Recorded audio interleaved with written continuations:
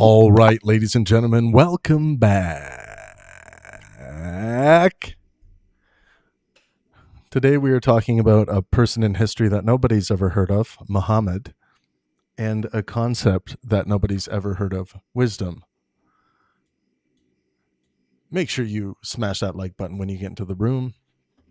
I'm just sending out all of my invites. La-di-da, la-di-dee, la-di-do, la-di-da. We did Was Muhammad a Good Person yesterday, and so far nobody has came forward and agreed that Muhammad was a good person.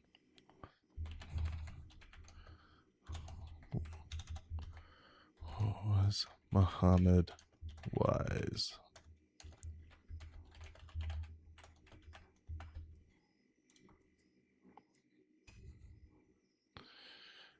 Gonna invite here.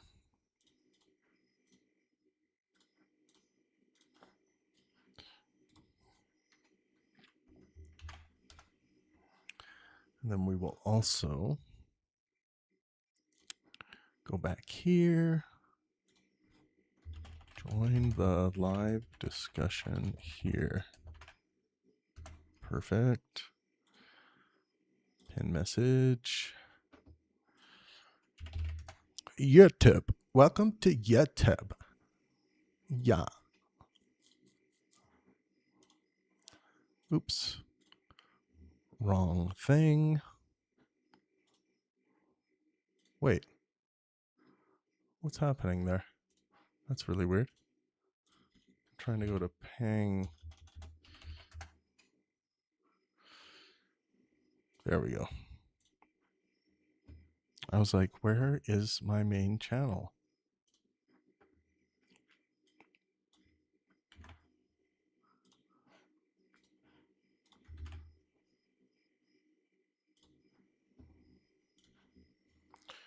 All right. Very nice.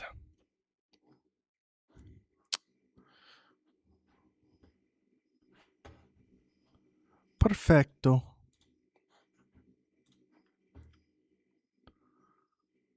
Can just slam out some invites. Boom, boom, boom, boom, boom. This is the sound I make when I'm inviting the peeps. Inviting the peeps. I'm not going to invite him because he was sick recently. Da da da da da da da da da da. Okay. Send out a few invites here. La-di-dee, la-di-da. Perfecto. Oh, I should. Did I? There we go. There we go. Okay. Well, as always, we are going to start off with a little bit of reading. Who would have thunk it? Let's first get into the record here. We're using a general academic definition of wisdom. Wisdom is the ability to use knowledge, experience, and insight to make sound decisions and judgments. Soundness, of course, is relating to logical decisions, logically sound, logically coherent decisions. And that's what we're asking today. A lot of people get ethics mixed up with wisdom, and we'll talk a little bit about that today. I'm sure we will stumble into that. But I'm going to really task people to try to answer based on this definition. And then we can get into some of the, more normative struggles we have. And there were some interesting things brought up in Don Don's room when we were talking before this, where sometimes it's hard to stomach calling a person wise, even by the definition I've provided, because they're so morally corrupt or an evil or bad person. Question is, can an evil or bad person be wise? I would say, based on the academic definition I provided, of course they can. So often wisdom in and of itself is treated as a virtue, and it makes sense as to why it is, because wisdom generally translates over to rationality. So despite what your purposes are, whether we are going to, obviously almost everyone would disagree with the purposes of Adolf Hitler.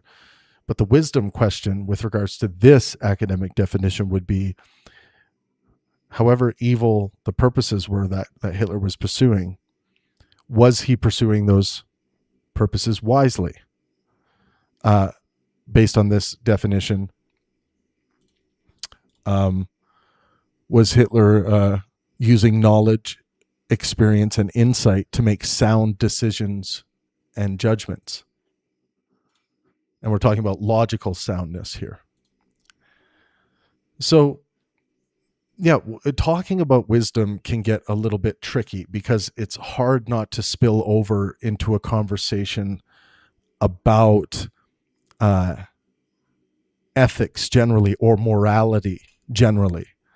Now, I'm not saying the concept of wisdom escapes the meta-normative design that we are all entrapped in, but wisdom does mean something different academically than morality, for example. I'm going to give my assessment here. I'm going to read through my notes. So let's deal with the definition. And again, one more time, wisdom is the ability to use knowledge, experience, and insight to make sound decisions and judgments. So the question today we're wrestling with was Muhammad, peace be upon him, as to attract more Muslims to this stream.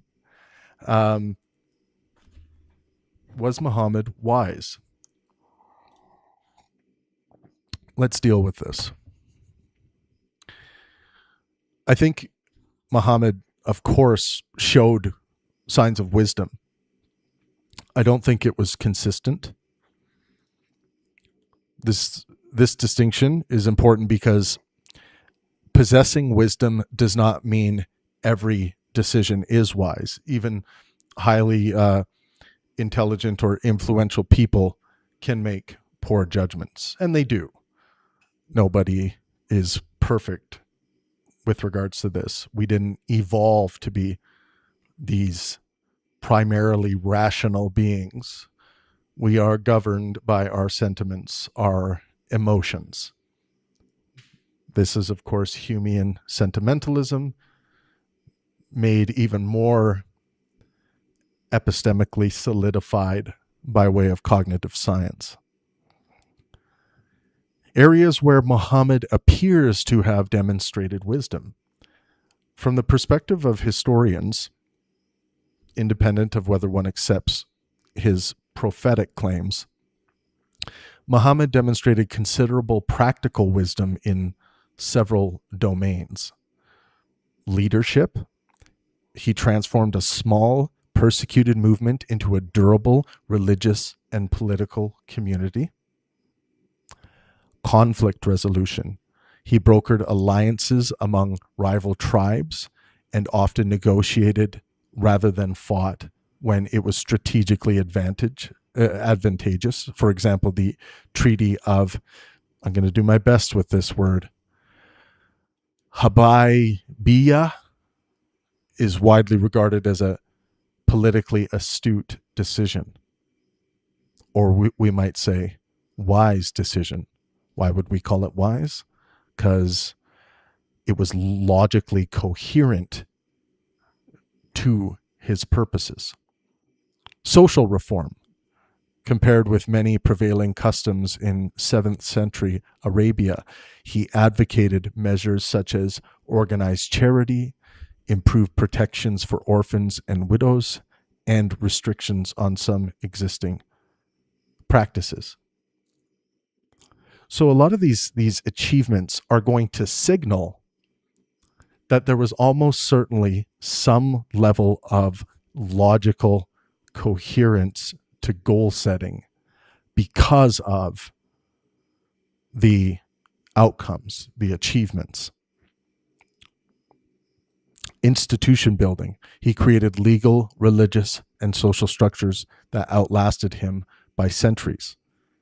These suggest, well, everything I just listed, these suggest a significant ability to apply knowledge and experience to practical problems and get positive results.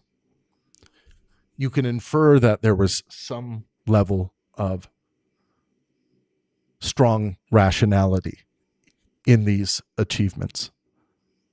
If he wasn't acting logically coherent, it would be hard to achieve these things.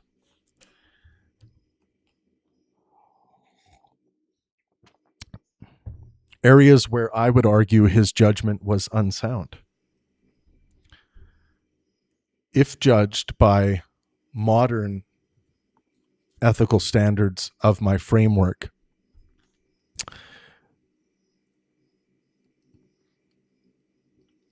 which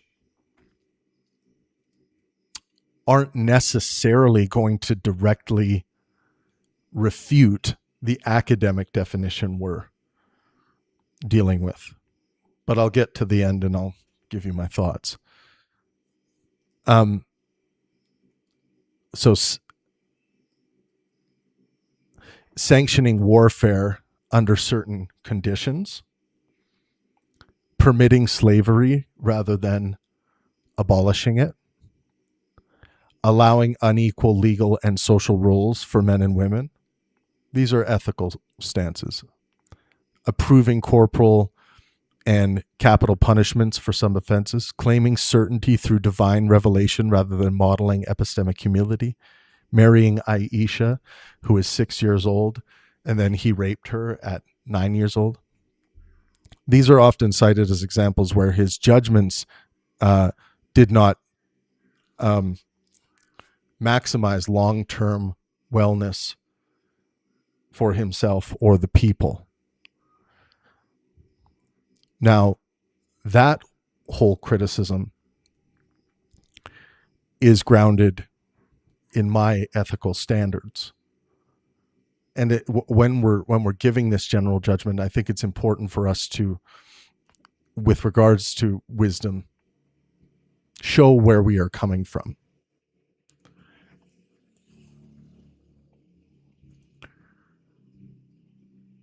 So when it comes to knowledge, yes, Muhammad demonstrated extensive practical knowledge of tribal politics, leadership, and social organization. Experience, yes, his life experiences clearly shaped his leadership and decision-making. Insight, yes, he showed considerable insight into human motivation, group cohesion, and institution building. Sound decisions and judgments. This one's mixed. Many decisions appear strategically effective, but others are difficult to reconcile with something that I find very important when assessing wisdom, and that is human health outcomes for oneself and those around them. So, was he making sound decisions and judgments based on those fundamental interests? Only sometimes. So Muhammad clearly... you mind if I add something to that? Not right now. I'll eventually open up the mics. I didn't know if it was a convo or if you were just going on about a thing, because I just came in, so that's okay. Yeah, no worries. Yeah, so Muhammad clearly possessed the capacity to use knowledge, experience, and insight to make sound decisions and judgments. The general academic definition I provided. His historical impact would be difficult to explain otherwise. However, whether he consistently exercised that capacity is a separate question.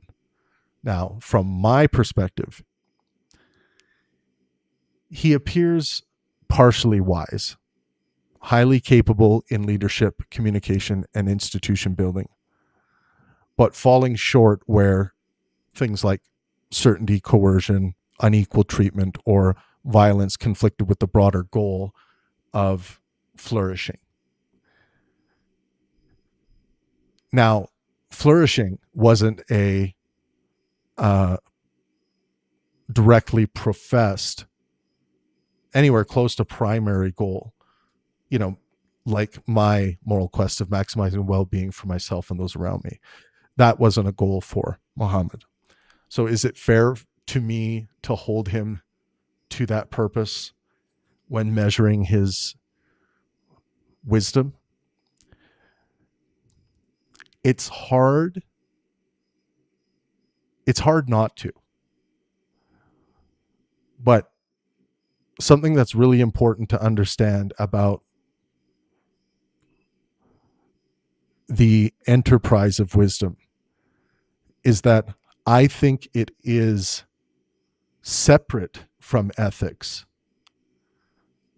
But within my ethical system, within my value system, I value wisdom greatly, as we have defined here. So, for example, and I gave this example a couple nights ago when we were talking about whether Jesus was wise or not, the ability to use knowledge, experience, and insight to make sound decisions and judgments. This is what I use the 6 Pangburn virtues and maxims for in service of my moral quest, which is also included in my virtues and maxims. Being rational to the purposes of maximizing well-being for myself and those around me. Fallibilism holds me rational to that because of the health outcomes and the epistemic outcomes of practicing fallibilism. Patience, same thing. Lightheartedness, good faith, helpful communication, letting art and science inspire. These kinds of things are in service of my moral quest. They help keep my behavior rational, logically consistent, sound to those purposes. So wisdom is very important, but it should not be conflated with ethics. Even though, wisdom itself would, of course, need to be valued, like rationality. I interchange wisdom and rationality to some degree because I think they essentially are meaning the same thing. But yeah, it's important that when I'm assessing Muhammad's wisdom, I don't allow all of these criticisms, these ethical criticisms that we talked about last night. I mean, by the end of the night, I concluded that Muhammad was, very evil. The person, very evil. But I would conclude that Muhammad was wise. So what does this tell us? At least from my perspective, someone patently evil, a child rapist of Aisha. And even if you don't accept that story, he was notorious for having sex slaves. So sex slavery includes just rape, right? How many rapes are we talking about? Immense amounts. So we're talking about, despite any apologetics someone wants to slap on Muhammad, we're talking about an evil person, from my perspective, that I think was wise. had great amounts of wisdom.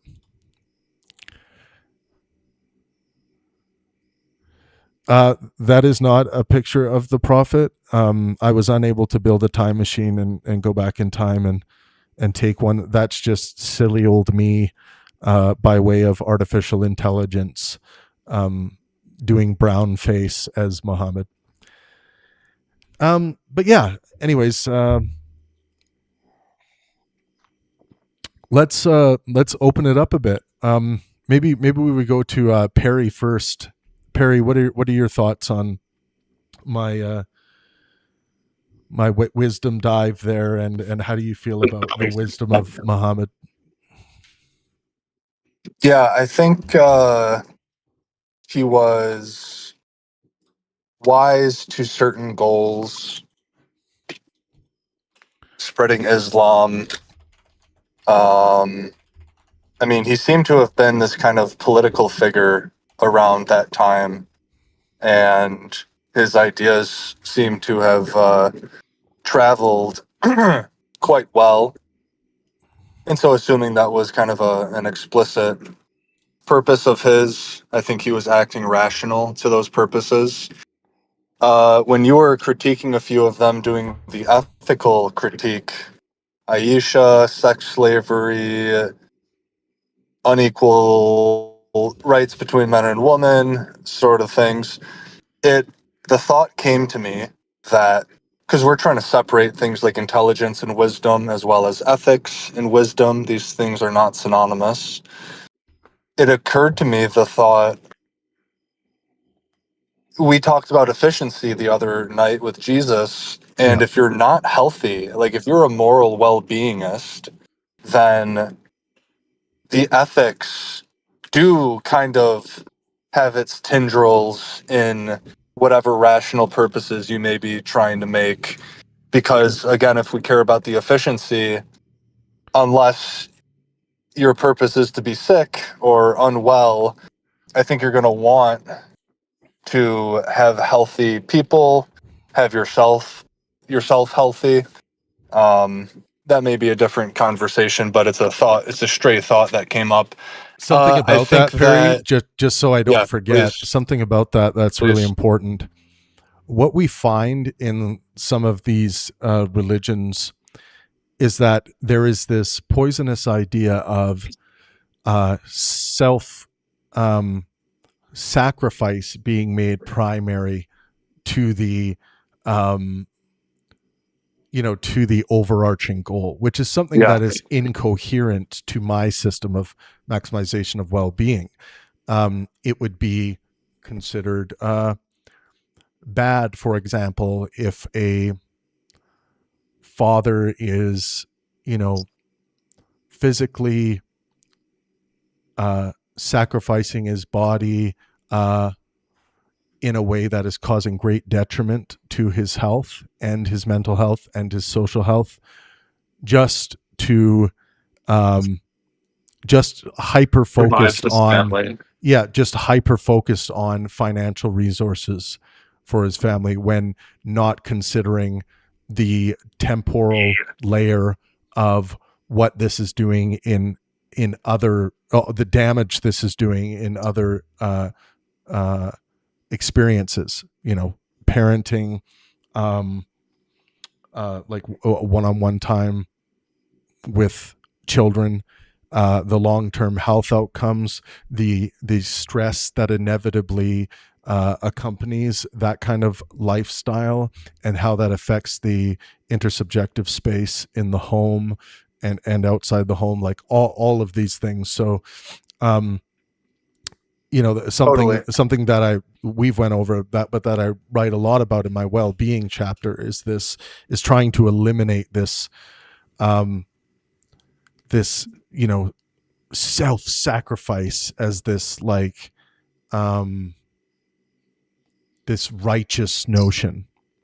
And it's not that it is always Unrighteous. it's not always that it's wrongful, right? It can be Right. made righteous. Obviously, Yeah. sacrificing your life to go to war against Adolf Hitler and the Japanese the aggressors in World War II. Nothing good about it. It's bad, but it's righteous. One of the most righteous things I can imagine. Well-being is a 3-pillar structure, and when one of the pillars goes down, the other two aren't able to hold up that other 33% that's weighing down, and the whole thing collapses. Yeah, I can see it in people, when that trifecta is out of balance. And it's what is it? Toxic, like toxic. I mean, it's not the same, but it's similar to pull yourself up by your bootstraps. Yep. Like the hard-nosed dad advice from the 50s. Yeah. Like this idea of providing as much as you can at any cost. Very toxic idea. I am convinced, based on the evidence I lay out in my book, that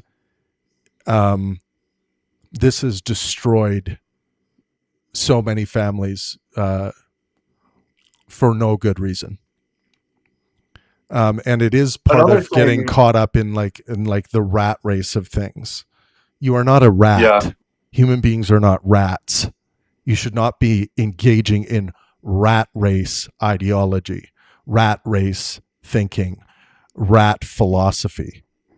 No. Me and Don had a long conversation today about like the asocialness that we perceive. I mean, he described New York as like this condensed pack of people that are, it's like the loneliest city in the world though, because everyone's head down, focused on whatever they're trying to do in the rat race. So that's dog shit, lifestyle, dumpster garbage. Another thing that occurred to me, one way we can marry, this will be my last thing, and then we can marry and then I'll give my opinion. We can marry the ethical part is like, did Muhammad as a purpose want to be, or like promote good things that he deemed to be good? I don't know exactly what his like moral standard would be. We'd get into the theology of what he believes Gabriel told him. But so that's one thing to consider. Did he, charity, I don't know if he was like similar to Jesus with charity. It seemed like he had a lot of social cohesion, getting competing tribes, as you said earlier, to meet with each other diplomatically. Yep. It seemed like you were describing. So a lot of that seemed very wise. And to all me. Of this, yeah, and all of that really is a rational enterprise. If you don't have rationality in that, like, then that means you're just not being logically sound, and logical soundness does not carry well or produce much in the human condition. So my stake in the ground conclusion, I guess, would be, I do think that Muhammad was wise to his purposes, to his stated rational goals. Consequently, it seems as though he had an absurd influence on what we now know today to be Islam. But here's the but. I don't believe that many of those purposes were moral or good. And a lot of it led consequentially to a detriment to well-being directly in his lifetime, with people like Aisha and sex slaves, and the people who followed in those ideas even still today. Right. Something I do want to say about Muhammad as well, as much as like well-being wasn't his primary concern, and of course, when I do talk about these positive aspects of the promotion of well-being, the promotion of physical, mental, and social health, it was often only reserved for those who agreed with him, those who were followers of the faith. So he did encourage cleanliness and hygiene, discouraged excessive eating, prohibited alcohol, encouraged caring for the sick, valued physical health and strength, required charity. I believe it's pronounced zakah. Encouraged care for orphans, widows, and the poor, promoted family obligations, encouraged reconciliation and community solidarity, condemned many forms of exploitation, encouraged hope in God, promoted prayer and remembrance, taught forgiveness in many contexts, offered believers a sense of purpose and meaning. But again, it was selective. Okay. And but I wanted to throw that out there, that, and of course this doesn't change the game from where I sit with regards to like you can believe in these purposes and still be and teach these purposes and still be evil.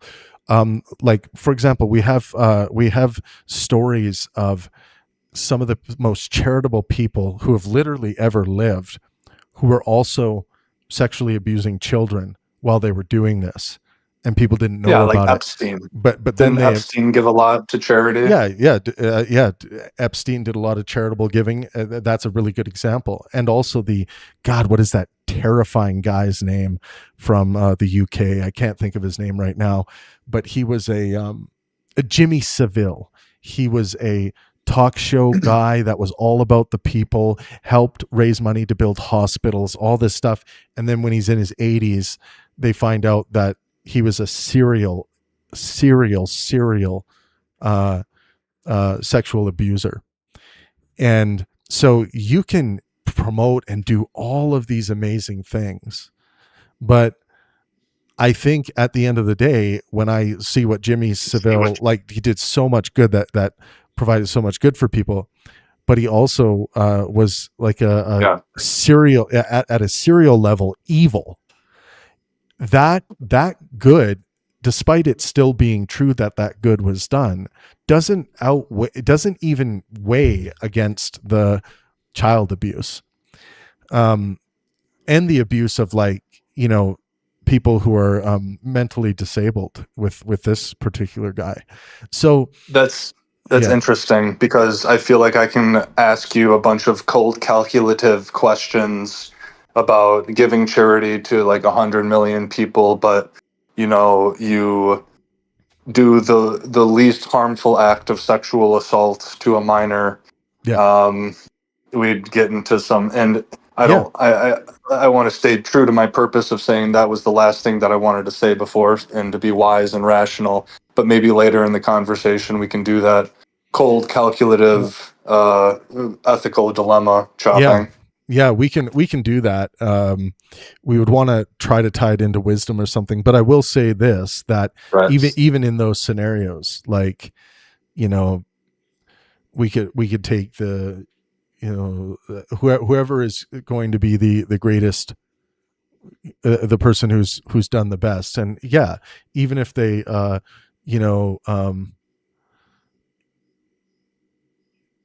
I mean, it's hard for me to diminish any level of sexual abuse of a child, really. But like, let's say it was considered by the courts or a judge to be a minor offense.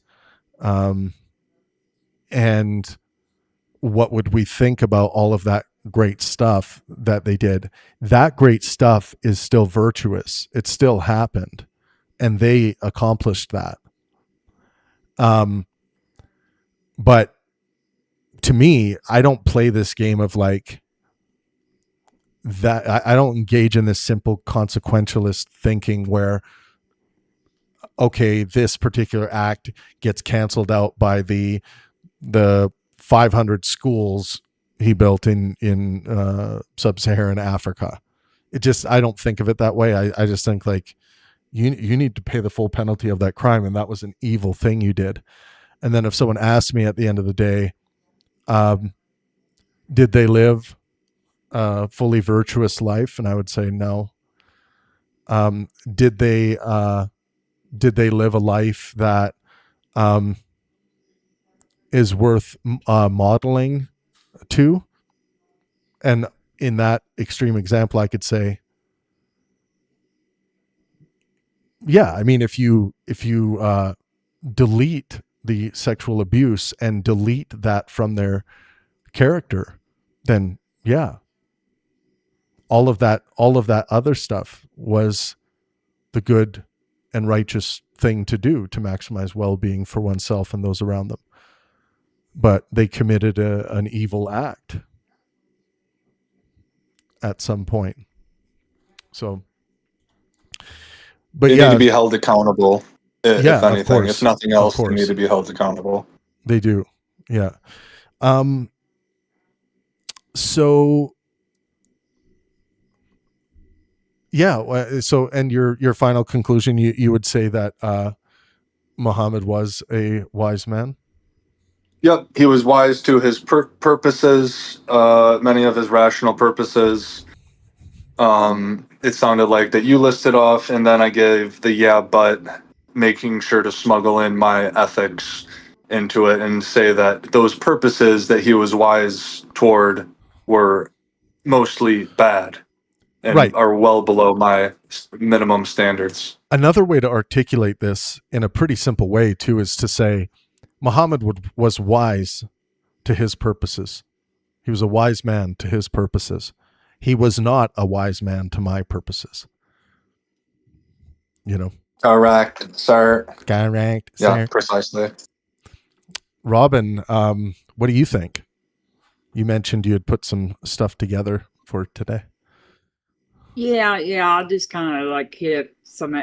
You brought up. You actually mentioned a few other things because somehow I come up with that he encouraged charity, condemned infanticide, including the killing of infant girls, encouraged care for widows, orphans, and the poor. He restricted revenge by promoting proportional justice instead of unlimited blood feuds. He encouraged, it says, freeing enslaved people as a virtuous act, although he did not call for the abolition of slavery. Mm-hmm. So I don't know that this is just what my ChatGPT told me. Mm-hmm. And something about he established rules governing warfare that were more restrained than many practices that were common in Arabia at that time. So it says that compared with many rulers and tribal leaders of the 7th century, these reforms were often viewed by historians as morally progressive for their setting. But of course, I would not, by today's standards, he would not be morally progressive. But that's pretty much what I came up with. Okay. Yeah, I think the age of, I feel like that the child the child marriage and stuff is I'm not going to say it's a common practice in Islam, because I know there are plenty of Muslims who do not follow that practice. But I think that from all the debates I've watched and all of the conversations I've had about this, that it is something that is justified in their text, if they want to practice it that way. And I think that is very problematic as a practice. And of course, it's different, like marrying by way of like planned marriage or whatever, and then there's a difference between that and the consummation, i.e. the child abuse born of that marriage.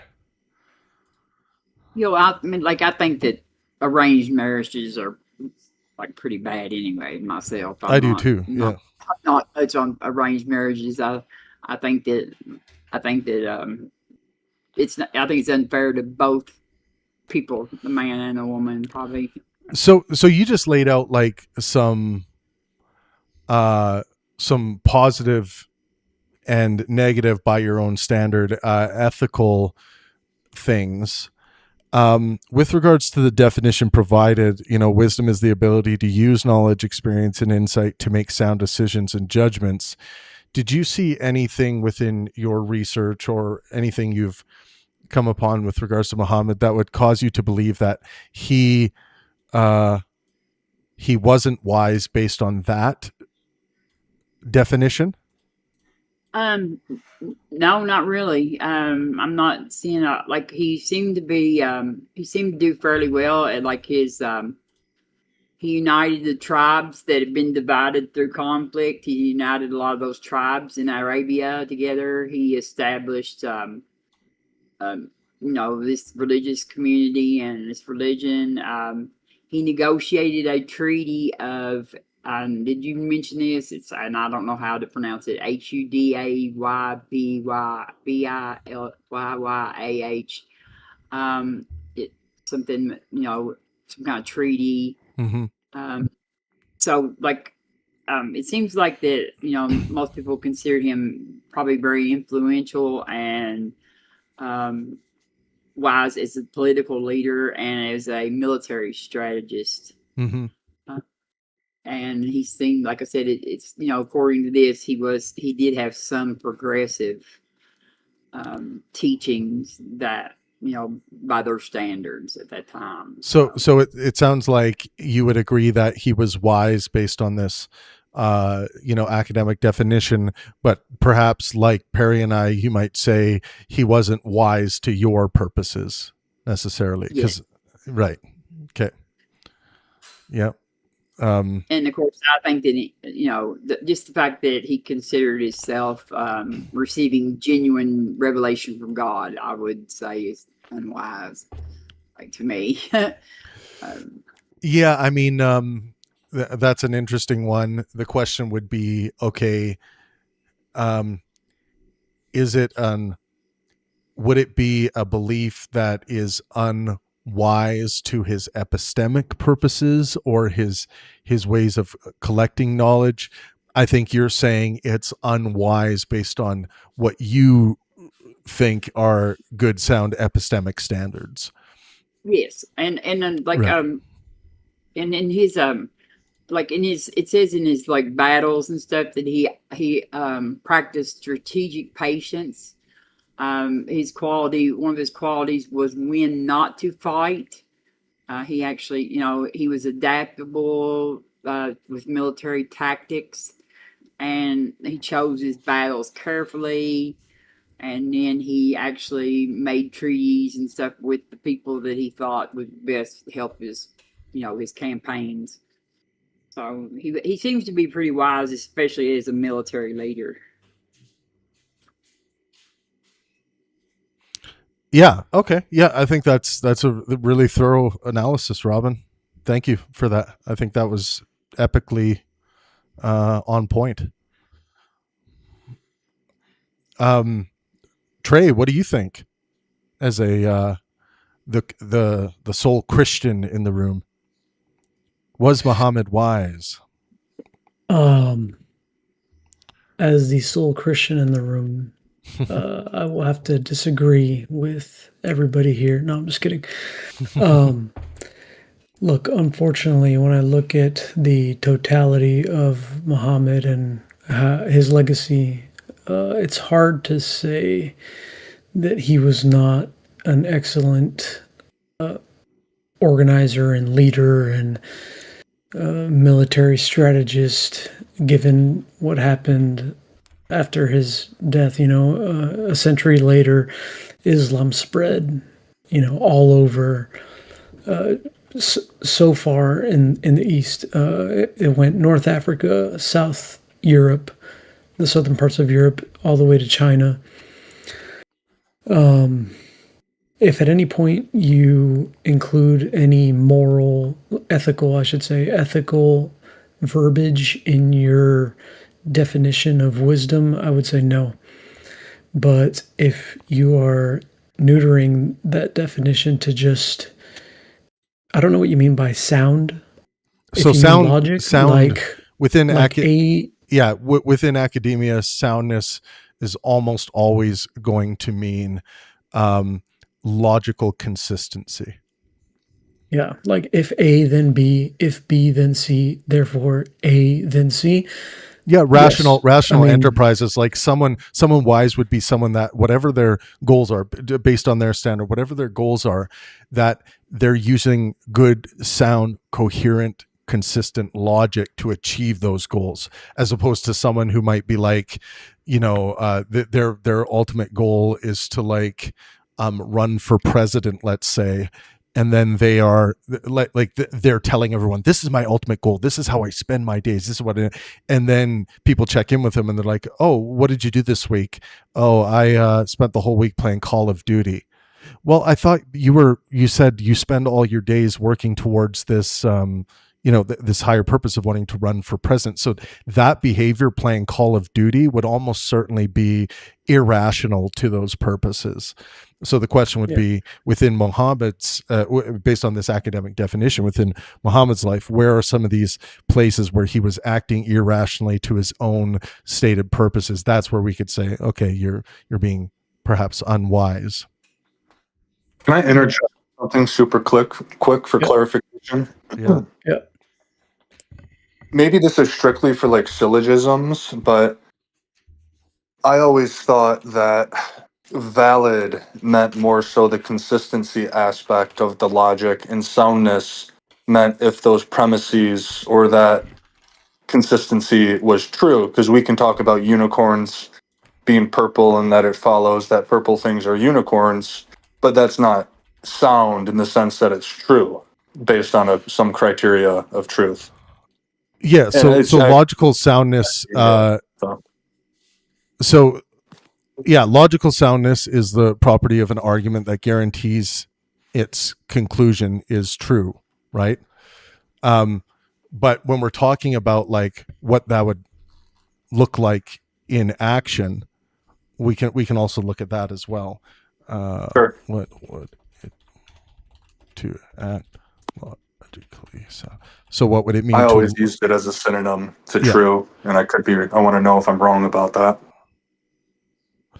Yeah, a logically sound action would be one that is based on sound reasoning. Does that make sense? So like if you're... And sound reasoning being that logical consistency. Exactly. Right. Yeah. So just because something is logical doesn't mean it's true. Well, yeah. So Muhammad because Muhammad could have been using, let's say, logically consistent things given the time that he was in and made whatever inferences, but they may not necessarily have been true, but he would still be wise. Yeah, but the key about logic in the enterprise of rationality is what's important here. The question are the steps,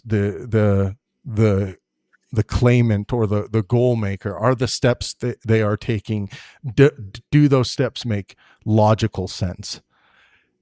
And we can paint scenarios like I just did. Like if someone's like, again, my stated goal is to go to the grocery store right now as quickly as I can, and then they walk in the opposite direction of the grocery store, backwards on their hands or something.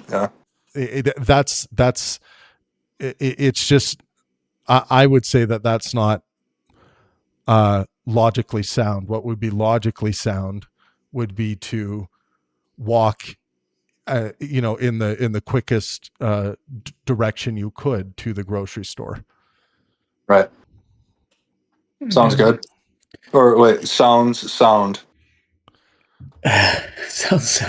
So I would say at this point it's hard to argue that Muhammad was not making logical or sound decisions because of how successful his ideas have been in terms of people adopting them and dogmatically accepting them. And he conquered a lot of the world.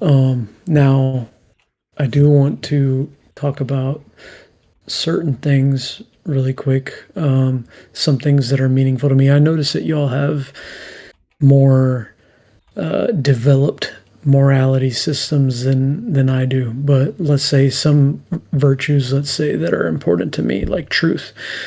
I wouldn't necessarily say that he was so truthful, but maybe something like accountability. Like he was, just from my limited knowledge, I would say he's very good at accountability, and he's very good with his duties or obligations. And well, let's say he's very, instead of good, let's say he's very focused on those obligations and very focused on his accountability, very focused on justice, even though I don't think that it's quote unquote good. I would say he's not very transparent based on his, what I believe is his level of truth. But he's, I would say he's got probably the faithfulness that, I mean, I'm not sure if there will be, maybe only Jesus could rival him in terms of faithfulness. So incredibly effective. No fallibility, probably. I would bet that he has little to no fallibility. Yeah, his fallibility score when I run that virtue score is like 1 or 2 out of 10, which is like literally it's hard to find anyone in history that is that low.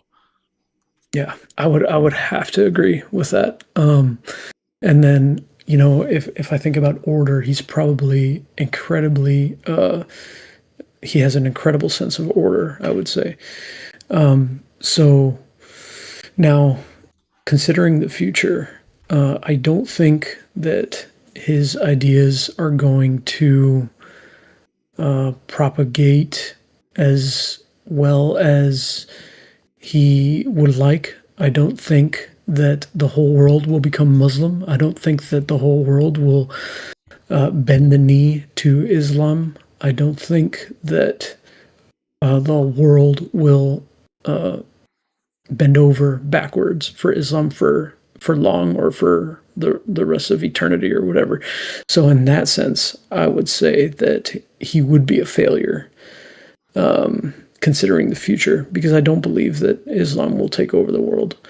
So I came about it a few different ways, but from this point, it's hard to disagree with him being wise in that sense. Right. And then in the other sense, again, you would probably say he's not wise to your purposes. Absolutely not. I mean, as a Christian, right, he would probably want to cut my head off. Oh yeah, yeah. Which I mean, even if he wasn't, even if you weren't a Christian, I mean, you are a Trey to begin with. Yep, that's enough for some people. Yeah. It's funny you say that, Trey. So I agree that like his ideas, specifically, like a lot of his ideas won't propagate, and I have seen finally a little bit of progressivism in Islam in certain places. Yeah, I made my wild armchair prediction to Thomas the other night, yesterday, saying I think eventually Islam is going to become the dominant religion of the world. I don't think that the whole world is going to bend their knee to Muhammad's ideas or Islam. You mean But dominant? I think it will mean dominant by numbers, like by popularity? Dominant by a population of people who deem themselves to be Muslim. That does seem to be the trajectory. Yeah. Yeah. I think it'll be predominantly secular and Muslim.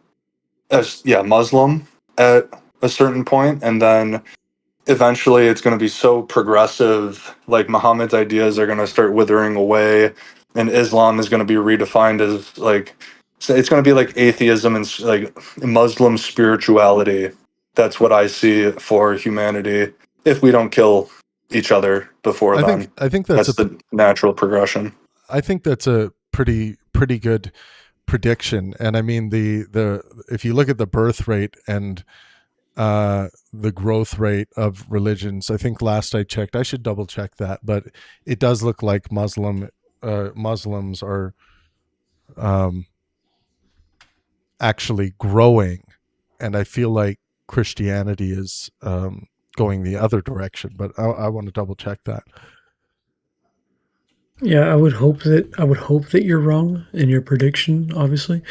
But I to kind of go along with you, I don't think that the Christian church is doing enough. I don't think that they're, it's difficult for me to sometimes to sit through church as a Christian. Now I'll say that there's been times during my service where, for me, I'm very simple.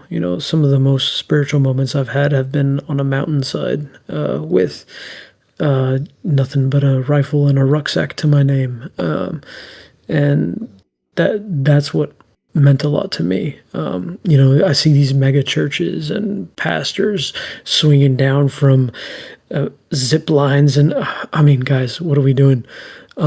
So I hope you're wrong, but I see where you're going. And to conclude, though, it's like I said, I do think to his ends, without any ethical inclusion in the definition, Muhammad was wise.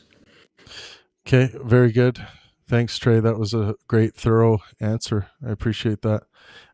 So it does look like that from 2010 to 2020.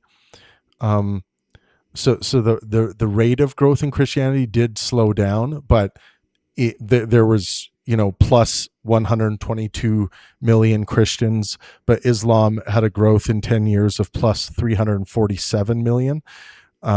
So well over 2 times, almost 3 times the growth.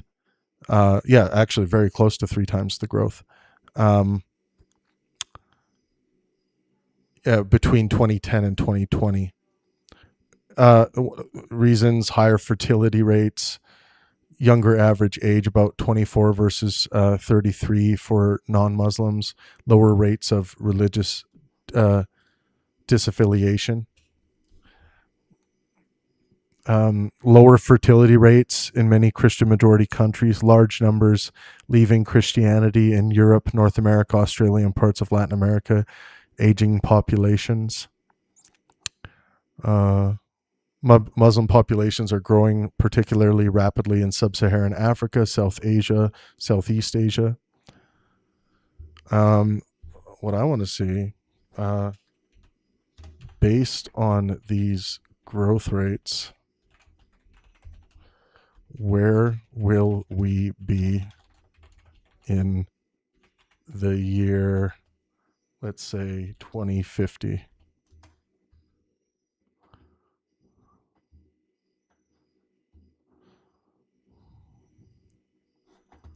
Well, it's coming up with something.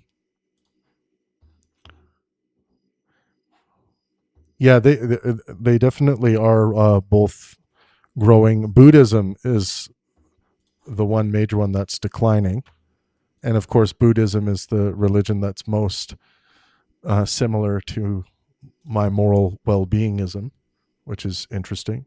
Everyone who's joining us on YouTube right now, you can come in and join the conversation.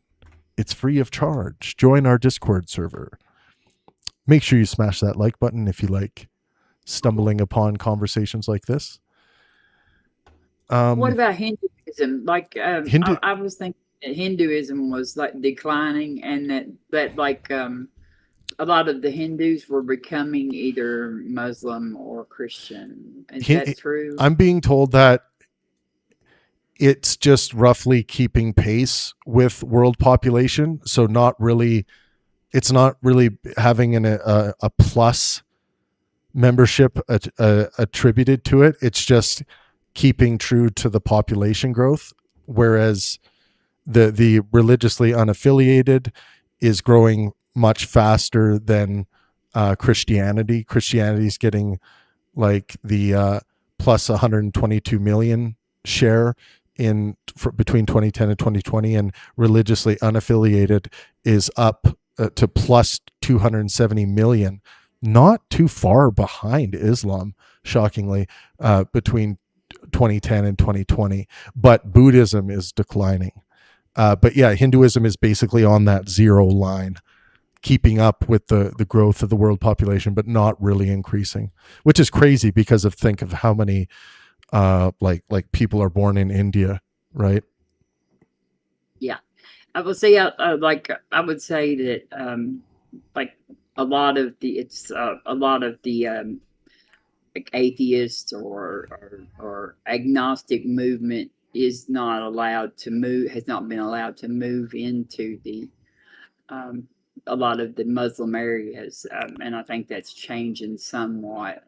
But it's still like sort of a danger for in some of those areas for them to be non-believers.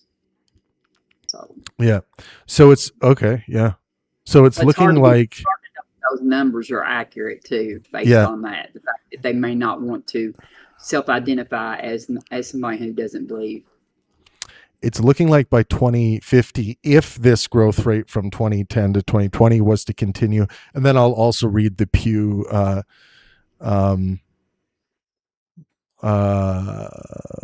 projection. But if that rate continued, then there will be almost 1 billion more Muslims than Christians in 2050. Now they're making it look much closer. Like the Pew Research is not basing it on that growth rate. They're saying that likely by 2050, they're saying that Christianity.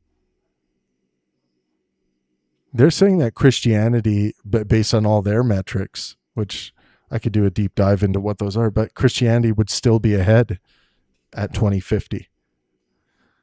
So there must have been a irregular spike between 2010 and 2020, or like just like massive amounts of Muslim children being born. That's pretty interesting.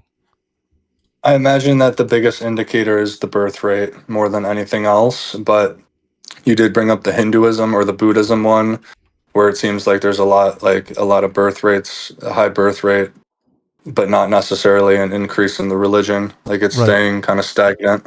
So that's interesting to me. Perry, you did also, with your question about soundness, caused me to check my work because I wanted to be damn sure. But yeah, I checked my work. So if my goal is to walk as quickly as I can to a grocery store and I walk in the opposite direction, that act would not be logically sound to achieving that goal. I did triple check that. And at minimum, if not at an academic level, I agree with that usage in like a language game, and specifying it as I did in like the context of like a logical syllogism. I think that academia or your system would pull up, if you asked it the difference between validity and soundness. Validity would be, do the premises of that syllogism follow each other, would be validity, and soundness would be, are those premises true? But in a different context, saying like the practical application of certain things, like walking to the store, was it logically sound? No.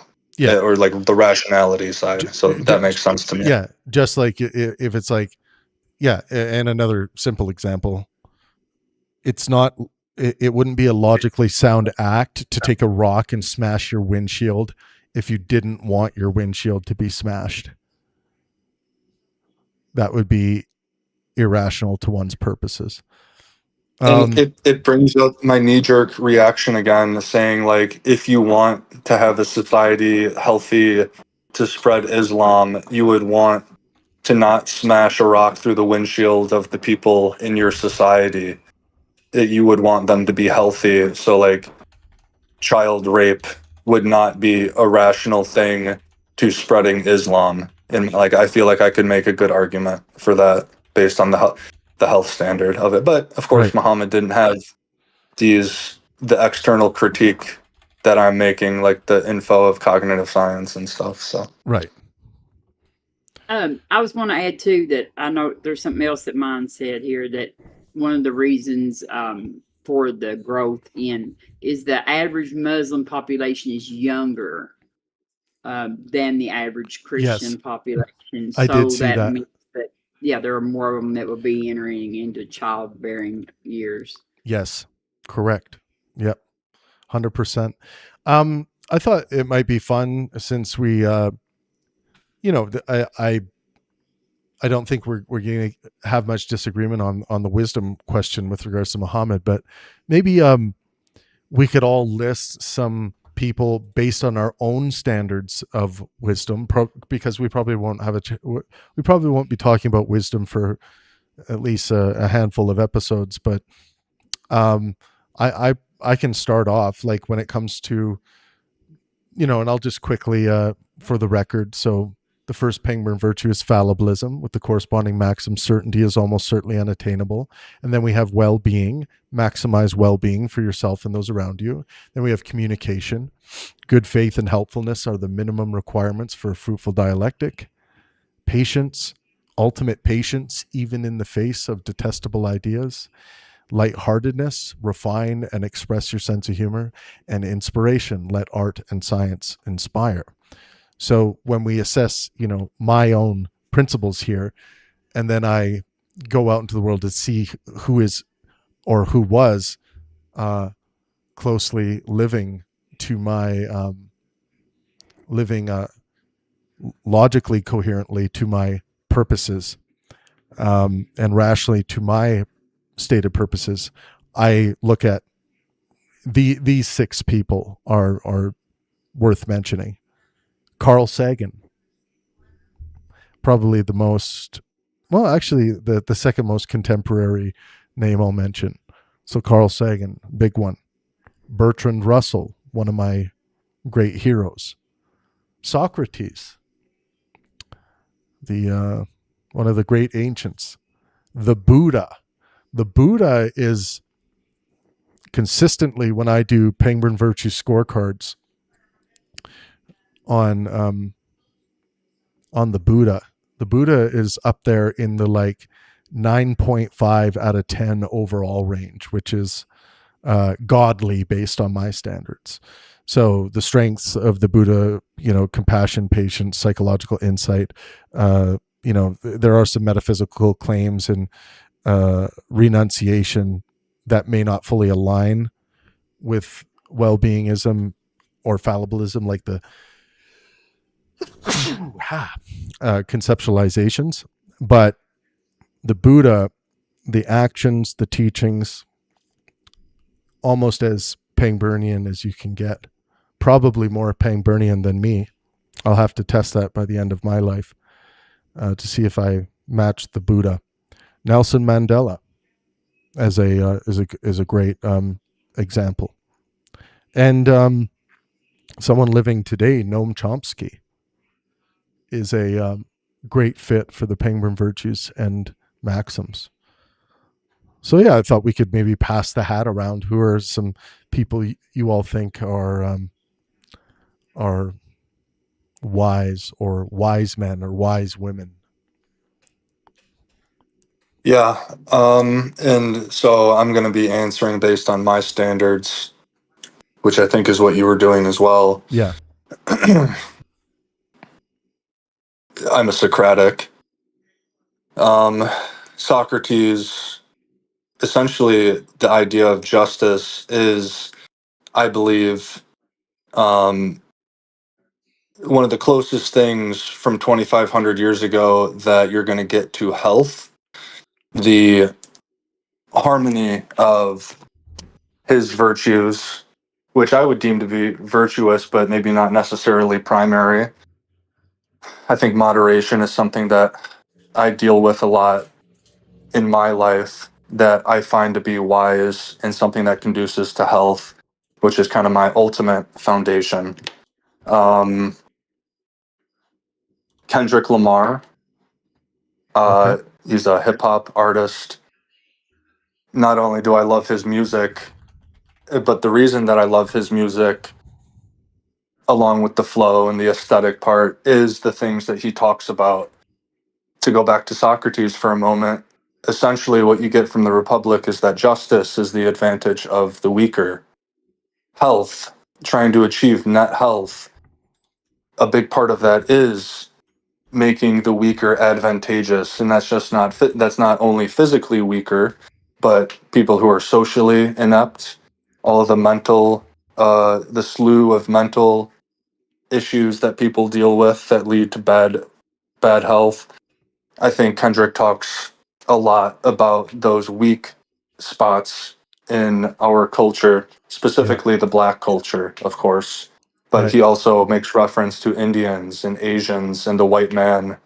Uh, and I think he's a very wise modern day figure that maybe at first glance you wouldn't expect. You know, someone like Charlie Kirk would say that Kendrick is not like, what does he talk about that's like actually good? Like, all he talks about is good.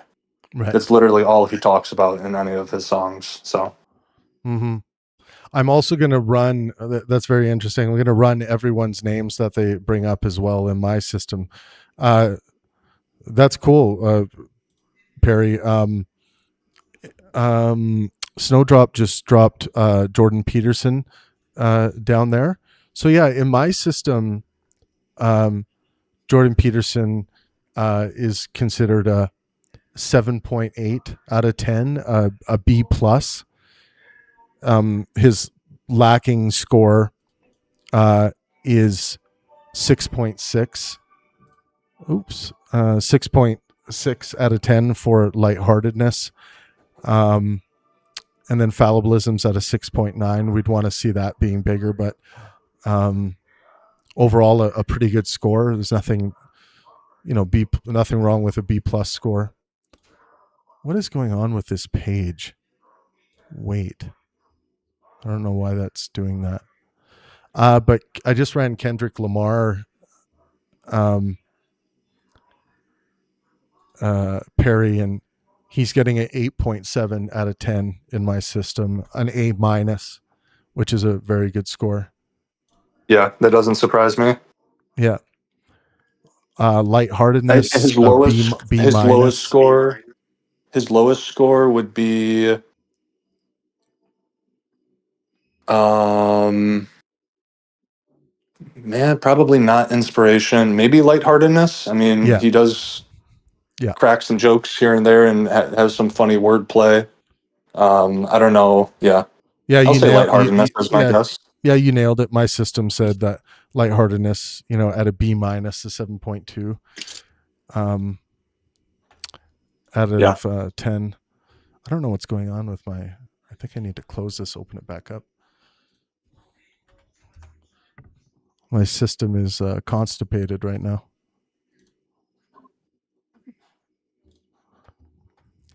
That's what she said. Ah. Yeah, Robin, how about you? Well, I have a weird hodgepodge. I'm gonna start with the oldest one, and let's see what it would go back to first. And I would say Queen Elizabeth I of England was pretty wise. Okay. Like she, advanced the English, empire greatly. Yeah. And like their wealth and everything grew immensely under her. Then I'm gonna go with two of the founding fathers, Benjamin Franklin and John Adams. Yep. And both of them were anti-slavery people, really wise. And of course, Benjamin Franklin was also a scientist who he came up with the lightning rod, which saved countless lives and still does.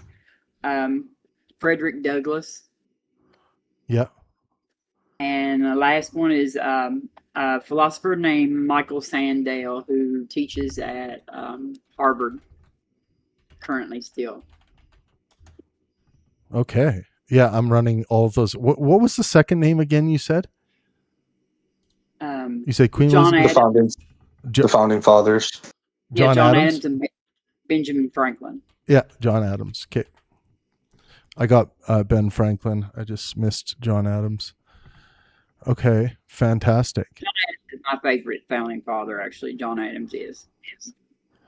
So Queen Elizabeth I in my system gets an 8.3 out of 10 overall. which is an A minus. Great score. The lightheartedness just kills Queen Elizabeth in my system. Yeah. But besides that, I mean, 7.8 for fallibilism as like a political figure is pretty good. Patience 9.3 being the highest score. I mean, a high level of patience is usually going to signify a very good Pangburnian score, which is kind of an interesting thing to look at. Benjamin Franklin 9.1 out of 10. That's an A. That's fucking high. And look, he's got it all, right? He's highly fallible. Nearly a 9 out of 10 for maximizing well-being. Communication is a 9.7 out of 10. 8.8 out of 10 for patience. Lightheartedness is a 9.3 out of 10. Inspiration, let art and science inspire. Was he inspired by the arts and sciences? Of course he was. He was a 9.8, nearly perfect out of 10. So that's a fantastic score. Ben Franklin. Yes. That's a Michael Sandel is sitting at an 8.9 out of 10. Very nice score. Just suffers a little, he's a bit heavy-hearted, so he's sitting at a 7.8 out of 10 there. But other scores are fantastic. His good faith, helpful communication is sitting at a near perfect 9.8 out of 10. That's... Yeah, I love Michael Sandel. Yeah. The Harvard professor lacks lightheartedness. Shocker. John Adams. Sorry, go ahead. Yeah. No, go. Yeah, he does have a little bit of lightheartedness. Like if you watch his, he has like you can go. He has a course on justice that's on YouTube, and you can watch the whole course. And he does make jokes and stuff throughout it, but yeah, I would say most of his writings, most of that is probably based on like his works, his books that he's written, and I don't think they're very lighthearted. The books, right? So John Adams, same score, 8.9 out of 10. Suffers in the lightheartedness category again, but everything else is pretty damn fantastic. Communication, his highest virtue, A+, 9.5 out of 10. And then I wanted to run Snowdrop just dropped Hypatia, right, of Alexandria. Did you do Frederick Douglass? Frederick Douglass, did I do? That was the other one that I had. That was the last one. Where is Frederick Douglass? I'll run Frederick Douglass right after this. Okay. Frederick Douglass. So Hypatia of Alexandria gets a 9.3 overall out of 10. I think, was that the highest score? Overall? That's crazy. Let me see. Michael Sandel was 8.9. Ben Franklin was a 9.1. Yeah, this is soaring leagues above.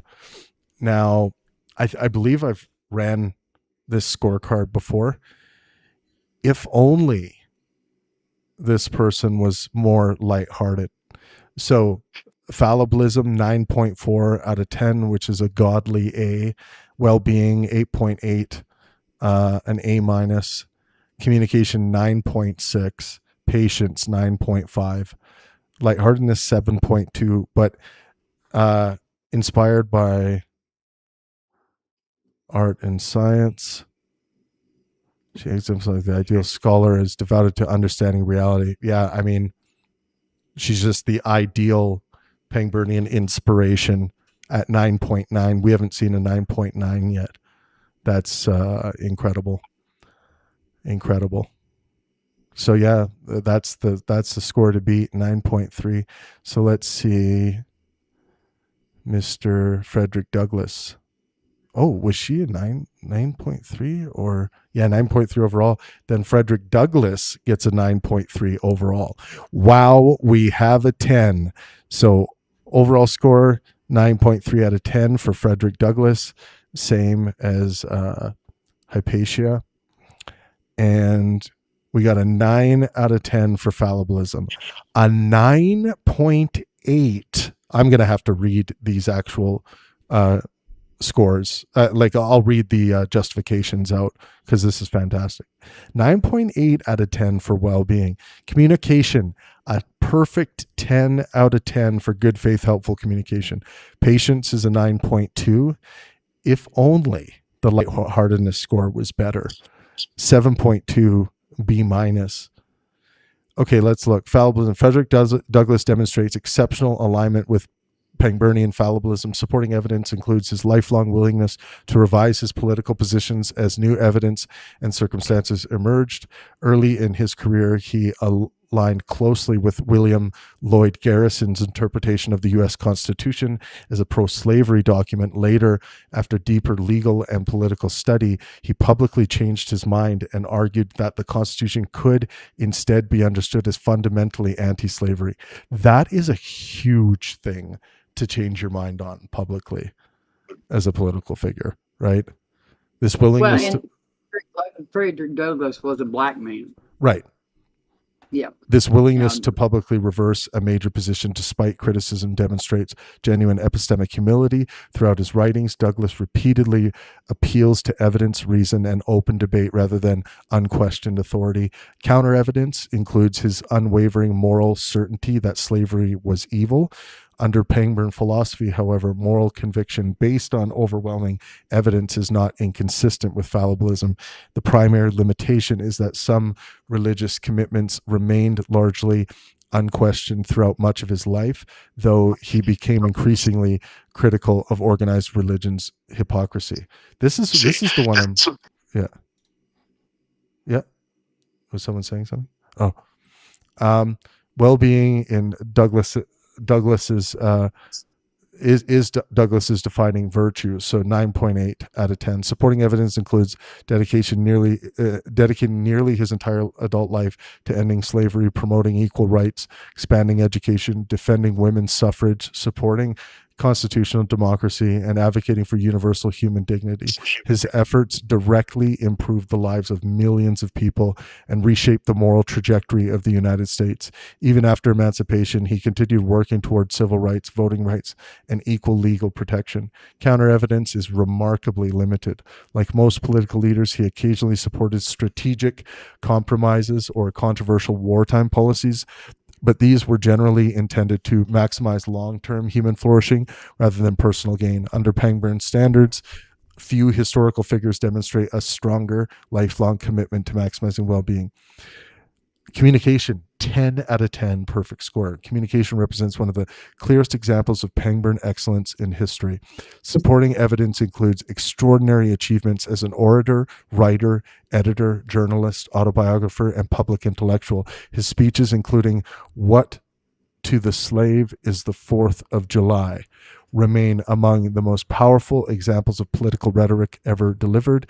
His autobiographies transform public understanding of slavery through clarity, emotional force, and careful argumentation. Douglass consistently combined logic, moral reasoning, historical evidence, and personal experience into persuasive communication that changed public opinion.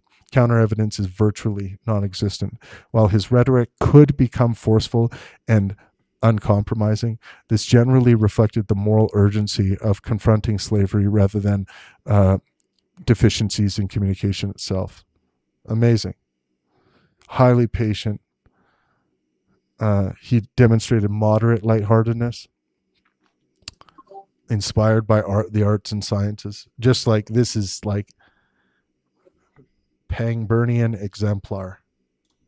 I listened to his speech today, and like everybody should go and listen to what to a slave is 4th of July. Right. Yeah, that would be really interesting. I want to hear that. Trey, what's your list of wise folk? Oh man. Yeah, I just look at my bookshelf. Yeah, I have a lot. I could pick 3 founding fathers: George Washington, Thomas Jefferson, and I consider Abraham Lincoln a founding father. And then Booker T. Washington would be kind of like my similar pick as Frederick Douglass. And then one of my favorite authors ever, and he's still alive now. He's about 94, 95, I think. Thomas Sowell. Okay. He's an amazing man. And then I would pick Marcus Aurelius, Yes. Ayn Rand in terms of philosophy. And then oddly enough, I think Christopher Hitchens is one of my favorite people that I've ever listened to. And I wish, you know when they say like, who would you want to have dinner with, kind of thing. Yeah. Oddly enough, I think I would want to have dinner with him. Oh yeah, you and Hitchens would have a very interesting dinner. So I think I got them all here. Let's take a look. We got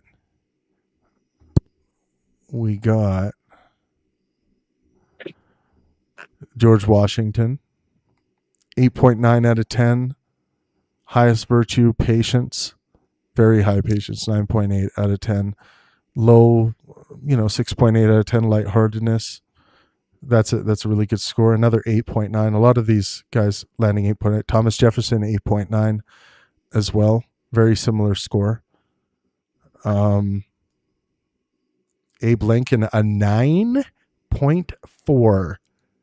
Folks, isn't that our overall new leader? Frederick Douglass was a 9.3. Yeah. So let's take a look at Abe. Abe Lincoln. He doesn't have any 10s out of 10, but his communication is 9.9. Well-being, 9.8. The great emancipation. I mean, you have to consider these men in the time they lived in. And I mean, what tougher time would be to live in a civil war or in the birth of a nation kind of thing. Yeah. That's a good point. Like considering, and then you kind of look at some of these people who actually did maintain a lighthearted posture in those times. That's pretty. We were very fortunate to have some very wise men. Oh yeah. Our nation's history. Like when you have someone like Abe Lincoln, like highly fallible individual, someone who almost perfectly cared about maximizing well-being for himself and those around him, one of the great good faith helpful communicators of all time, one of the highest levels of patience in any like political figure I've looked at, still an 8.8 out of 10 for lightheartedness. That's still an A minus, and fully inspired by the arts and sciences. Like for me, this is amazing. And he's got, 0.2 points on Marcus Aurelius. Marcus Aurelius comes in at a 9.2. Marcus Aurelius is near perfect when it comes to patience. I love Marcus Aurelius. I've read through his meditations. I think there's 7 books, right? 7 meditations books. They're often compiled into one book as a single volume, but there's multiple books. There might be more than 7. I can't remember off the top of my head. I find it interesting because I lend lightheartedness quite often because heavy-heartedness is sometimes something that I struggle with, and because I just like being lighthearted. I like the humor. But it seems like, you were saying earlier that patience, another thing I can struggle with, patience is often the best indicator of a high score. And I would think that something like, I'd say from the back of the room, hey, what about lightheartedness?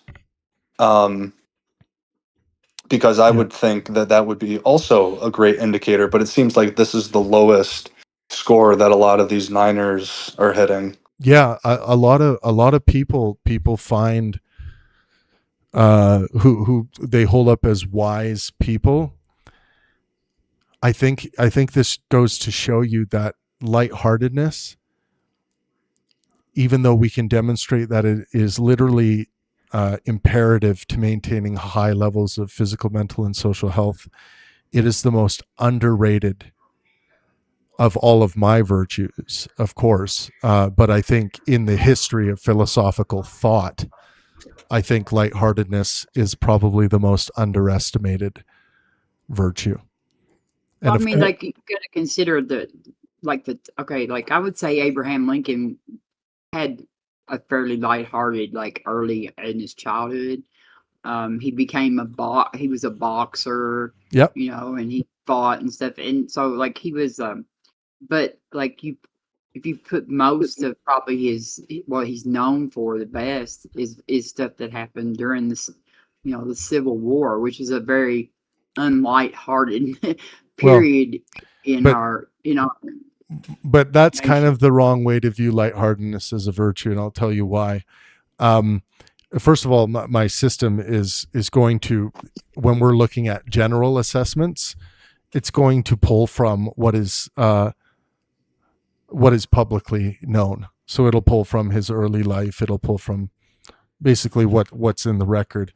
But during serious times, during times of war, lightheartedness doesn't become any less virtuous and any less important to your physical, mental, and social health. It can become more difficult to maintain a lighthearted posture through difficult times. But that is when lightheartedness is needed most. Yeah, I would agree with all that. Yeah. But that's what I'm saying.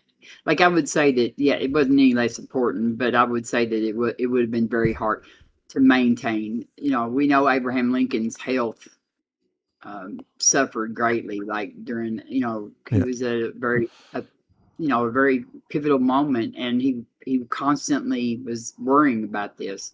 So it probably would have been beneficial to him to have been able to try to remain more lighthearted, maybe, because but he was early on in the war, you know, his generals kept losing, and that caused him a lot of grief. Yeah. So, but even with all that, he's scoring an 8.8, nearly a 9 out of 10 for lightheartedness with everything he was going through.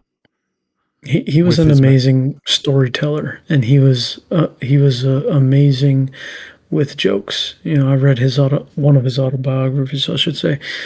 Travis, I need you to put one of your fellow Canadians up there, and I need you to see Norm Macdonald. Norm Macdonald. Okay, yeah, I'll run Norm Macdonald. I need to see that. Yeah. So there's this guy named Bill Cosby. He's a pretty nice guy, but you know, I went over to his house one time, and you know, he made me a few drinks, and then all of a sudden he was waving his you know what in my face, and I was just like, get out of here, Bill Cosby. I didn't know what was going on. I was all woozy and falling asleep, but he's a pretty nice guy. He does a really good Bill Cosby stand up, and this is like after the fact of everything was found out about Bill Cosby. And he just starts it off like, that Bill Cosby, he's a great guy. And then everyone just dies laughing. They just die laughing. I have dry humor and like dry sarcasm. Yeah. And so this may be antithetical and even a critique against me, but I find Norm Macdonald to be funny, but like the Beatles, perhaps a bit overrated. But his main shtick seems to be like that dry humor, where he'll say the ridiculous thing with the same affect in his tone, and it everyone laughs because they know it's funny. Right. I want to read the details of, before we go down to Norm Macdonald, which the system's running it right now. I just wanted to read I became interested in wanting to read the details of Abe Lincoln's lightheartedness report here, the 8.8 out of 10, A minus. So Lincoln demonstrates unusually strong lightheartedness for a wartime president. Supporting evidence includes his famous storytelling, like Trey was talking about, self-deprecating humor, love of jokes, and ability to use laughter to relieve tension during the Civil War. This is like, this is archetypal Pangburnian posturing, that like the fact that he understood this kind of posture at this time, how important it was, that is like hair standing on the back of my neck. Impressive. Numerous you want to have you want to have a positive utilitarian outlook even in times of war. You don't want everyone catastrophizing, and by means of jokes and keeping the vibes up is a great way to do that. Oh, yeah. He was self-educated. Yeah. And he, Robin mentioned a thing about his generals. His first general, McClellan, McClellan was the opposite party of him politically, and Lincoln worked with people of the opposite party of him, which was, I find it nowadays so hard to believe that that's even possible. But he worked with them, and obviously once McClellan actually ran against him in 1863, I think, and Lincoln won in 64, I believe, and then once Grant came in as the general, Grant and Sherman just wrecked the South at that point. Yeah. Well, his vice president was actually the opposite party. Yeah, that's right. You're right. And he succeeded him for a minute, and then he got impeached, I think. Yeah, so that's an interesting. Yeah, no, go ahead. Just a little more. He did that. Yeah. He did that as like a concession to get some of the people to vote. It was a concession to try to get some of the Southerners to vote for him to be reelected.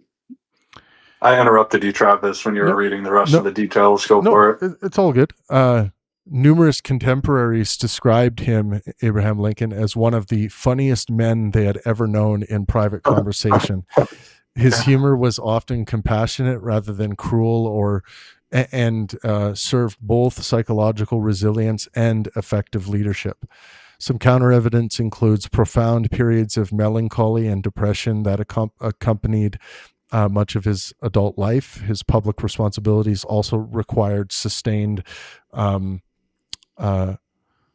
seriousness. Even so, humor remained a defining feature of his character rather than a minor personality trait. And it's funny, we do hear that that critical error come up, where when people find themselves in serious traumatic situations, that is where like that, having that meme, having that virtue of lightheartedness to remind yourself to try to remain playful, try to remain optimistic, try to remain positive. Those are the three subcategories in Pangburnian lightheartedness. And it's just like such an important virtue. It's like, it's so much more important than any weight it's really been given in philosophical history. Like, and based on my understanding of history, that is the most unique Pangburnian virtue, lightheartedness. Yeah, well, he lost a child. Tad. He lost Tad, I believe. Yeah, and his wife suffered from like lifelong mental illness too. So this was something he dealt with all of this, with all of that, and maintained that score. So as I was reading his biography, I knew what was coming on that fateful day, and reading about it 150 years later, 200 years later, to think that I have some sort of emotion by reading it would be ludicrous, but it still hit. Just that's how much of a awesome figure he was. Right. So Norm Macdonald, we got another 10 out of 10 for one of the virtues.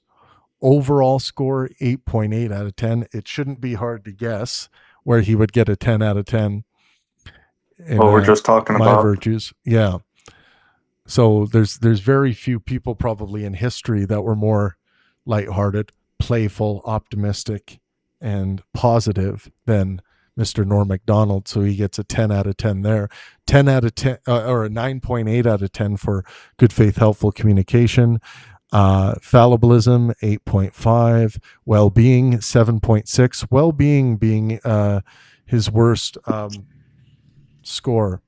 The counter evidence why he's includes a lifelong gambling addiction, periods of great financial instability, and comedy that sometimes relied on provocative or necessarily offensive subject matter. While these jokes were generally aimed at exploring absurdity rather than encouraging harm, they occasionally produced distress or misunderstanding publicly. Overall, his concern for individual human dignity raises the score, while self-destructive habits lower it. So that would be his lowest score. But yeah, 8.8 out of 10 is I mean, Norm, I read his book too. He wrote a short book, and there's very few books that I've laughed out loud. And I mean, his book had me going. I mean, he just has, I find him hilarious, even though he tells some ridiculously long jokes. I'm still listening to them, even though they're 7 minutes long and the punchline is a ridiculous dad joke. Yep. It's still hilarious. Oh yeah. That's, I think, why I overrate him, because I kind of have TikTok brain and I'm waiting for the punchline. And it's like, if I'm going to wait this long during my finite life, it better be fucking good. And if it doesn't achieve that level of sentiment, then yeah. See, I also think, I also believe in this adage about comedy and a sense of humor. Like, people who have really high senses of humor and lightheartedness, it's not necessarily about the joke itself. It's the way they tell the joke is what's funny. Of course. And I think that couldn't be more true about Norm Macdonald. I don't think his jokes are really the funniest jokes, but the way he tells them, the way he communicates, that was the same way I felt about Chris Farley. It wasn't like Chris Farley had all these jokes.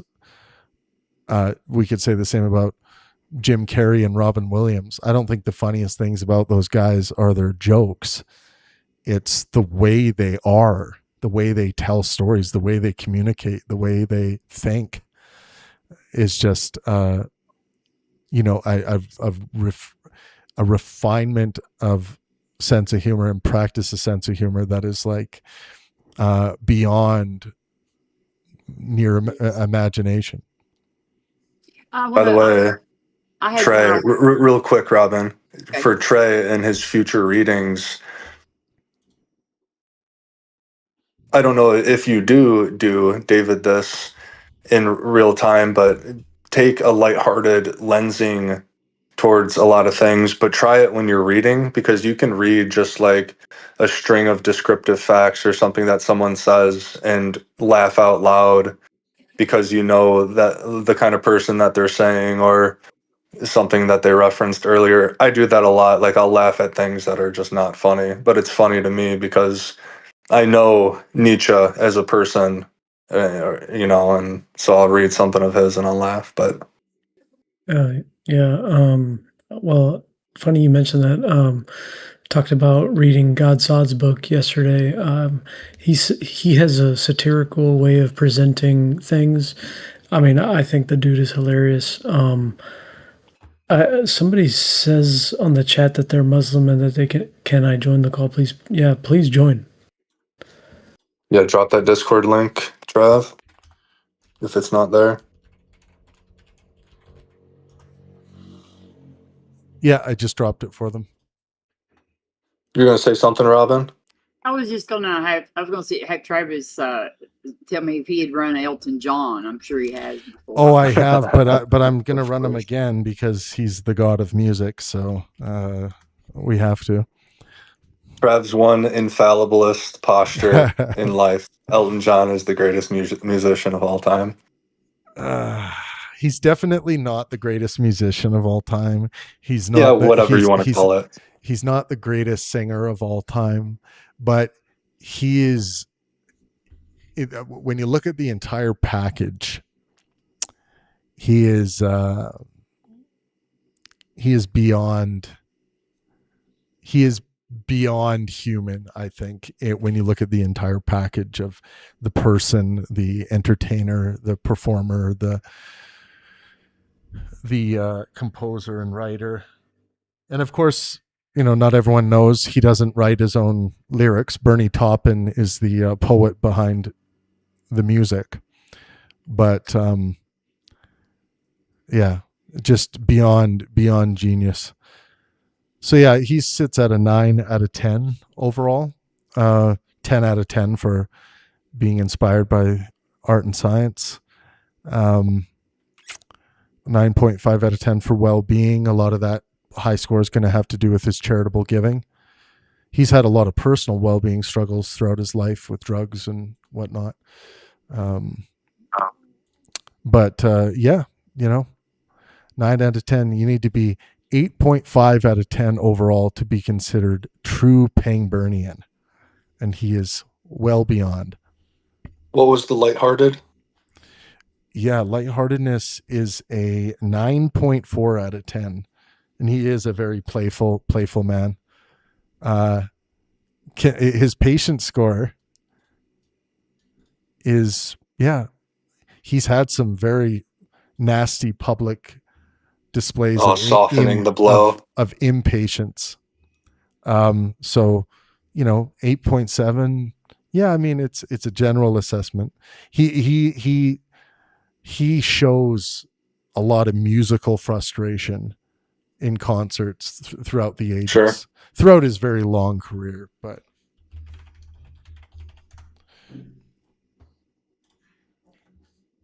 it looks like we have a new friend here. Let me give roles and let's do unmute there, server mute there. Hello, welcome. Is it Aaron?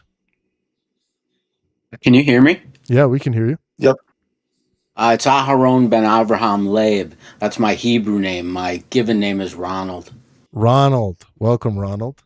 But people call me Ronnie. Ronnie Ronald Ronaldson. How about that? No, we can scratch that. I'll take it. So yeah, we've been running some having some different episodes. We first did one evening, was Jesus a good person? Then we did the evening after, was Jesus wise? And then last night we did, was Muhammad a good person? And then tonight we're doing, was Muhammad wise? Are you a Muslim? Actually, I'm an Jewish atheist from the suburbs of Minneapolis. So I believe Jesus is a character in a story. I have not studied Islam to the level that I have Judaism or Christianity. I generally accept the existence of Muhammad as a historical figure. Like you accept that Muhammad was a like you believe he was a historical, living, breathing human. Could I be persuaded either way? Probably. I don't know, and that's being the most honest I can be. Right. Okay. That's but that's cool. I'm a Jesus mythicist for sure. Okay. I was raised in a synagogue, but I don't believe any of the Torah is literal history, and so yeah, I'm definitely maybe the wrong person to judge the wisdom. I kind of look at it all as expressions of the human condition by people who didn't understand the world. Yeah. Okay, fair enough. Well, if you wouldn't mind muting for a sec, I will come back to you. We will explore some more things. We do have I believe, a Muslim friend who's joined us. Naif, welcome. Hey, man, can you guys hear me? We can hear you nice and clear, very clear. Hey, thank you so much for having me, man. I've never done one of these. It's so funny. I just want to give you guys some background. It's so funny. I got here.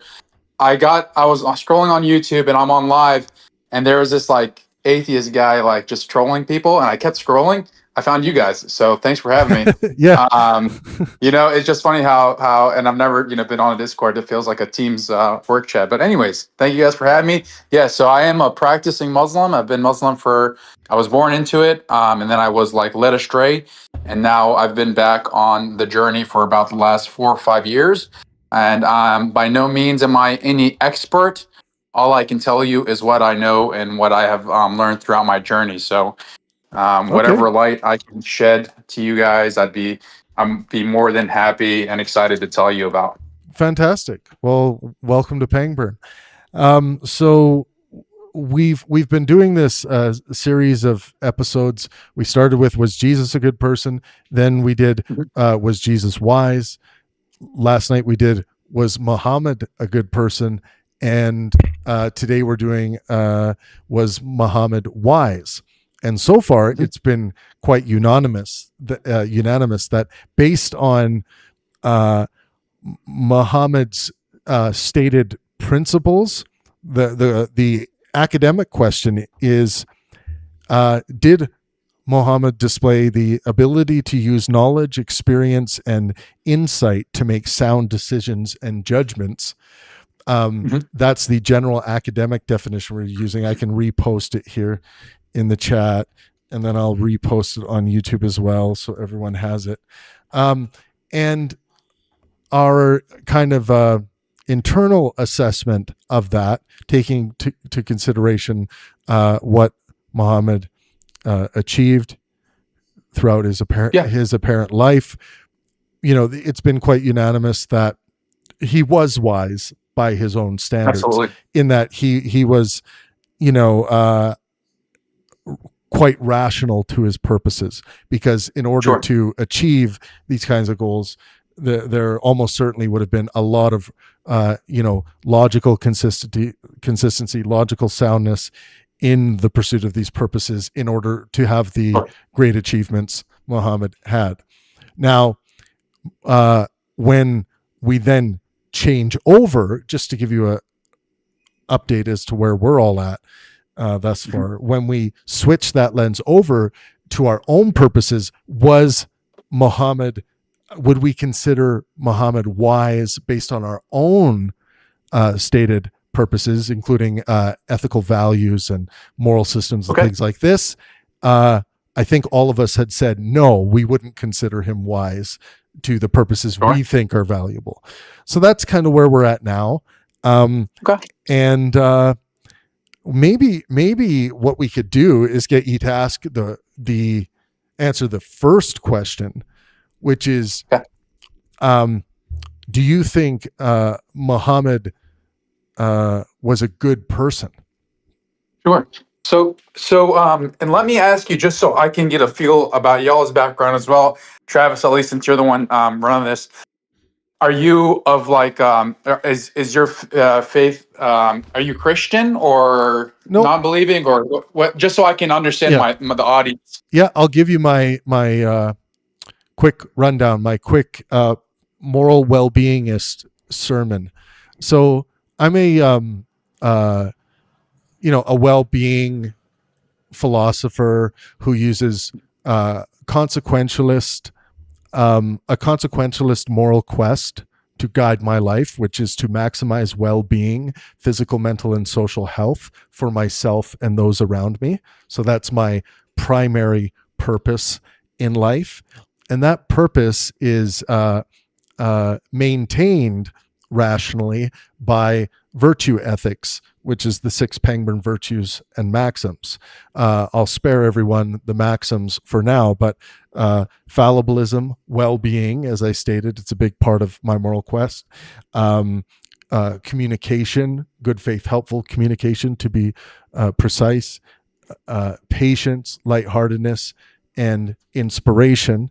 These are the things that help me keep my moral quest and my behaviors towards that rationally in check.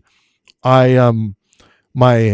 epistemic standards, my standards of knowledge, can be stated like this. I make correspondence criteria of truth primary, in that that is the fundamental principle that gives rise to things like empiricism and science as a way of knowing. So by virtue of that, you're going to see that I will use evidence as justification, or more broadly stated, demonstration of some kind. And then within my JTB, I also have to believe the propositions in order for me to know the propositions are the case.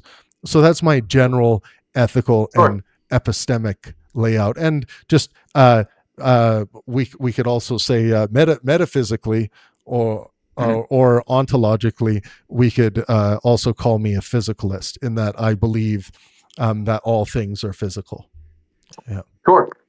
Well, again, thanks for letting me join. And I mean, based on the way you speak, I definitely can tell you are a very smart individual, and you seem to know a lot, and your journey seems very interesting.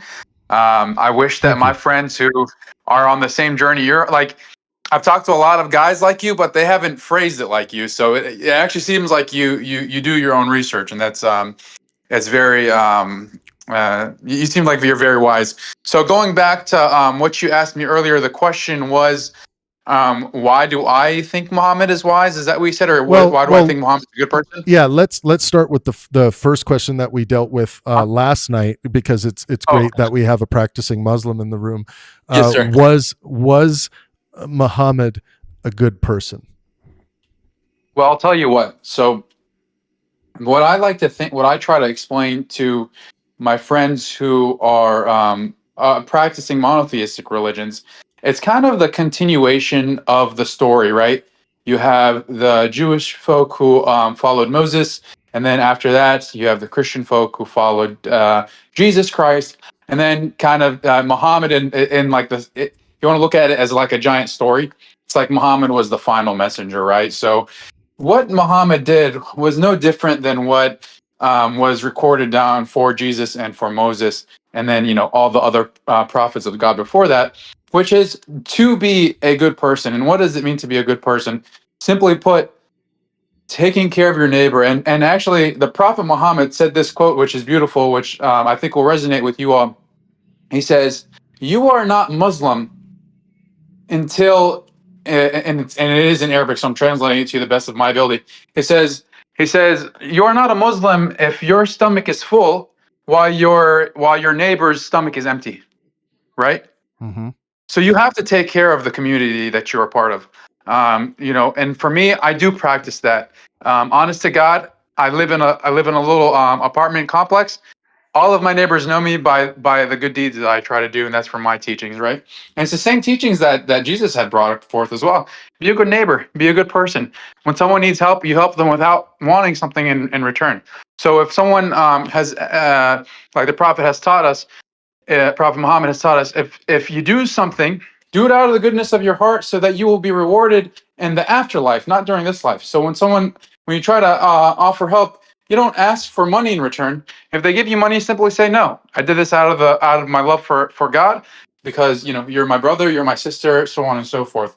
So these are all teachings that he had shown us, and these are narrated in something called hadith, right? Hadith is basically the Muslim version of testimony, and there are many hadith. And then we have authentic hadith, which is basically something that is been narrated, and they can actually tell you who the author of that narration is, and everybody in that author's lineage, his dad, his mom, his granddad, his sons, and they can actually tell you it's not just like, oh, this person from the city of Mecca. They actually have, it's a scientific, they do everything scientifically through scientific evidence, or scientific method, I'm sorry. And they can tell you if something is authentic and you should really truly listen to the story. And if it's a non-authentic or what we call a weak hadith, you just take it for like the how should I say, take it with a grain of salt. Try to take it, don't take it so literally. Just try to get the message, right? So if you're asking me, is Muhammad a good person? If you believe in Jesus as a man, and if he was a good person, Muhammad just continued to spread the same exact knowledge and wisdom as Jesus, and just try to help others as you would help yourself, right? Okay. Very interesting. And I'll eventually want to get Trey here, who is a Christian, to weigh in on what you just said there. The differences perhaps between Jesus and Muhammad. So you listed a lot of the positive things there. And I too have some positive things based on my assessment of good, bad, right, and wrong in the world. And like I said to begin with, I use well-being as a moral metric, physical, mental, and social health, and the consequences just the consequences of those things. So positives I see by my standard when I look at what's written about Muhammad: social cohesion and purpose. He unified fractured tribes into a larger moral political community. That likely increased order, identity, mutual obligation, and collective stability. Number 2 would be charity and care for the vulnerable. This is the one of the things if I had to pick one thing about Muhammad, this is one of the things I love most. Islam strongly emphasizes, in line with Muhammad's teachings, almsgiving, care for orphans, widows, the poor, and debtors. That is a real well-being positive. That's a well-being posture. And I don't mean to interrupt you, but he, funny enough, he was an orphan, right? He lived it. And that's why he was also so, why it was so important to him. It was so close to his heart because he also was an orphan. He lived it. And I didn't mean to interrupt you. I just wanted to throw that fact in there. I didn't know if you knew that. Please continue. I'm sorry if I interrupt you. I'm so excited. No, it's all good. It's great. It's great to have you here.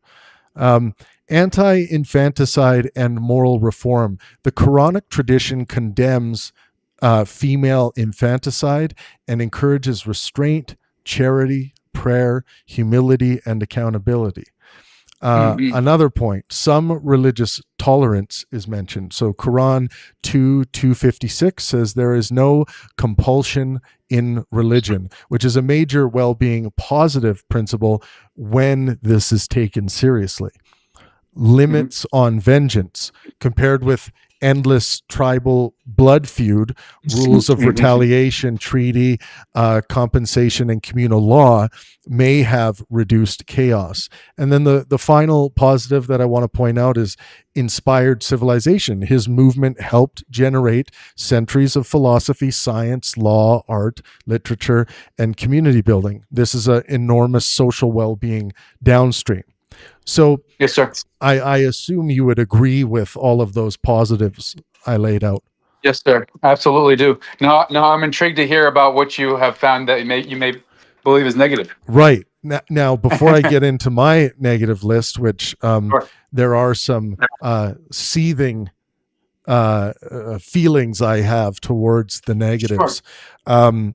But is there anything when you look at Muhammad's life that you look at from some kind of moral metric that you say, I don't know if that was a good thing to do? Or are there any of Muhammad's behaviors, teachings, actions that you think are questionable by some other moral standard?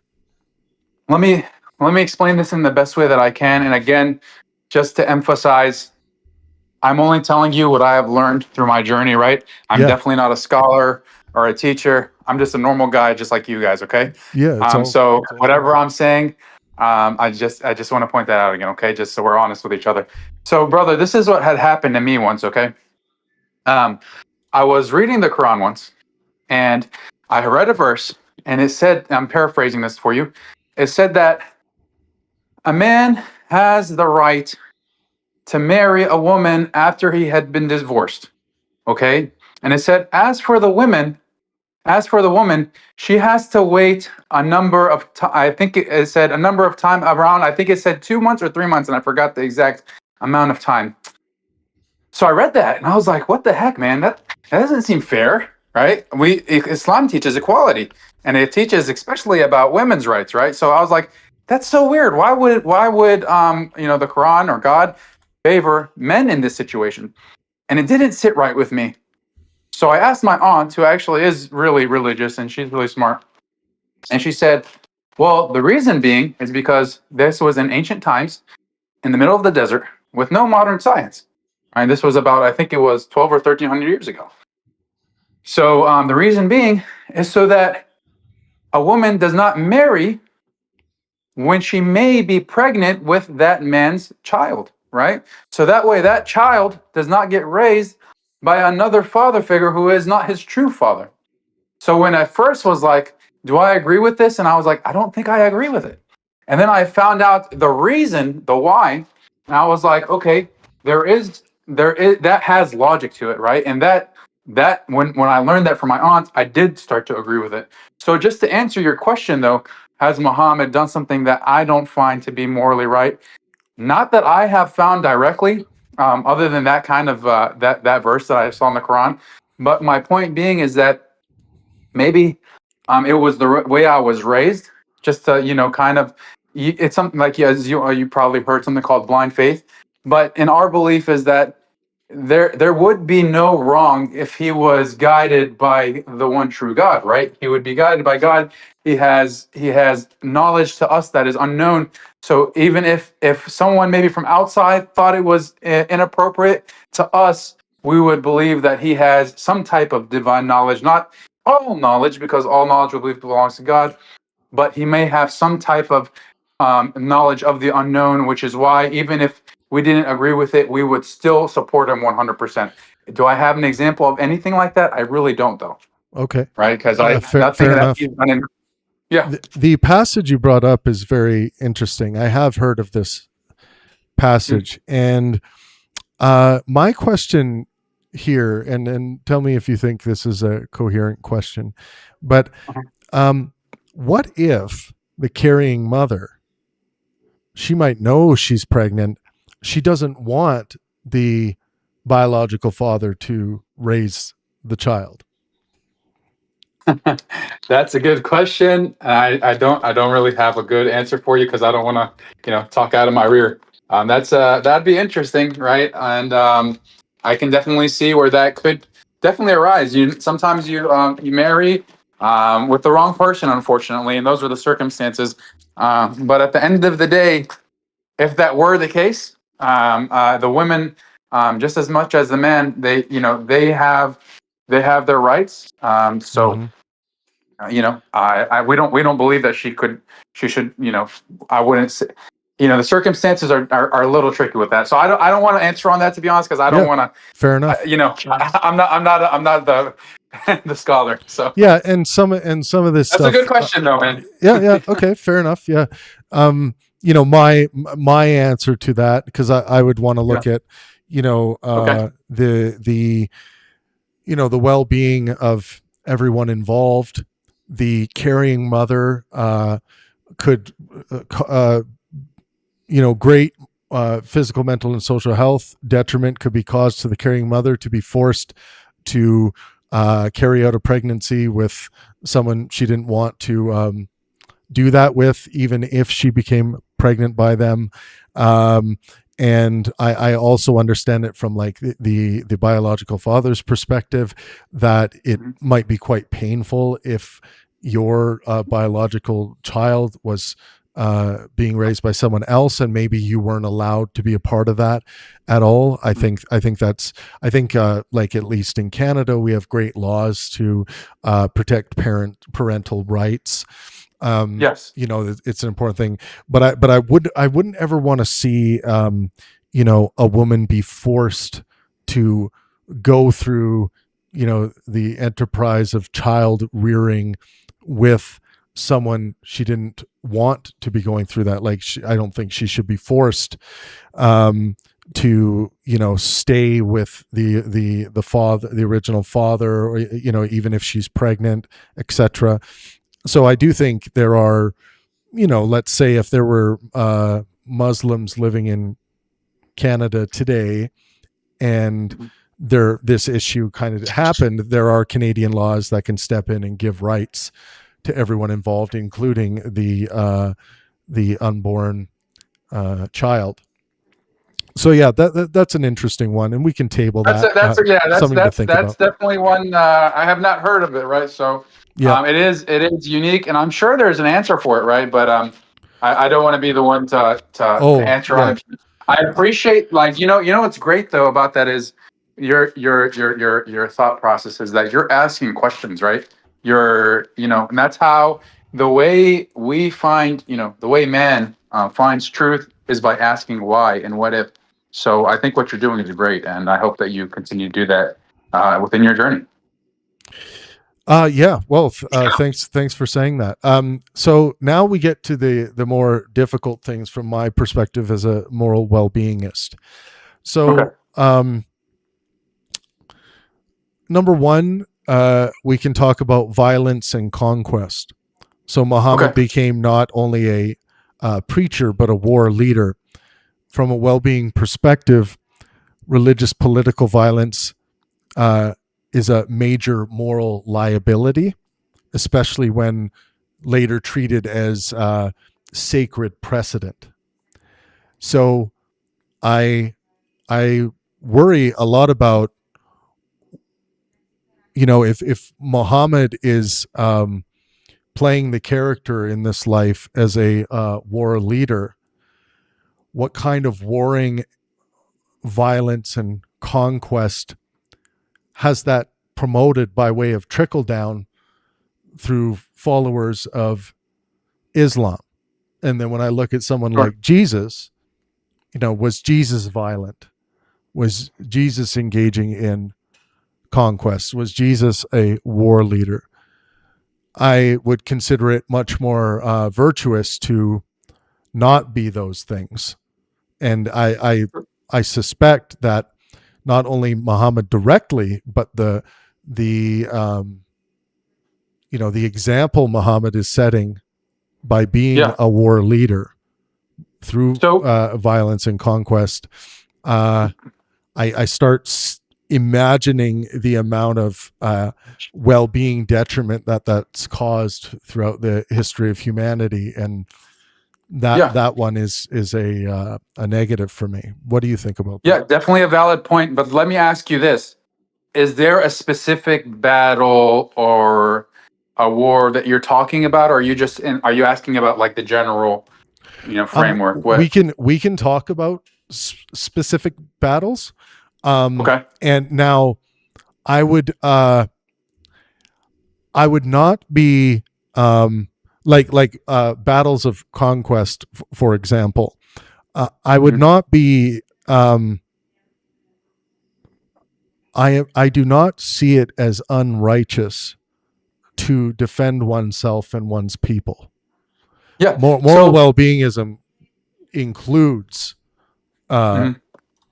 needing to defend against those who are trying to act antithetically towards the maximization of well-being. Sure. So let me explain it first from the Quranic perspective, okay? Sure. So the Quran states, I don't know, I can't tell you the exact verse number. I see these guys online, they're always like Matthew 13 dash whatever, right? I can't point that out to you. I can tell you the verse, and feel free to chat GPT later, okay? But that literally says, whoever takes a life, one life, is as if they took in the life of all of mankind. You will be punished as if you killed an entire world, okay? And as for if the person who saves one life, it is as if they have saved all of mankind. You will be rewarded for every little breath that is breathed on this earth. Okay, so that's from the Quran. And now it also says in the Quran to defend yourselves, right? Do not be oppressed. Just like with Moses and Pharaoh. Pharaoh was oppressing the Jewish tribe or the Hebrews at that time, and Moses, God told Moses, "Do not be oppressed." Same thing to Muhammad: "Do not be oppressed." So for the majority of time in Muhammad's life, you have to also remember, Islam is still a new thing at this time. It was a time in Mecca at that time. It was a lot of pagans and idol worshippers. Okay, they prayed to statues and stuff like that. And when Muhammad had came, just like when Abraham had came, it was causing a big commotion in the community because their whole society was built on worshiping these idols, right? It was actually business too. It was affecting their business because they have to sell these statues. So when this guy comes and he says, "Hey, you have to pray to God. There's no statue. It's just in your heart," it causes commotion and ruckus. So now you have the whole city against this one person. And slowly, it's not Muhammad came and then all of a sudden there was 2.2 billion Muslims. It's taken a lot of time. So throughout his life, it was only a small group of people. Similar to Jesus Christ's life, he had, Jesus had the disciples, the close friends. Muhammad did also. And there was just slowly but surely they would grow bigger and bigger. But throughout their time of getting trying to gain some traction, there would be small battles, and most of the time they were outnumbered, and most of the time they were defending themselves. Now I can tell you there was one large battle, or I guess I should call it a conquest, when Muhammad, I think it was like the biggest one, when he had Mecca? Went to Mecca. Yeah, he went to Mecca with 10,000 people, but there was very few casualties in that one. And with that being said, I mean, it was not as, I don't think it was as violent as what a war that like what we see today, right? I mean, and then without like going through and looking at each and every single battle or war, it's kind of hard. But in a general statement, I can tell you, most conquests were in defense, or it was more peaceful. And without being a scholar, that's just what I understand, right? Yeah, and I want to get into some of the goods here. Now, it is true that many traditional Muslim scholars are going to state that Muhammad's military campaigns were defensive or preemptively defensive. But there are many secular historians that disagree with that, where there were clearly campaigns that were expansionist, punitive, or aimed at consolidating political control. But that isn't to say there weren't defensive campaigns as well. So I can give you a few examples of what I'm talking about. And of course, the ones that would be potentially expansionist, punitive, or aimed at consolidating political control, those are the ones, as a moral well-beingist, I would be most concerned about. So we can look at Battle of, I believe it's Khaybar. So this is perhaps the strongest example. Muhammad marched against the Jewish oasis of Khaybar after the Treaty of, I'm going to butcher this, Hudaybiyah. Muslim sources often explain it as retaliation because Khaybar's leaders had supported enemies of Medina. Many historians note there was no imminent Khaybar attack underway, making it difficult to describe as direct self-defense. The campaign ended with Muslim victory, confiscation of land, and tribute arrangements. So this particular battle, I think, based on what's written, seems to be one that under my worldview would be unjustified. And Muhammad did lead the march against this Jewish oasis. So I would be interested to hear what some Muslim scholars might say as to why this one was justified. Some of them, like I read, are going to call this retaliation because of Khaybar's leaders had supported enemies of Medina. So this kind of retaliation, I'm not okay with. Yeah. So I don't know too much about this one, and I'm just going to tell you what I know. I think this started because there was an assassination plot against the Prophet Muhammad. So I don't know too much about it, but if I'm not mistaken, it did end with a peace treaty. So I don't want to speak out of without having true knowledge to that. Yeah. And again, bro, I'm just trying to be real with you, man. I'm not a historian or anything like that. No, I can just tell you, but you know what I use when I try to talk about the religion? I just try to have logical discussion, because I'm really not a historian, but I just try to tell you it from my heart. Yeah, fair enough. I just try to be honest with you. I just think when we are making assessments on good, bad, right, or wrong, we kind of want to know these details because, battles where people die and, children are left fatherless or even motherless, depending on the, absolutely, it's worth considering. Yeah, and I mean, there were things like expedition to Tabuk, where Muhammad assembled a very large army and marched north toward the Byzantine territory. No battle occurred there because Byzantine forces did not engage.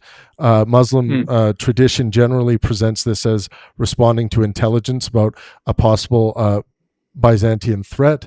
Many historians regard it as a show of force or preemptive expedition, not a response to an ongoing attack. So the question would be, why did Muhammad assemble a very large army and march north towards the Byzantine territory? Perhaps there was intelligence about a possible Byzantine threat, but this doesn't seem to be a defensive posture. There is the conquest of Mecca, like you brought up. This is a bit more complicated. The immediate justification was that Mecca's allies violated a peace treaty. Muhammad responded with a force of roughly 10,000 men, like you correctly said, because a treaty had been broken. Many historians consider the campaign legally justified in a historical context. Others see it as both retaliation and political conquest. So, this kind of behavior, when we compare the character of Muhammad to the character of Jesus, I see, war being waged, sometimes defensive, other times very questionable whether or not it's defensive. But we can move on past. This is only the first negative, and honestly, this isn't one of the really bad ones. So number 2, treatment of women. Quran 4:34 places men over women and includes a disciplinary framework towards wives, including, as I understand, physical abuse. Even softer translations of the Quran still preserve male authority. And I believe that damages equality, autonomy, and mental social health. So what do you think of this idea? I know the verse we're talking about. Yeah, of men being placed over women. So first of all, just to try to go back in that time, okay. Obviously nowadays, I think everyone is pretty independent, right? There was no need for, right now you don't have to have a man or a woman. Everyone can kind of do their own thing. Back in the day, these people were living in the deserts, and the times were more about survival. It's not like, oh, you go to a job in your fancy Jetta, right? And you go to work and get a paycheck. Back then, you had to, you had to hunt, you had to survive. During those times, you did need a man to protect the woman, okay? And Again, these are people in the desert, right? It's not easy for a woman to live in a desert. It's not easy for a man to live in a desert. Definitely not easy for a woman to live in a desert during those times. Okay, and this was during a time where already women were not being treated fair or equal. Okay, so when Muhammad and the Muslims and the Quran all came, there's actually the second chapter of the Quran is called An-Nisa, and that means the women. And it actually is the second chapter, and it gives this is the importance of it is it tells you about all the rights that women have. Okay, and it goes into detail even about like how to write a will. And this is the second largest chapter. Is the second chapter. It talks a lot about how you're supposed to treat women. It even says those who I learned about this yesterday. Oddly enough, those who cross basically says like those who do wrong, or okay, first it says those who do right and are good doers and listen to these words, they will be rewarded with heavens and gardens, and those who disobey Allah's command, they will be in hell for eternity, because having the women's rights is actually very important. So the thing that you're talking about, the verse, it is true that is in the Quran. It says something along the lines of as a man, first of all, what you said is being above women. It's not that we're above them, we're a protector for women, okay? It is our responsibility. When I got married to my wife, what her father told me, and she's Muslim, they're Muslim, of course, they're from the country Jordan, right next to Palestine.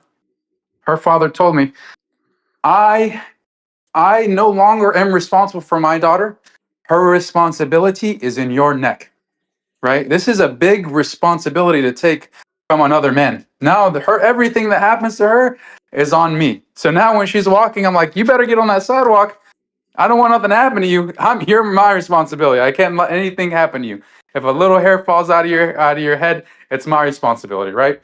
So that's what it means when it says something about like if you're above them or something. It's not in the sense of that. No, we're all equal. It's just that you are their protectors. And then what you asked about is when you said to strike a woman. There is the verbiage in the Quran, as I think you understand. Arabic is a very huge language. Yeah. And there are about 2,500,000 words in that language, and it's very hard to get a perfect definition in English, because in English we only have 50,000 to 70,000 words, right? So trying to translate it, it always doesn't come out the prettiest. But there is something called tafsir. Tafsir is what is written in the Quran, and then it gives you like it's kind of like the footnotes or like the literal it's like the interpretation, and it explains why and what was happening during those times and stuff like that. And it was basically saying that if the woman does wrong or something, if she did something that was not appropriate, then the men had the right to strike her. But then they asked the Prophet about that, and he was like, you don't beat her and give her a black eye.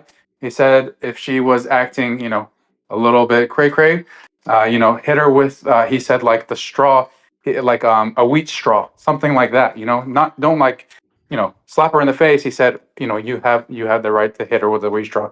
I don't think you should touch anybody, right? From my opinion, but I don't know what was happening during those times. This is the interpretation I understand. Right, but there is like an allowance by Muhammad to hit your wife or your woman with with something, right? Yeah, he said it was like the wheat straw, right? So I wouldn't even consider that hitting, because then it's kind of just when you say the word hit, it kind of gives you like an open slate. It's like, okay, you're gonna go batter someone? Obviously not, right? No, so, yeah, but I understand, yeah. but it's still like but even by the Prophet's own words, it's hitting, right? Yeah. If you want to go off the literal sense, yes, right. It did allow for physical contact. Now, and you know what the problem? I agree with you. The problem with that is for people who don't understand the religion, right? If you just because with any religion, with any belief system, everything can be taken too literally, right? And then you have people who are extremists. We have extremists, as you know. I'm sure the media showed you guys. There are extremists, and there are, and in some certain communities, there are men who abuse women. very physically, right? Not just with the straw, the wheat straw. Yeah, There are people that batter their women, and to us, this is not the right framework, right? It's not a reason, it's not like an open slate. Just so that you write the checkbook, you open the checkbook, and you write whatever number you want. No, you can't just lay your hand on anyone, really, right? You shouldn't.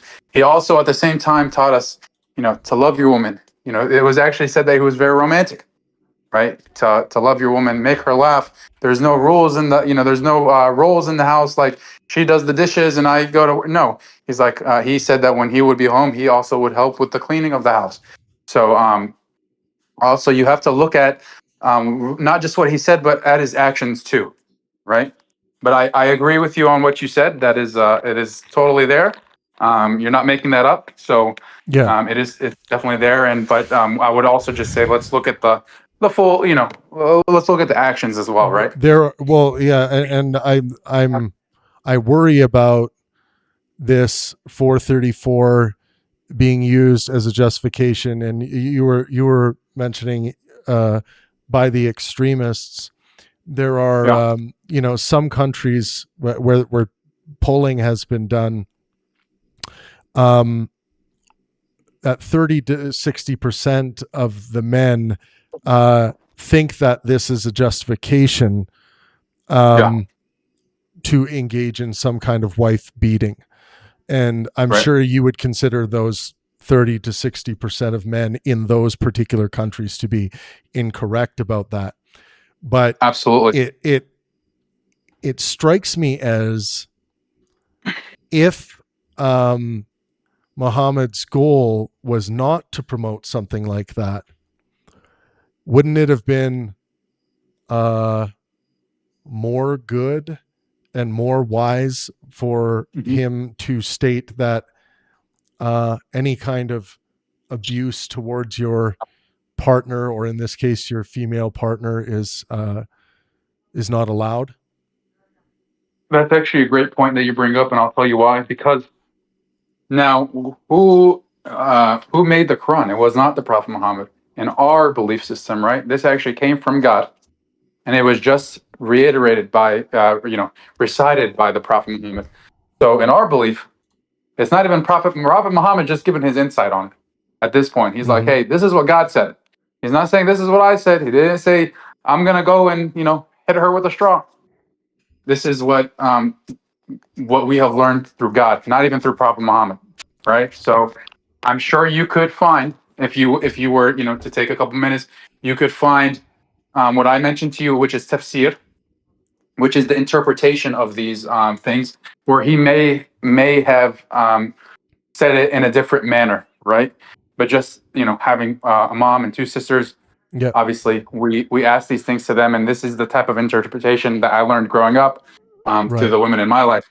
Right? So that and that's good. There are many interpretations that come across, and that's good for me to hear. Like when that like with how you interpret this, how your family's interpreted this, it's not giving license to men to abuse their wives. Look, just like if you were to see a guy beating the crap out of his girl on the sidewalk, just like you would go and stop that and probably give him an ass whooping, any of us guys would do the same thing, right? Because we love our women and we are the protectors of women. Brother, let me explain this one thing to you that is such a small thing that has such a big impact. You know how in this American or Western culture, you open the door for a lady, right? In our culture, it's actually the opposite. You don't open the door for her, because when you open the door for her, it allows you a moment, and it may be something that you don't realize. It actually allows you a moment to look at her rear, at her body. And we don't do that. We like, if I open the door, it's like I go in first and then I keep the door open, but I keep moving. I don't open and then say, "Hey, come on in." I don't it doesn't give me the chance to look at her. That is how much we protect them. When a woman walks by us, we look down at the ground. We don't even and this is part of the hijab. It's like we do not try to sexualize our women. We try to respect them and protect them. Definitely not abuse them or hit them or hurt them. Even physical abuse is just as bad for us, as verbal abuse. All these things are what we consider to be haram, which is a sin right? We don't want to do that to our women. We love our women. Women are the mothers, right? The Prophet Muhammad actually, on the women, he, one of the men, I think it was one of his companions or just a man in the city, he said, um, who should I love most in this world? He said, your mother. And he said, after that, who should I love most in this world? He said, your mother. He asked it a third time again. He said, your mother. He said, okay, who after that? He said, then your father. So he said, love your mother 3 times more than you should love your dad, because of all the pain she went through. Before you were even brought into this world, your mother carried you for 9 months, right? Like she then had to breastfeed you. The mother's love is unlike any love, bro. You can see it in animals, how the mother, the mother of the birds or the mother of the deer, they're always protecting their babies. A mother's heart is, and not saying that men don't, the fathers don't love us. They do, and they provide for us and they protect us also, but a mother has that role, bro, and the mother is a woman. That's how much we love our women in our religion. Okay. And I think I'm happy to hear how you conceptualize this. We do still have that 30 to 60%, 60% in Afghanistan, based on particular polling that are seen justifying in the polling data wife beating by way of these particular verses like this. And throughout other countries as well. So we are talking about millions of cases, millions upon millions of cases of wife beatings occurring by way of what you would say is incorrect application of this doctrine, but they would say you are incorrect about this. Well, and here's the thing, right? You have, like I said earlier, there's extremists, but I can tell you this for certain, that any scholar would agree with the viewpoint that I have. There are people who get blinded, and you can look, when you're looking in faith, you can try to justify whatever you want by your own interpretations, because the books are always open to interpretation. You can try to, and you have to understand, man, this stuff has been around for a long time. Culture has a big effect on these people. Afghanistan is very closed off from the rest of the world. Same with Iran, right? They're very closed off from the world. And, maybe these guys growing up, they saw their dad beating their mom. It doesn't make it okay, but this is how the mind works. This is what they were raised to understand, but it doesn't make it right. And I agree with you, the interpretation or it even being there is not a good start for us, right? But at the same time, it's not. I can tell you from the those are you said maybe what, like 1 million or 2 million. The rest of the billions of people will not agree with this way of the interpretation. It is extremely wrong, and even in Iran, right? They not only do they beat women, they also do not allow women to go to school. From what I heard on the news, they don't allow women to go to school. School is a right for women, right? So this is another thing that culture makes normal, but it's not something that we believe is right or you should follow, right? Okay. You mentioned scholars. So I just gave you a list of historical scholars who agree that wife beating is justified in Islam, because I just want to make sure we get the data correct. So in the chat there, I don't know if you're familiar with Discord, but I placed a list. I placed a list of scholars, historical, major classical scholars. These influential commentators interpreted and strike them in 434 as permitting some form of physical striking, while typically adding that it should not be severe or cause serious injury. And then we have some modern scholars like Yusuf al-Qaradawi argued that Quran 434 permits a symbolic or light strike as a last resort, while emphasizing that it should not cause serious harm. And then Muhammad Taqi Usmani defends the traditional interpretation that physical discipline is permitted within limits. So I think there is scholarly disagreement in this. Yeah, and that tends to show you why there are such large populations around the world of Muslims that think they are justified in this kind of behavior. So I just wanted to make sure we put in the That's record. A great point, man. Yeah. That's a great valid point. And yes, I think for not just this argument, for many arguments, there are going to be scholars who have their own interpretation, because we can look at both sides of it. I think on this topic there are just many who just don't agree, right? And but I'm happy to hear. I can tell you from practice. Yeah, sorry, go ahead. Yeah. Oh, no. I was just going to end with, just from practice and from I think the majority consensus is that just don't lay a hand on not just a woman, on any human or any animal or any, don't hurt a fly, right? That's the English way of saying it, right? Yeah. And I would say, even if it's hitting them with, not like, even with like the Prophet Muhammad said, permitting hitting them with a piece of wheat, or what was it? Like a wheat straw. Yeah, like a wheat straw. Like, I don't think, and again, like, this might seem like nitpicking, but me as a moral well-beingist, I don't see that as, a good lesson to teach. I would think that, someone like Prophet Muhammad would not teach that lesson. And again, someone's going to say, well, he's just, the conduit at which God is breathing this through. But then I would turn that to Yahweh or God and say that this is a bad principle based on my ethical standards. Now, of course, that's going to bring up the argument of like, well, why do your standards as a human matter towards God's standards? And that's a much bigger question, but we can get into that once we get through these issues. Now, the next issue is one of the biggest issues I have, and that relates to Aisha. Okay, so, I knew this was coming. We all know this comes, and I'll tell you from what I know. Okay, so can I let me lay it out for the record first. Yeah, let's lay it out for the rest of the people, please. So, so now some scholars don't think there's good enough justification to believe this.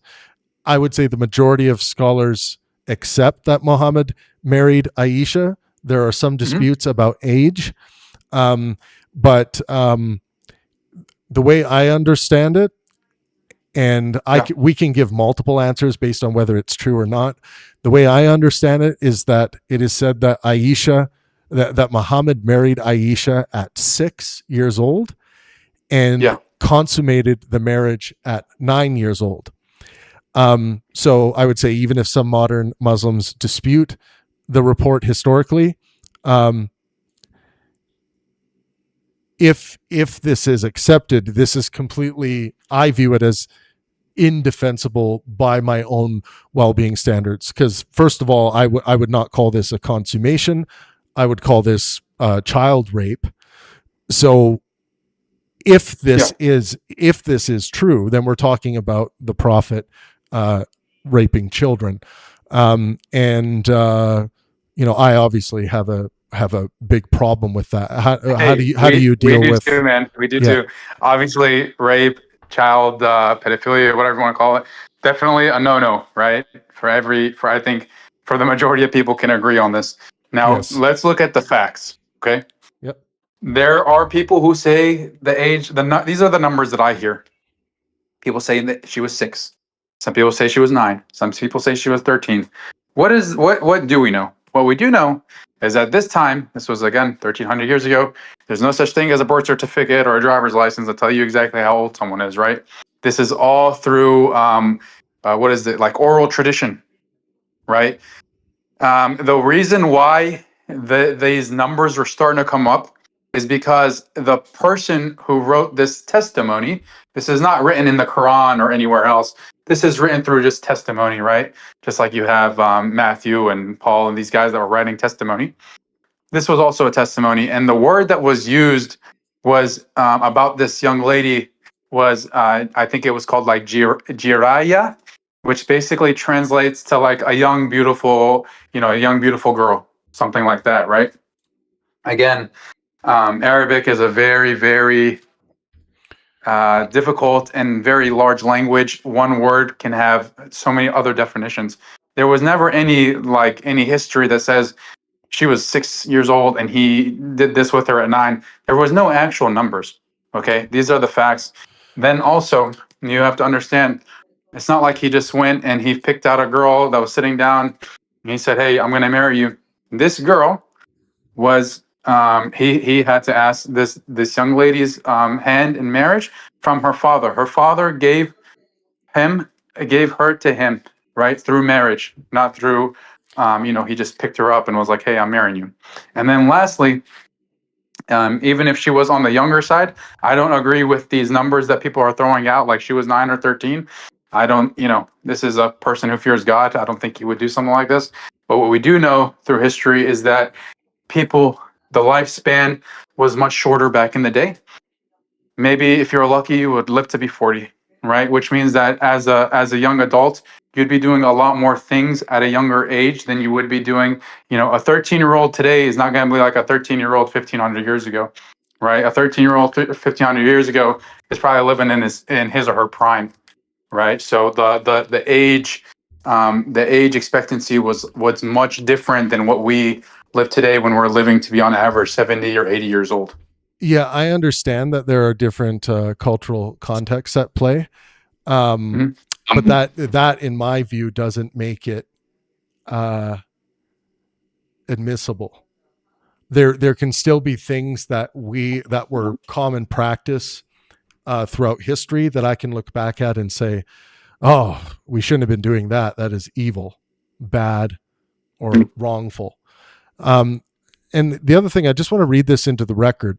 So the overwhelming majority of Sunni Islamic scholars have historically accepted the traditional account that Aisha was 6 or 7 at the marriage and 9 at consummation, because it is reported in both, I think it's Sahih al-Bukhari and Sahih Muslim, the two most authoritative Sunni hadith collections. This has been the dominant position for well over a millennium. So many historians agree that the traditional Islamic narrative is that Aisha was 6 and 9, like 6 when married, 9 when the marriage was consummated. The reports are early and influential within Islamic tradition. However, the sources were written down roughly 2 centuries after Muhammad's lifetime, so they are not contemporary eyewitness documents.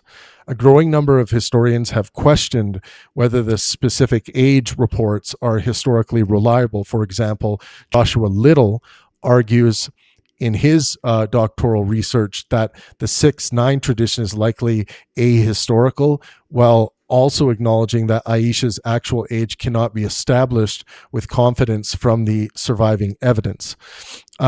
So what is the current scholarly picture?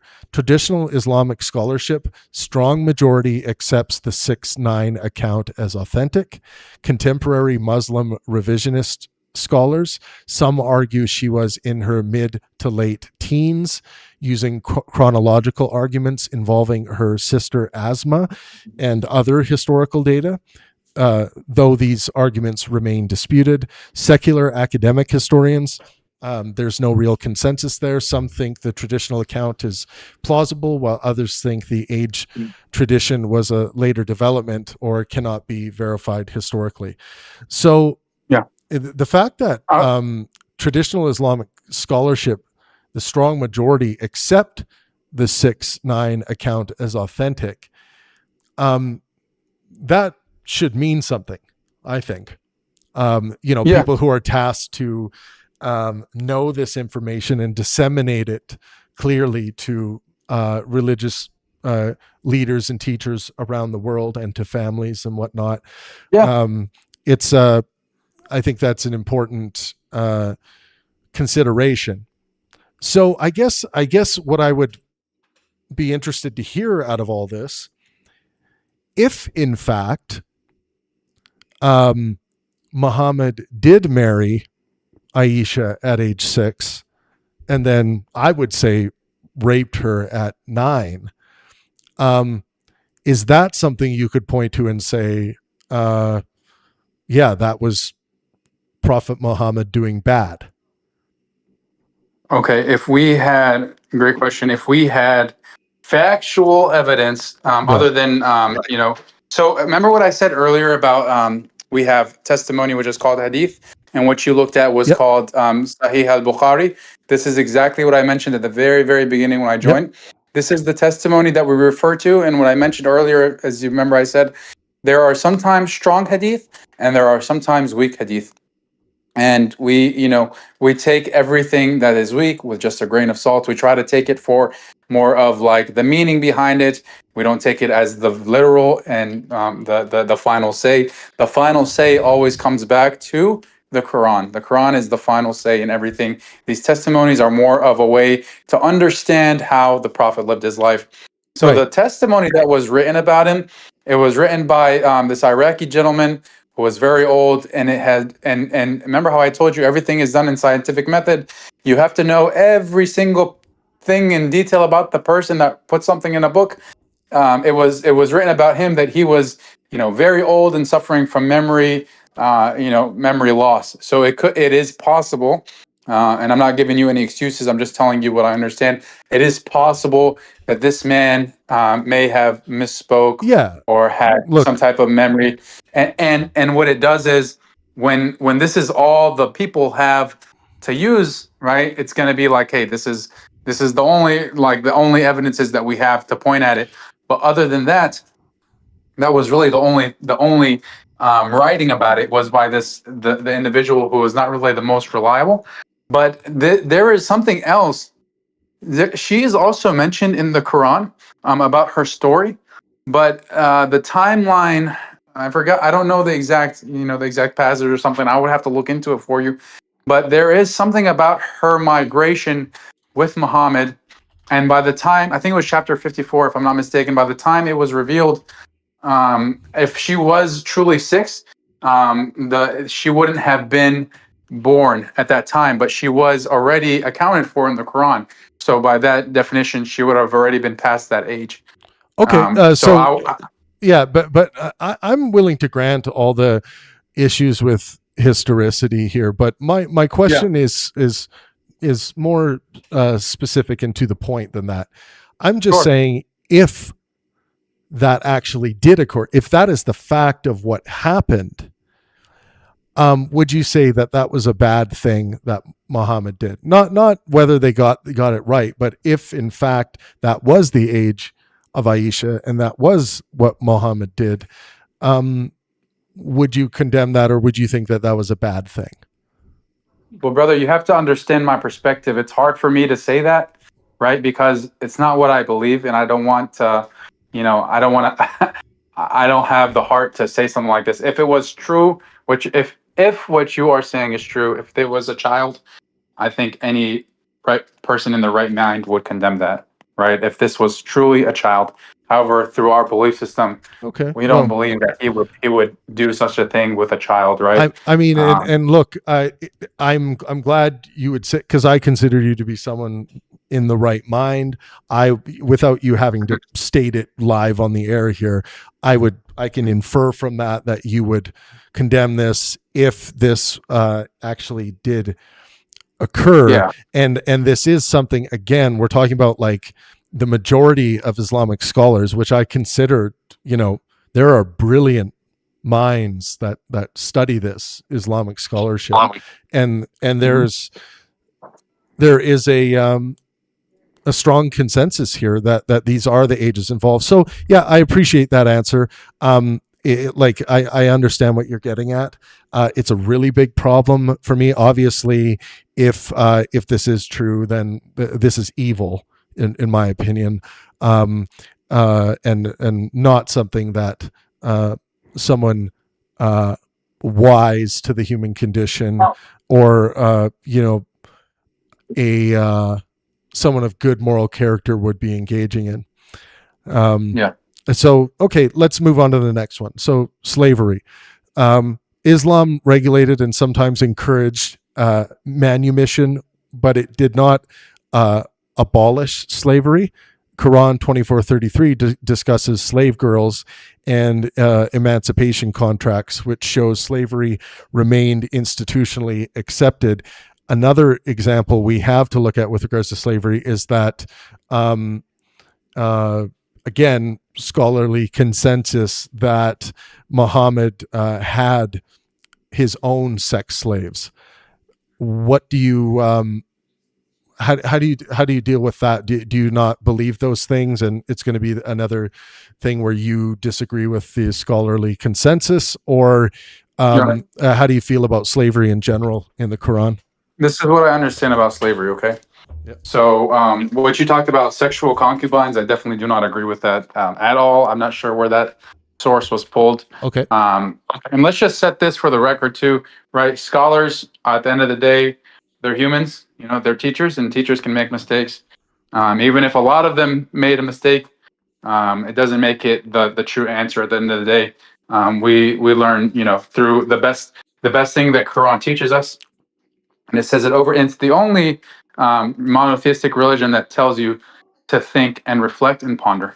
Right at the end of many verses, from when I read the Quran, it usually ends with reflect, think, and ponder about these verses. Okay, so as we are talking and we're having these logical discussions, you know, we have to use our brain and our critical thinking to come up to these final answers and what we believe to be true. Because at the end of the day, we are all judged by what we do in this world, and what our hearts feel at that time. So I can't go at the end of the day on day of judgment and say, well, I listened to this scholar, or I listened to this YouTuber, right? I have to explain to God, or I followed this leader, for example, is another one. At the end of the day, I tell God, this is what I thought about and I did with my free will. So when it comes to slaves, the story that comes to mind is about one of the greatest warriors. His name is Khalid ibn al-Walid, okay? He was probably one of the best and most influential warriors for the Muslims, okay? And he actually, his brother was captured as a slave. And the way that we are supposed to treat slaves is different from what others understand what slavery to be. So after a conquest or a war, you know, if there are survivors, you take them in, but you treat them, and the slaves have their rights. It's not like, you know, you just beat them up and you don't feed them and you treat them poorly. No, they have rights. They have the right to a room with sunlight. Like, think about that small detail. Not just you throw them in the dungeon. The room has to have sunlight. That's a big deal, man. And then they have to, obviously, you have to feed them. You have to clothe them, and they also are able to be freed if they show they are doing good acts. For example, you could say, hey, I've captured you. If you can teach 20 men or women to read Arabic or to do math or something like this, I will consider you a free man. Okay? Or if, you know, something like this. So they have rights. So what happened is Khalid ibn al-Walid, he had a brother. And the brother was captured by the Muslims as a slave. And he was treated so well, he converted to Islam. And Islam, it's not like you it's not like when like the Crusades happen, and then you have to, hey, you either have to become Christian or you have to become this religion, or we're going to kill you. No, you cannot force anyone to become Muslim. You have to do it on your own. And it's not accepted if someone forces you. It's only on your own, in your heart. So this man became a Muslim. And the Prophet was like, hey, when are you going to bring Khalid ibn al-Walid over to us? You know, he'd keep reminding him and joking. He's like, I'm sure he'll come to us one day and become one of our, you know, become a Muslim with us. And at the end of the day, you know, this younger brother of Khalid, he told his older brother about how he was treated and stuff like that. And eventually he became one of the best Muslims, right? And one of the best warriors. I mean, his battles are legendary. He's like Achilles, bro, but in real life. Mm-hmm. So, you know, so the way slaves are in this religion, they have rights, and you still treat them like a human. They're not any less than you. They would have rights, and it's not like you have slaves out of a way of how do you say? It's not like you buy them with money like they did in the in the current times. No, this is something that happened during wartime. And if they had survived that war and they became captured, then they would be able to have the opportunity to be freed at the end of the day. Yeah. So that was all interesting stuff. There's the hero's journey there. That's interesting. To me, it's just fundamentally bad and wrongful to own another person as property. So whatever kind of glaze we would put on this prospect of slavery and how soft, Let me ask you a how question. soft Let me ask you a it may question. seem. Yeah. Let me ask you a question, all right? Just so we can put it into perspective there, okay? Would it be better? Because I agree with you, brother. I agree with you. You cannot own another person. We all belong to the Creator, or if you want to call it the universe. No one can own anything, or no one can own another soul. So would this be better? I mean, what is the? Well, I guess I should ask you, what is the better alternative? Because what comes to mind is like, okay, when I hear you say this, I'm like, it's not better to kill that person, right? Because that would be, in my eyes, that's the alternative. This person you're against, you're going to war with. So is it better to have them at least still survive the war at the end of the day? Or is it just better to just say, hey, we're done with you, and then, Well, I mean, yeah, right? you're focusing on the war aspect, and like I understand that during times of war, keeping captives and prisoners and treating them humanely is important, and not sexually abusing them or raping them, which we'll eventually get into here. So yeah, I mean, in times of war, but I think slavery is something different than that. Like it matters, like exactly what that looks like when the war is over, these prisoners of war should be released back, to their country or wherever. If we could think of World War II and all of the millions of prisoners of war that were exchanged back. I think that's the righteous and the righteous thing to do with prisoners of war. But like this idea of keeping female sex slaves, sometimes referred to as concubines, I don't see any righteousness in that. Sex, for example, is something that I believe should entail willing, informed consent. And I think, owning another person, and I'm not talking about their soul, but their body, if you own them as your property, or they aren't allowed to just leave at their own free will, this turns into a rape scenario. So any of these concubines, with regards to Muhammad, and I'll just again, I want to read this into the record. So the historical evidence indicates that Muhammad almost certainly had female captives with whom he is reported to have had sexual relations, according to early Islamic scholars. So the evidence comes from three main sources: the Quran, early biographies, Sirah, I believe it's called, and the Hadith collections. So the Quranic context, the Quran distinguishes between wives and, quote, those whom your right hand possesses. I'm not even going to try to read that. Ma malakat ayamanakam, a phrase traditionally understood to refer to slaves or captives. So verses such as Quran 4:3, Quran 23:5-6, Quran 33:50, Quran 70:29-30 state that sexual relations are permissible with one's wives and with those whom your right hand possesses. So the strongest historical example here is, with regards to Muhammad, is Maria al-Qubitia, According to early Islamic sources, she was sent as a gift by the ruler of Egypt. She was not one of Muhammad's wives. She lived with Muhammad. She bore him a son, Ibrahim, I believe it is, who died in infancy. Many classical Muslim scholars regarded Maria as Muhammad's concubine, not his wife.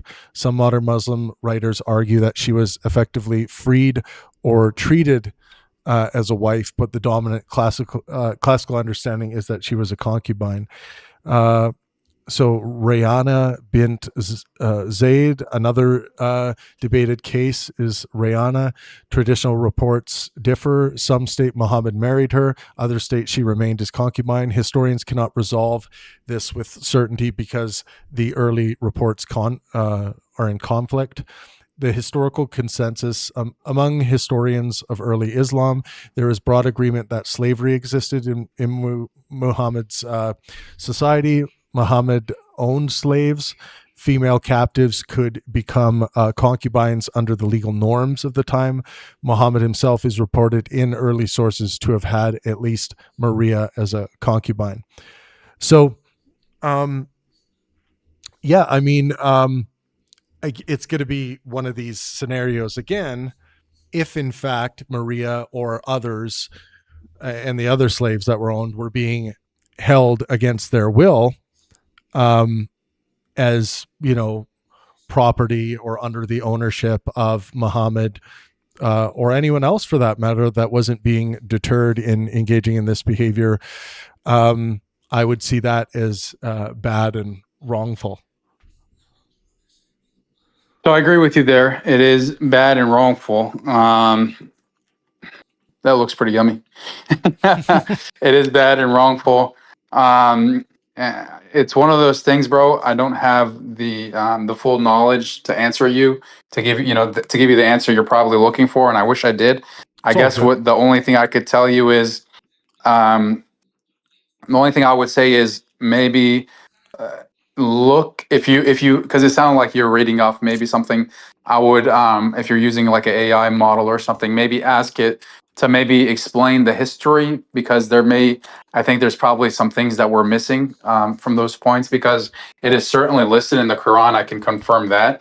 But we would want to understand the whole meaning, because of course, as you know, a lot of things can be taken out of context, and it could maybe we probably just need a little bit more light on the subject in hand, just to better have a true understanding. Yeah, this is why saving this live stream, like, 4 hours of reading, which of course Islamic scholars have written in depth on all of these issues we've been discussing here tonight. What I'm doing is pulling a summary of all of the scholarship and getting a general sense as to where scholars are at with their epistemic opinions on all of these things. And that doesn't mean their opinions are correct or that you have to agree with their opinions, but I'm curious to see where your opinion would land with regards to scholarship, because I think that's interesting. If you're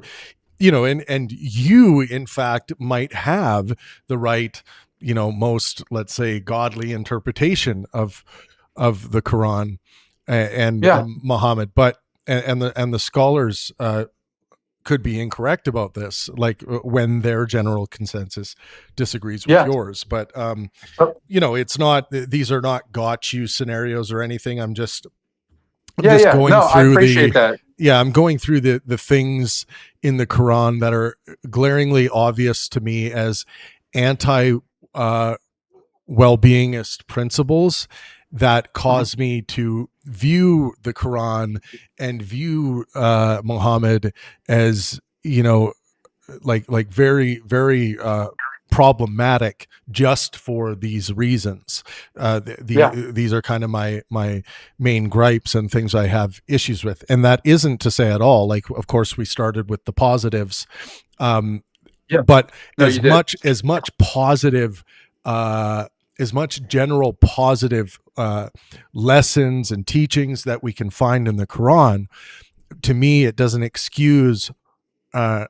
excusing away or apologizing away slavery, really at any level, in my view, or sexual inequality, or the concubine issue, or the Aisha issue, the treatment of women, violence and conquest, these things we've been talking about. So that causes me, when I see these negatives, to conclude that Muhammad wasn't a good person.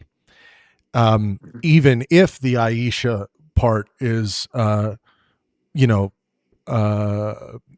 or incorrect, or that whole thing is bunk, I still feel that way. Like, we did this for Jesus recently.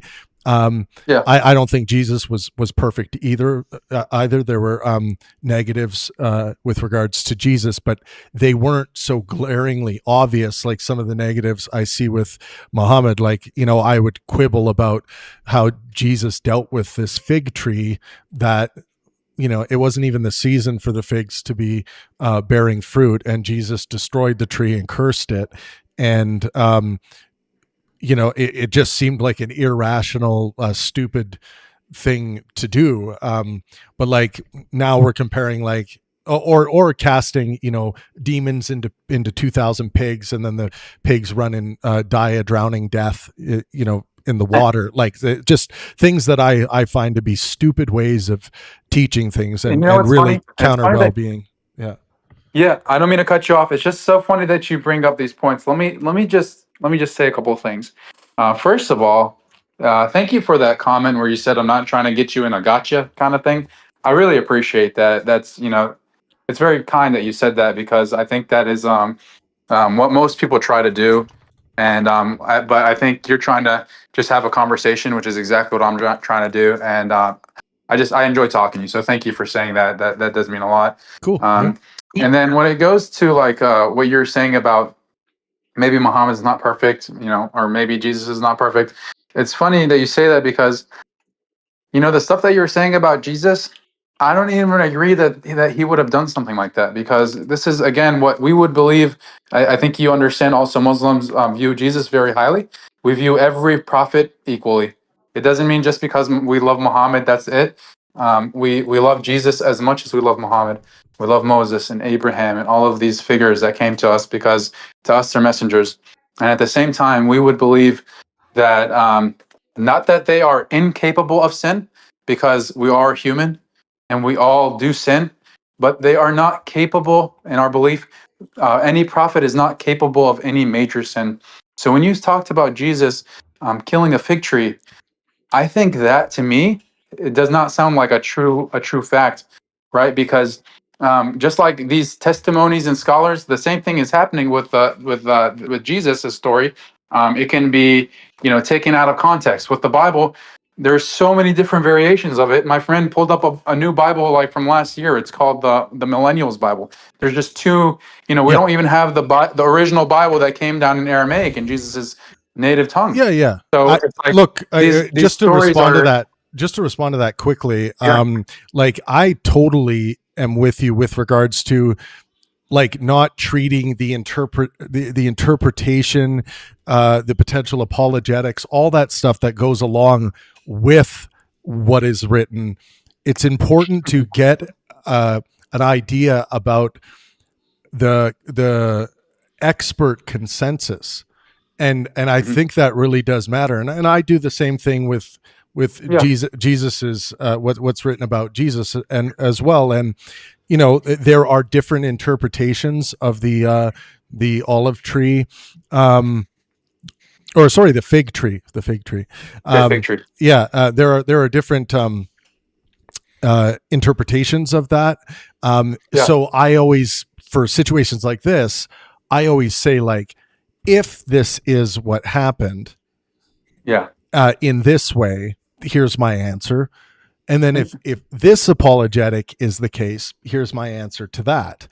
Sometimes the apologetic, that might be the most popular one, still doesn't satisfy the issue I have with the good, bad, right, or wrong about the issue, or the rationality of this path of teaching. So, I do, take seriously that we shouldn't just be like reading the words potentially out of context and then making our prescriptions based on that. Like I try to get the holistic view, and just like I care about scientific consensus, I care about scholarly and academic consensus about these things as well, because they know way more than I do. They do. They know way more than we could ever, like we're talking about thousands of years of scholarly work, like over 1,000 years of scholarly work on these issues. Lots have been written, lots refined, new artifacts uncovered, new scrolls, all kinds of different things that have led to different interpretations. So yeah, no, I get the issue of historicity when it comes to some of these things, but that's why I always give multiple answers to these cases. Like obviously, like I said about Aisha, if it's the case that Aisha was, 16, I mean, 16 is the like age of consent in Canada today. Okay. Like but because we're talking about prepubescent child here, and that's the scholarly consensus, that's horrifying to me. I see, and I do, trust me, I see your point. And what it comes back to me, it's like, this is my kind of framework, right? Because remember I mentioned you have to think for your own self, and at the same time there is a level of what we call blind faith, and that is, it's not that blind faith just means, hey, I'm going to take everything the way that I was taught. No, it means that you believe in the unseen, which means that you believe that there is a creator. Because I can't see God. I can't see angels. Some people can see demons, apparently. I don't know all about that, but it's like, I believe that there is another dimension to the world, right? And that is what the having blind faith is all about. But when things come up, and and this is kind of like my other side of the answer, when we don't understand, maybe humans, or maybe us, we don't necessarily have to understand, because we don't know God's plan, right? And for example, right, just as an example to kind of open up our eyes a little bit, if a father, God forbid, he sees his son or his young one die right in front of him, what's the first thing he's going to say? Why would you do this to me, God? Why would you do this to me? There is a plan. Of course, it seems very cruel, right? It seems like, why would a child lose his life? Why are there children all over the world that are suffering? You're asking why? People start to say, is God a cruel God? Why would he put us through this pain? Maybe with something that we don't understand at this time, right? Maybe at a later time we'll understand. Maybe we won't until the next life. And that's kind of my answer to you, to some of the things that we've been talking about, is like, maybe we don't have the answer. And at the same time, scholars are not, just because they're a scholar doesn't mean they have absolute authority. It means that they are smart and knowledgeable about a lot of things. But that does not make them, and that's kind of what happened with Christianity, is that, not even the disciples, it would be like the students of the disciples would start coming up with verses for the Bible. It's like, who has the authority to do these things? None of them, right? So at the end of the day, these are just for us to have better interpretations and try to keep asking the questions to find the truth. But just so I can end with this for you, because you seem like a really smart young. I think we're around the same age. I'm 32. You seem pretty smart. I'm 39. And just 39. Okay, I'm 32, right? So we're around the same age. You seem like you're pretty smart. I mean, like, obviously, and I'm sure there's a lot of Muslim people in Canada. I mean, do you ever see them doing these type of things, right? Do you ever see a Muslim guy with concubines, as you called it, or with little girls, or waging war on people? I mean, I haven't lived in your shoes. I've never even visited Canada. Hopefully, one day I get to see the Niagara. But my point is, you've seen them, right? You've seen them through their actions. I can guarantee you, if you walk into a mosque, it's not what most people would imagine it to be like, right? It's not this type of rhetoric that we've been talking about. It's like you really have to lead by example in this kind of faith, and similarly to the Christian people, we're all humans. We make mistakes. There was a huge crusade. There was lots of wars waged. But that doesn't mean that my Christian neighbors, I'm going to treat them any differently. I still love them and I respect them because we're all brothers and sisters at the end of the day, right? Yeah, I feel through my own lens that we're all brothers and sisters, not really through like a traditional religious way of thinking about that. So I like the reason for the episode today is for us to make moral assessments. It seems like you don't believe in the Aisha account, which is fine. And I think a lot of the other ways you are dealing with the problems I have with the Quran and with Muhammad, I think it sounds to me like you're doing the good thing in how you're interpreting this stuff. Like you mentioned how, your parents raised you to understand certain aspects of how you treat women, for example. I appreciate that you've gone that direction as opposed to like the 60% of Afghanistan males who think they are justified in beating their wives. So yeah, I mean your path. Yeah. Well, let me just finish. But I think your path in Islam is the right path. You mentioned, going into mosques in Canada. I'm not going to see,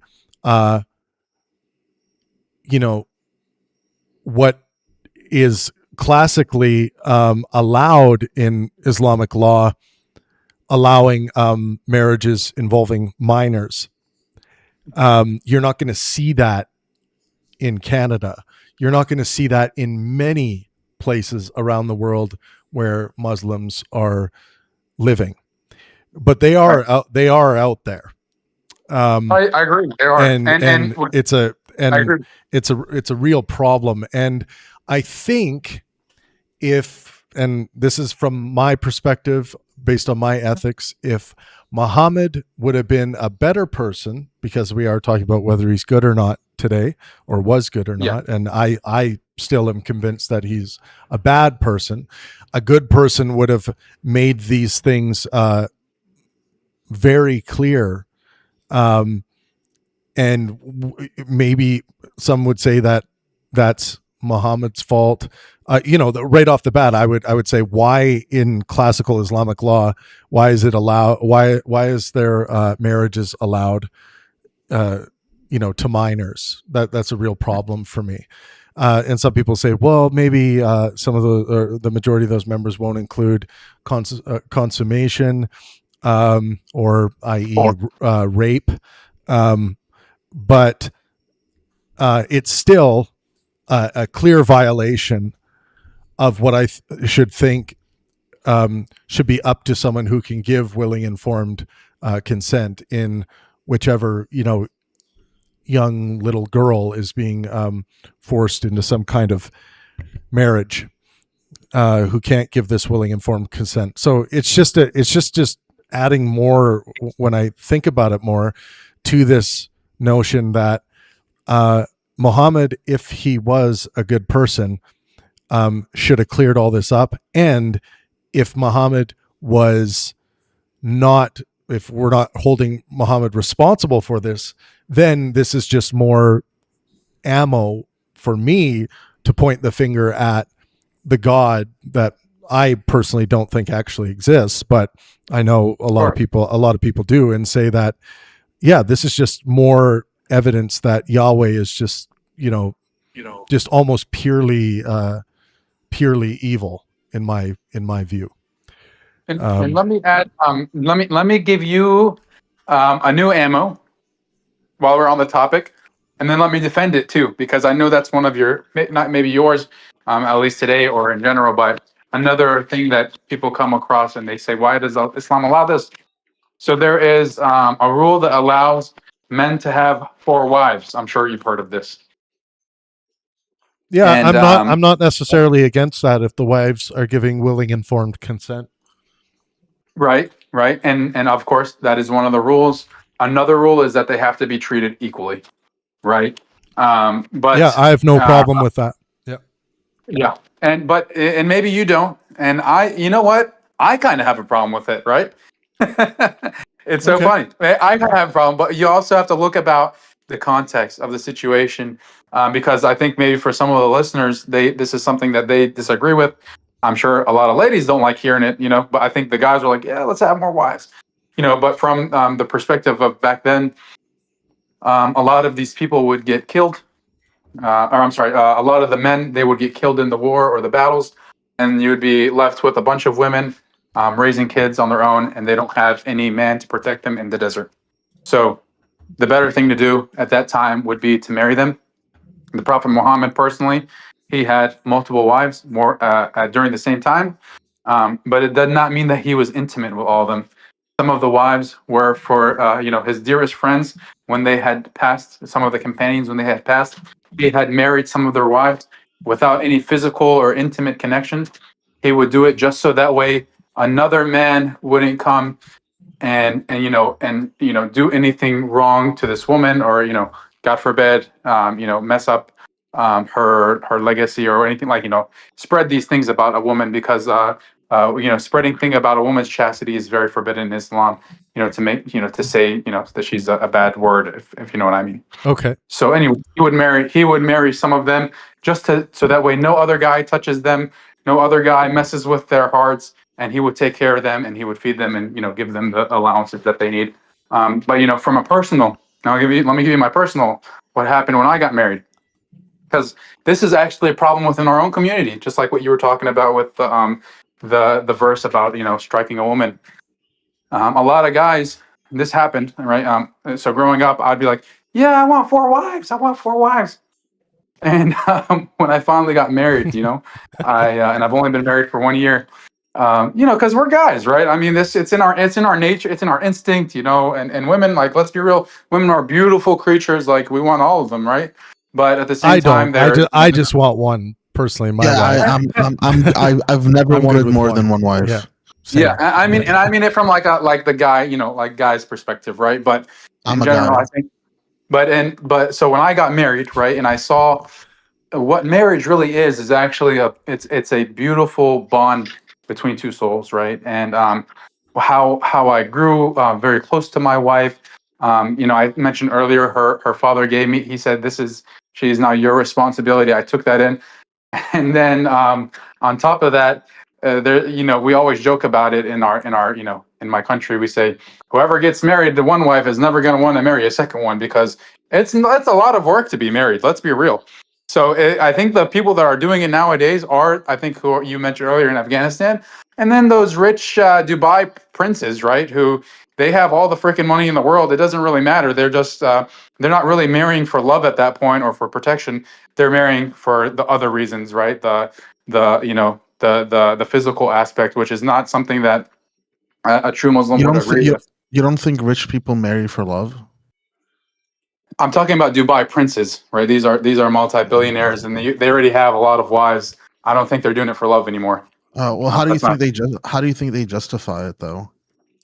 How do they justify it? I don't know what they're doing, and I can't speak for their heart, but I think that money can drive people to do things they naturally wouldn't do. Yeah, I mean, I think we should be careful not to overgeneralize about their situations, right? Because I don't have any way of knowing at this point whether or not this particular new wife is a love wife or this one isn't, or yeah, I mean, it would, we and maybe you have that specific information, but it sounds like it's more of just a general belief you have about that.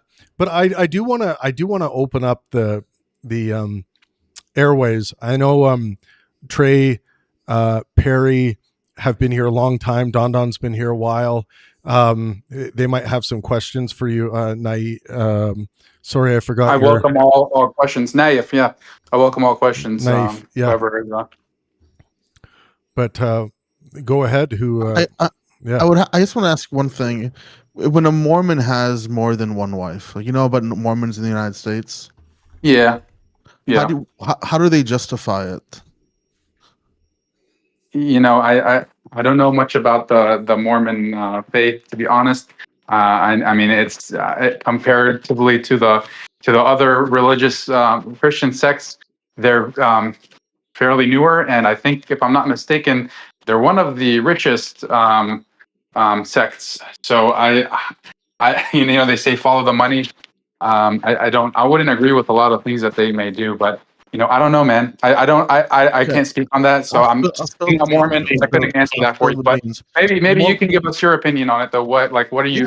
Yeah. So I ask it because I was trying to like see, because Mormons justify polygamy by looking at the religious texts. Mhm. And around the world, this is very much part and parcel. So when you look at a religious community, and all religious communities justify their actions by appealing to their gods, their moral sentiments, and what they believe is a divine authority. So when you talk about rich people who are Muslim, who consider themselves devout Muslims, they justify it to the Quran, Mhm. right? We recognize this, right? Yeah. And it's because they see the Quran as giving them permission to do so. And let me tell you why I said that about the Dubai princes, right? I use that as an example, is because there's, you know, in Saudi Arabia, and I think maybe this has been changing over the last couple of years, because I swear to you, this is why. Ronaldo, when he got taken into the Saudi league, they had to change the laws, because as previously, you're not allowed to have like a girlfriend that you're not in a marriage contract with, right? But since Ronaldo is there now, they had to change the law for him because he's not married to Georgina, right? So what did Yeah. people used to do in Saudi Arabia? They would contractually get married to a woman for one night, so that way they can do their act that they want to do, and then they would legally divorce her the next night, right? That's their version of a one night stand. But you know, here's the thing though: are you gonna try to do the runaround with God? Like, do you think He's not all knowing? If you do believe in a God, or this character that we I'm call not God, talking about. I'm not. I'm just trying to. that's the reason why I said the Dubai princes. Like, these are the rich people that are taking advantage of the situation where they're marrying just for these physical aspects and not for the other aspects where we as Muslims get married in order to have children, right? It's like so that we can keep growing and spreading. So I think that what you're doing in a way is very much like it's a type of bigotry that I just won't let you get away with. I'm sure there's tons of people in Dubai who are rich but not super rich who believe that they can get married to multiple wives because of Quranic permission. I'm very certain of this. I'm also very certain that this is the case in Afghanistan. I'm also certain that in many countries around the world that not like the United States, you know, Muslims don't really practice polygamy in the United States, but in other countries where Muslims do practice polygamy, they also justify it by looking at their Quran. And for you to try to distance Muslims from devout Muslims from their belief in God because they're somehow not true Muslims or not true believers. I don't have inherent bigotry towards rich people, which is what it seems like you're trying to ground this argument in. Fair. So I don't know. You kind of threw me off with that. I mean, yeah. Like it's not. You're talking about Afghanistan, and Talking about Afghanistan and I brought up Dubai. Dubai. Yeah, I brought up Dubai. You brought up you know, Afghanistan. You know, uh, Afghanistan is rooted in their culture, dude. You know, there's a lot of cultural things, and if their law allows it, and this is what they're used to, they're gonna do it. It doesn't mean that it's right. It doesn't mean it's wrong.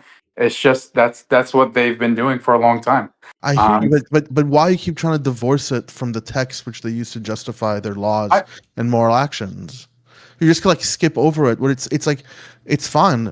There's, for example, when people ask me things like, "Oh, why do super Haredi religious Jews believe they have a claim to like kick Palestinians out?" It's related to the Torah. It would be ridiculous and dishonest for me to say, "Well, it's just culture," and like no, there is a reason for why this is happening, and in partly there is because of the permission structure which the religion enables. You're absolutely right. It is a text in the Quran, and it says that they are allowed to do this. And maybe during this time in today's world, it doesn't seem like the right thing, right? But tomorrow, for all we know, we will be living in another world. And Okay, do you think the same thing about pedophilia? No, absolutely not. Obviously, you should not have any relationship with any child. Okay, but at the end of the day, Islam and the Quran also creates a permission structure for that. Where does it create religious? Where does the Quran allow for pedophilia? The fact that there's ambiguity when the story of Muhammad and Aisha, which that is not in the Quran, bro. That's not in the Quran, though. That's from what we talked about earlier. That's in testimony. That was never mentioned in the Quran. Are Sahih hadiths not recognized as legitimate authority? Sahih hadiths are a way to interpret the Quran, but it does not mean it is the final say. I didn't say. But when I talk about religion, that's why I said both in the Quran and in the history, it creates a permission structure. This is not in the Quran. Pedophilia is not in the Quran. That's a false accusation, though. Muhammad let me just double check, because I remember, does the Quran not talk about Aisha at all? It does talk about Aisha, but it does not say that he's a pedophile and that she was a baby. I mean, it does not say this kind of stuff. This is more of an, But I also I think what you're referring to is testimony, which is word of mouth, not One second. necessarily the word of Quran. 1 second. I think it's a bit dishonest, because I know that nominal Muslims usually point to hadiths to explain what's happening within the Quranic structure, because they'll tell me. Yes, and you're absolutely right. I understand, as someone who grew up Orthodox, had a very religious Orthodox teens, that I know that even when you look at the Torah, we don't understand it simply by the pure text itself. There's interpretations, and there's a whole legacy to religion. And within the Islamic religion, there is a legacy. So go ahead and find that, since you said you're going to research it. Just let me know what you find. But if I'm not mistaken, when you say Torah, do you mean the Old Testament, or are you referring to another? Tanakh plus everything else, everything, Maimonides, like everything around that, yeah. Okay. It's a part. So. I'm not trying to be, and I don't like pointing fingers or anything. But just go ahead and tell me what you find real quickly. Okay, yeah. And I'll take my time while you do that. But my point is, even if it's in the hadiths, that doesn't make a difference, because the hadiths are used to explain Quranic passages, and authentic hadiths are recognized as a part of the broader corpus of the Muslim religion and the permission structure of Islam. So whether or not this specific point, there's a bit of ambiguity to it, because it wasn't that important to my argument. The point is that religions create permission structures, and your response is you're not willing to take ownership of the permission structure that not just modern Islam condoned in many countries around the world, but ancient Islam definitely condoned. Again, I'm positive I said this at the beginning of the call. There are hadiths, and we take them as an understanding of what we should do with our religion, but it does not mean as the final interpretation or the final answer. Okay, the final answer is what we find within the Quran, and from there, you should, each person is responsible for making their own interpretation based on their own circumstances, and that does not mean to find the easy way out. That means to try to find the truth. I agree with you that the hadiths. I agree with you that hadiths are meant. Hadiths are used usually. Strong hadiths are made to make arguments, but that doesn't mean that's all that. That's not the final say. Okay, so do you think that the ambiguity within Islam, the Islamic tradition, along with the hadiths, has created a permission structure which has enabled people and nations to justify laws that exploit underage girls for marriage? I'm sorry, can you say that one more time? Does you agree that Islam, as a religion, with all of its incorporated texts, has created a permission structure today in some countries, and historically in many Islamic countries, where they justify and create the legal and social structure where young girls are exploited? They get married. Young prepubescent girls are forced into marriages because of that. Yes, I think that is the problem, is that people are using these items out of context, and is fallen, within the laws and the cultural norms of these countries. But that does not mean that it's the right thing. We have. I'm not asking whether it's. I'm not. I know it's not the right thing. Because even in America, I'm not sure if you live here in the States. I mean, there are laws that we have that not everyone agrees with, right? Just because it's set in stone. Yeah, does not mean that it's the right thing. but my laws aren't given from God. They're man-made, and we're all aware that they're man-made. Okay. Again, that's not. I mean, did you find anything that said that this was from God to marry a little kid?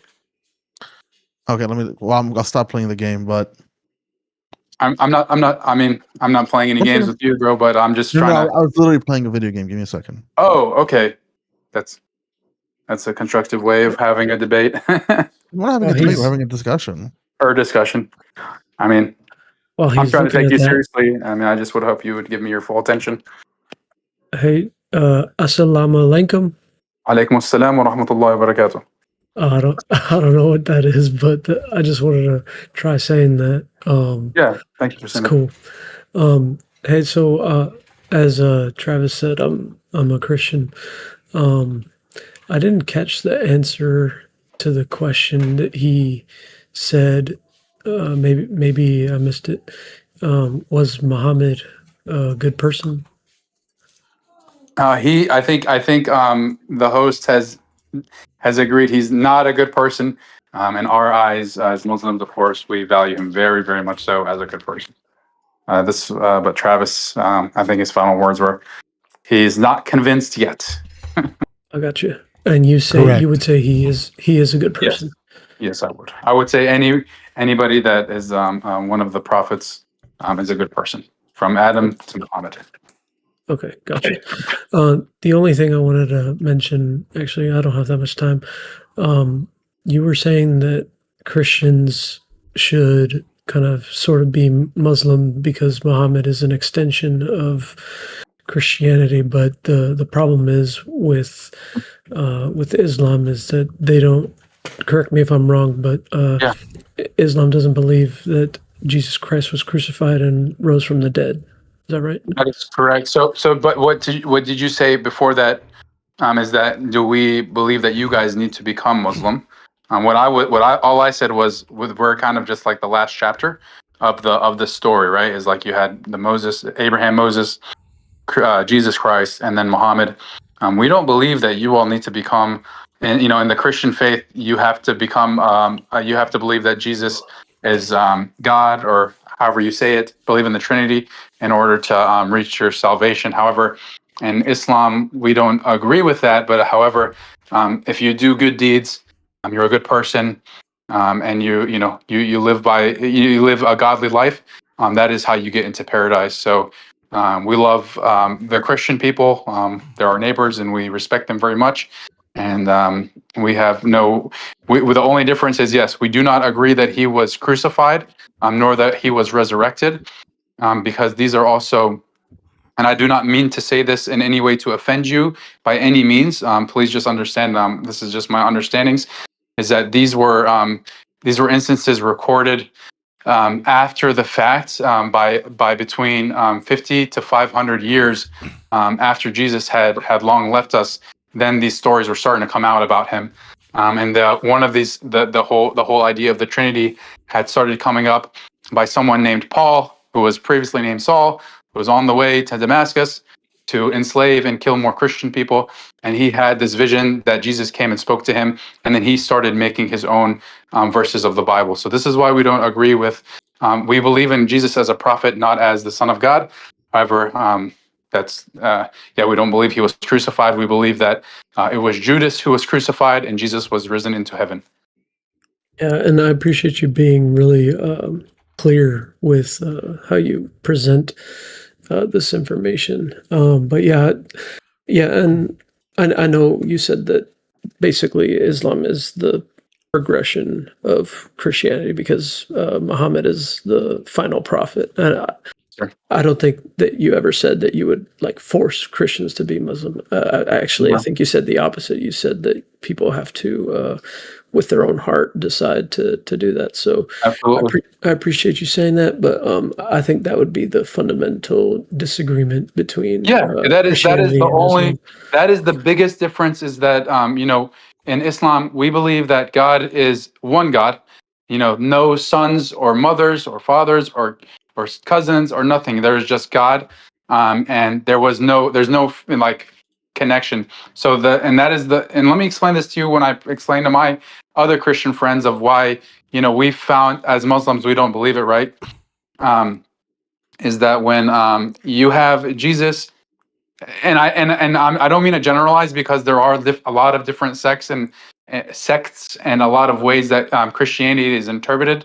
Some people believe in the Trinity, some people don't. I think majority of people believe that Jesus is the Son of God, which means that he also is God, right? And that's kind of what the Trinity is. So based off of that, we believe that all man, even Muhammad is a man, and Jesus is a man. You see that, and that we are also men. We are all man. And that there's a big separation from man and then to God, right? Because what happened is, and I think maybe you can see where my point is going. You have in Christianity, if you look at for example, I see I have a lot of Mexican friends. They not only pray to Jesus and God, they also pray to Mother Mary, and then they pray to the Saint Paul or Saint so and so. I think Saint Nicholas is one of the names. I'm not sure if that's true, but it's and they keep praying to these other additional figures. Where does it stop? Right? There has to be a clear point in where we stop, and we just pray to one. And that is what Muslims do: is that we pray to one God, and there is no affiliates or connections. It's just Him. There is no you go to you don't we in our mosque we don't go and speak to someone about our sins. We speak directly to God and we ask for forgiveness for our sins. There is no levels, there's no hey bishop or a priest or anybody. The person giving the sermon is just as equal to you and I and any prophet. We're all humans. We're all created from dirt or from mud, however you want to say it. And none of us have that connection to God. And then I just wanted to, I'm sorry, I don't mean to keep rambling. I just wanted to give you one historical fact about how the relationship between Christians and Muslims and even Jews. Muhammad, his neighbor was actually Jewish. This is documented. His neighbor was Jewish, and his neighbor was very sick, and he would actually take care of his neighbor. And I think our friend here who had mentioned Palestine earlier, Christians and Muslims and Jews lived together in harmony and peace for thousands of years. But also Muhammad, when he did conquest over to Mecca. In which universe? I'm sorry? In which universe was there this, peace between the three groups for 1,000+ years? If you ever get the chance to visit Palestine, you will see there's many mosques and many churches and many temples, which is a fact that these people were able to practice their religion freely, right, and openly without any consequence. But I'm sorry, I just want to make the last point that temples? A Jewish temple where a Jewish person goes to pray. If you ever heard of Salahuddin al-Ayyubi, he was the last person to free Palestine, and he had allowed the Jewish people who had been kicked out and exiled from almost every country, over 100 countries. I think it was 112 or 100. I think 112 countries. Salahuddin al-Ayyubi, the person who had last freed Palestine in the right before the Crusade had happened, he had allowed the Jewish people to come back and live there as their given right. Okay, so, I understand which universe we're in. We're in the online universe where all these things are true that we read online. Okay. This is. I mean, you can look into it. You can look into it. It's this is real quick. Also, let's not fall into passive aggressiveness here. Things are. Well, what do you mean? I'm we've been having nonsense. What's that? I think it's pretty direct. I'm saying this. 1 second. Yeah, so pull up the information because he wants the information. I want to get to this because this is something that's I've been sitting with, and this is where the permission structure come from. Quran 55:4 says, "And those women who have despaired of menstruation, if you doubt their waiting period is 3 months, and also for those who have not menstruated." Traditional Islamists jurists argue that this quote in the Quran, the iddah, the waiting period after divorce of girls who have not yet menstruated, it necessarily assumes that valid marriage and potential of divorce could occur before puberty. The classic scholars like Muhammad ibn Idris al-Shaifi, he reasons that because Quran 55:4 mentions waiting periods for girls who have not menstruated, therefore such marriages are legally recognized. The Prophet's marriage to Aisha bin Abi Bakr serves as a model according to Muhammad ibn Idris al-Shaifi. Ibn Qudma in Al-Maghuhi argues that a father may arrange his marriage of his minor daughter, and he cites the marriage of Aisha and also talks about a Quran 65:4. Abu Jafar al-Tabari in his Quranic commentary on 55:4 explains those who have not yet menstruated, refers to girls who are too young to menstruate. This interpretation becomes highly influential. Ismail ibn Kathir in Quran 55:4 writes that the verses refer to the young who have not reached the age of menstruation. Abu Allah al-Bakuri argues that the verse explicitly demonstrates the legality of divorcing wives who have not yet menstruated, implying that such marriages are legally valid. Abu Bakr al-Jassa argues in Quran 55:4. I'm going to finish this whole thing. Minors may be married, otherwise the verse would not be assigned them with an iddah. All of these sources disagree with you. Can I say something? No, once I'm done, you can. All these sources disagree with you. And you can come and tell us that you are the person who understands Islam. You have the true understanding of what it's supposed to be. All of these other scholars throughout history are wrong. You can give us a tale as all this time. But what I'm going to do, and it's the same thing that all serious academics do, they look at the experts on this topic, the ones who are recognized by the orthodoxy and the big movements, and I'm going to go with what they say. And if you're not willing to identify and recognize that Islam, and because of Muhammad and the writers and the hadiths and all of the Muslim scholars, has created societies where not only was child marriage okay, it was justified by divine revelation. And no matter what you try to do, you can't run away from it. And the slipperiness is the problem. Okay. Is it my turn? Now it's your turn. Okay. I'm just going to let you know, it's so ironic you bring up that verse because I already brought it up earlier, right? Okay. And when I had misinterpreted it, I don't know if you were here during that time. No. This verse was not speaking. It's my turn, right? It's my verse. It's my turn now, right? I didn't interrupt you, right? I didn't misinterpret it. I wasn't talking about my interpretation of it. Never brought that up once. I never said you misinterpreted it. I said I misinterpreted it. No, so I don't care about your interpretation either. Did Muhammad ibn Idris al-Shaif? Can I finish? Can I please finish my point? Talk about them, not about you. Let's talk about them. Let's try to let each other finish. Naif,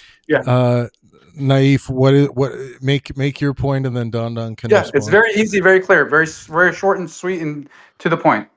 Brother, this is not about a child marriage. The menstruation for the divorce I mentioned earlier has nothing to do with children. They're talking about she cannot divorce until they get that second menstruation so that they can make sure they're not pregnant. Okay, that has nothing to do with age. It's talking about pregnancy. So all that you found has nothing to do with children. It's all about pregnancy. Jafar al-Tabari says refers to girls who are too young to menstruate. Okay, Ibn Qudma argues that a father may arrange the marriage of a minor daughter who is yet to menstruate. These are not my interpretations. Okay, these are not your interpretations. These are other Islamic scholars' interpretations. Okay. And this is why I'm not here to argue with you about how to interpret the Quran. I'm not arguing with you. No, you're telling me how I should and what the Quran is really trying to talk about. I am talking about the fact that Islam, as an organizational religion that has carried its legitimacy through governments and wars and that in millennia, has in it a permission structure through interpretive bodies that cite the Quran about child marriage and justify it. That's a fact. So again, I don't want to go on. You say yes, that's a fact. No. It's not, because it's not the truth, and you're kind of you're clinging on to a statement of the random authors that you had just provided me. Right. Can I finish, please, bro? I put myself on mute when you talk because I want to give you the respect and allow you to go ahead and finish your thought. I would just really appreciate the same courtesy, please. Okay. So you're looking up this is a big fallacy when you're looking in discussion. You cannot, if you're going to look for one side of the argument when you're searching or researching, you have to look for the other side, because I can find you 1,000, and I didn't even go through the time to do this because there's really no point in going in circles. I could also find 1,000 different names and scholars of people who would just disagree with you, right? So that's why I don't appreciate those type of conversations, because we would just be going in circles. It's like a dog chasing his tail. There's really no point. I try to give you my opinion, and at the very beginning, right, and it's all recorded, you just said that I told you at the very beginning, I am not a scholar, I am not an expert. All I try to tell you is through my journey, and God knows best that I'm not trying to spread any misinformation. I'm trying to tell you what I have learned through my heart. I never once did I say which you had said that I'm trying. You said that I said that everyone needs to follow me, and I know what the right religion is. I never said that. I never said you said that. If we look at the recording, you said something. Yeah, I just want to say one thing quickly. Hello to everyone who's joining us on the stream right now. Make sure you subscribe to the new Pangburn live YouTube channel here. If you already know about Pangburn, you'll know that we have quite a large main channel, but this is where all of our community live streams are going to be happening on this channel. So if you like having good faith, helpful, passionate discussions, make sure you subscribe here. Smash that like button. And here, if you want to jump into the conversation right now, here is the link. You can join our Discord server. We're going to be going for a bit longer here because this is great conversations we've been having tonight. But yeah, I just wanted to make sure you guys have a chance to subscribe. But anyways, go ahead. Subscribe, guys. Travis is awesome. Dan, I think it was Dan that was talking. I don't know. I couldn't tell who I was talking with, but yeah, Don. Yeah, man. I don't. Don. Yeah, man. Like I said, bro, I'm not an expert. If you're Jewish, I respect you and I love you. You're my brother at the end of the day. But I do not agree with what you're saying. And if you're going to look for facts, you have to look at both sides, right? You can't just anybody can go and try to justify what they want to look for. If I want to go and find online for facts why the earth is flat, I'm going to find it. But I can also go and try to find online that the earth is round, right? So there's no point in playing that game. It's really not going to get us anywhere, and it's not productive. So I would encourage to look at both sides. So what's happening in the discussion now, and maybe you'll be able to move on from it. Everything I do is passionate, but I care about the facts. I'm not interested in narrative structures. I'm not interested in narrative arguments. And sure, then look at other facts too. Look at the other side of the facts. Let Don finish, please. Yeah. And you have your side. I'm not talking about your side. Whatever interpretation that says this isn't the case, that's also fine. Those exist. As I said, modern Muslims do not practice this in developed countries. That's not a thing. Do I believe Islam? I'm an atheist, by the way. I'm Jewish heritage, but I'm an atheist. Do I believe that there are places where Islam is more reformed and it's a peaceful, moderate religion that has beautiful heritage and more modern scholarship that rejects these classical interpretations? Yeah, absolutely. I don't disagree with that at all. That's a fact.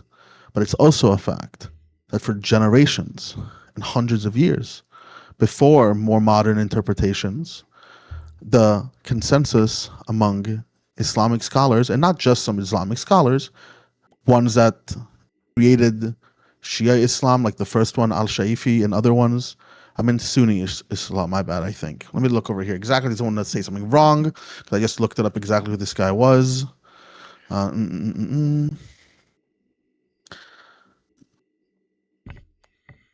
Early Islamic Golden Age, Masalum of Imam al-Shaif, Cairo. Yes. Whatever. This is a big guy. Shaifi school, yes. Principles of Islamic Jurisprudence. He's a big guy, big scholar, not just some random person. Thought these things. It means that within the Quran, there is ambiguity that has created and entrenched this type of permission structure. That's a fact. And instead of just recognizing that as true, you keep trying to convince me why that really isn't the case, and you have to look at the other sides. I'm not interested in the case. For me, the Quran is a story. It's a religion just like all other religions. And when a religion is within it has that structure, that's a problem. That's immoral, and we should be honest enough to call that out instead of skirting around the problem. As a Muslim who disagrees with this, should agree with me that these interpretations not only are a problem, Islamic jurisprudence has made this a thing. Yeah, I mean, look, what you said is right, and the fact that the sentence that you just kind of closed out with is that, you. Here's the thing: I don't agree with you. Why? Because you have your interpretation, I have my interpretation, right? The fact that it is a little ambiguous, it's fine. I mean, that is just the fact. Like you said, all religions have this, and you have to, at the end of the day, interpret it for your own self, right? We're all responsible for our soul's keeping at the end of the day. So I'm not gonna go and follow any scholar. Like I said, I'm gonna take everything with a grain of salt, try to have the best understanding based on my own life and my circumstances and everything I've learned, and have a good intention with it, though, right? I'm going to have a good intention and try to find what the truth is. Just because a law put it into place, just because a scholar said it's okay, it doesn't give me, a clean slate to just follow blindly. Okay, and I don't think anyone should. But I've never spoke. I want you to respond to me. I never said this is my interpretation, and I think you should follow it as a Muslim. I'm simply asking for a very basic recognition as an honest Muslim who doesn't believe in this to go ahead and say, yeah, the Islamic jurisprudence of the early period justified this, and this is why we still have an overrepresentation of child marriage in deeply backwards and regressive Islamic countries. Like, is that not a fact? If it is a fact, then obviously then it is a fact. I mean, I don't know about all of it. I'm sure there is. I'm not saying you're wrong. Places like Afghanistan, 60% of it was following 60%. These rules. Yeah, I mean, if that's the case in Afghanistan, obviously we would condemn that, right? Like and their justification is what? How do they justify it? I'm assuming they're going to justify it through religion, right? So through which surah in the Quran, right? No, the surah that you mentioned, I told you already. The surah that you mentioned is separate than what we're talking about. The surah where you mentioned is about pregnancy, about divorce, not about a child that is not. Okay, but this is an interpretation of it. These other scholars are disagreeing with your interpretation. Well, then you can say that and these people are using those scholars. And I understand that you think they are wrong, but it's the scholars of your religion. It's the scholars who wrote this in the 900s and the 700s who are talking about this, right? This is what this is my answer for you, okay? I do not agree with what they're doing, and I don't think the majority of Muslims who truly practice the religion, and even non-Muslims would agree that that is not the right thing to do. Okay, just because people are doing it, and if you want to say that, it's like you can use this argument for so many different things. Okay, like you said earlier about the Judaism and about Palestine. Does that make it just because it's written in their text, or if that's how they interpret it? Because a scholar said that to do this, it doesn't mean that it's okay. And it's just, but the thing is, it's not fair to use that argument against the whole religion when one nation is doing something that the rest of us don't agree with. That you're talking about 1 or 2 million people versus 2 billion people, right? That's a big difference. Let me explain it. Let me explain it this way. If I was if I ran a homeschool environment, in that homeschool environment, I keep telling the kids that they need to go ahead and deal with the people in the inner cities. The people in the cities are problematic. We need to deal with them. We have to deal with those people. And then within that school, 2 people out of the 20 students I have, 2 of them went and attacked the black community in downtown Chicago. Would you not say that my teaching was a problem? That's a whole different thing. You want my honest answer? Yeah. I would say they misinterpreted, right? Maybe you were saying something and they misunderstood it. They are children, also we cannot hold them to the same, logic. They don't have the they same can be mind as an 14, adult, 15, right? 16. Yeah, it doesn't make a difference. Did you tell that? Did you tell those kids to go hurt black people, black students? Did you say that? No, you didn't say that. No, I didn't. But But they the did it thing- anyway, right? But the thing is, see, this is how people hide behind technicality. This is how one can tell a lie by showing a partial picture instead of a whole, and knowing people are going to get. This is called academic brinksmanship, and demagogues do this all the time. This is how Islamophobia spreads. This is how anti-Semitism spreads. This is how racism spreads, because in the modern day, being explicitly racist is difficult. Okay?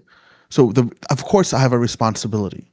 Now, for someone who is the all-powerful creator of the universe, for someone who has written texts that Muslims recognize as perfect word, so perfect that they have a linguistic proof for the divinity of the Quran, for this to cause that is either purposeful or highlights a truly non-powerful, obviously fallible man-made text.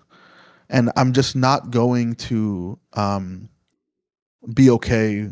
I'm going to be okay with it, because you can do whatever you want to do, but I think it's intellectually dishonest to not engage with it that strictly, because we would have the same reaction to anything else.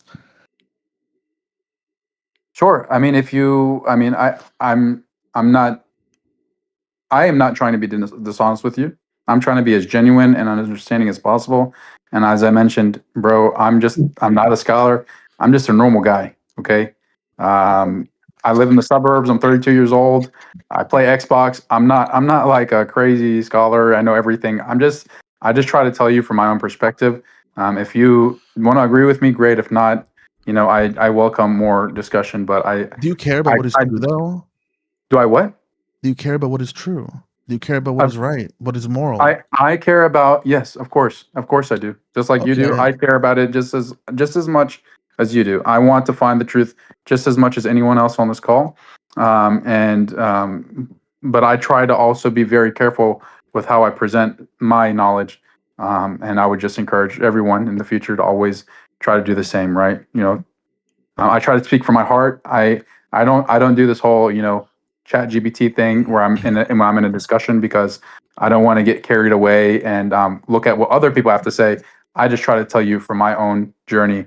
And at the end of the day, we're all human. And I think that we all have been, we are all planted with knowing what is right and wrong in our human instinct.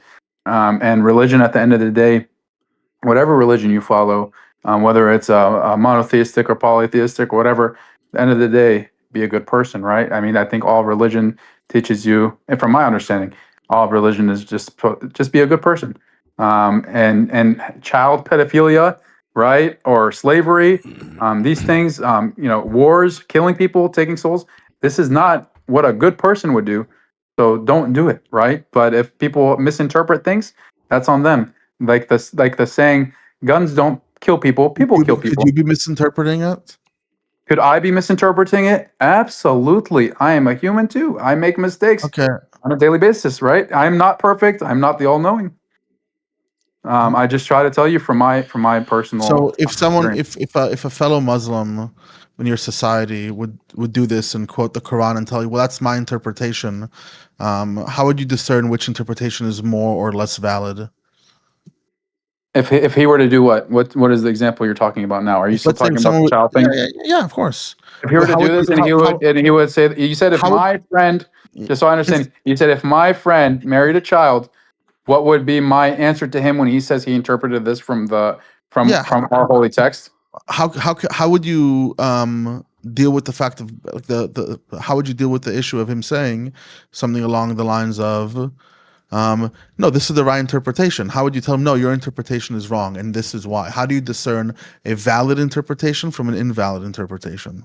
I would tell him at the end of the day, we need to think for ourselves. If you're going to interpret it wrong, let me try to, okay, it's hard to say whose interpretation is right or wrong, right? Because at the end of the day, we're going back into, I think this way and you think this way.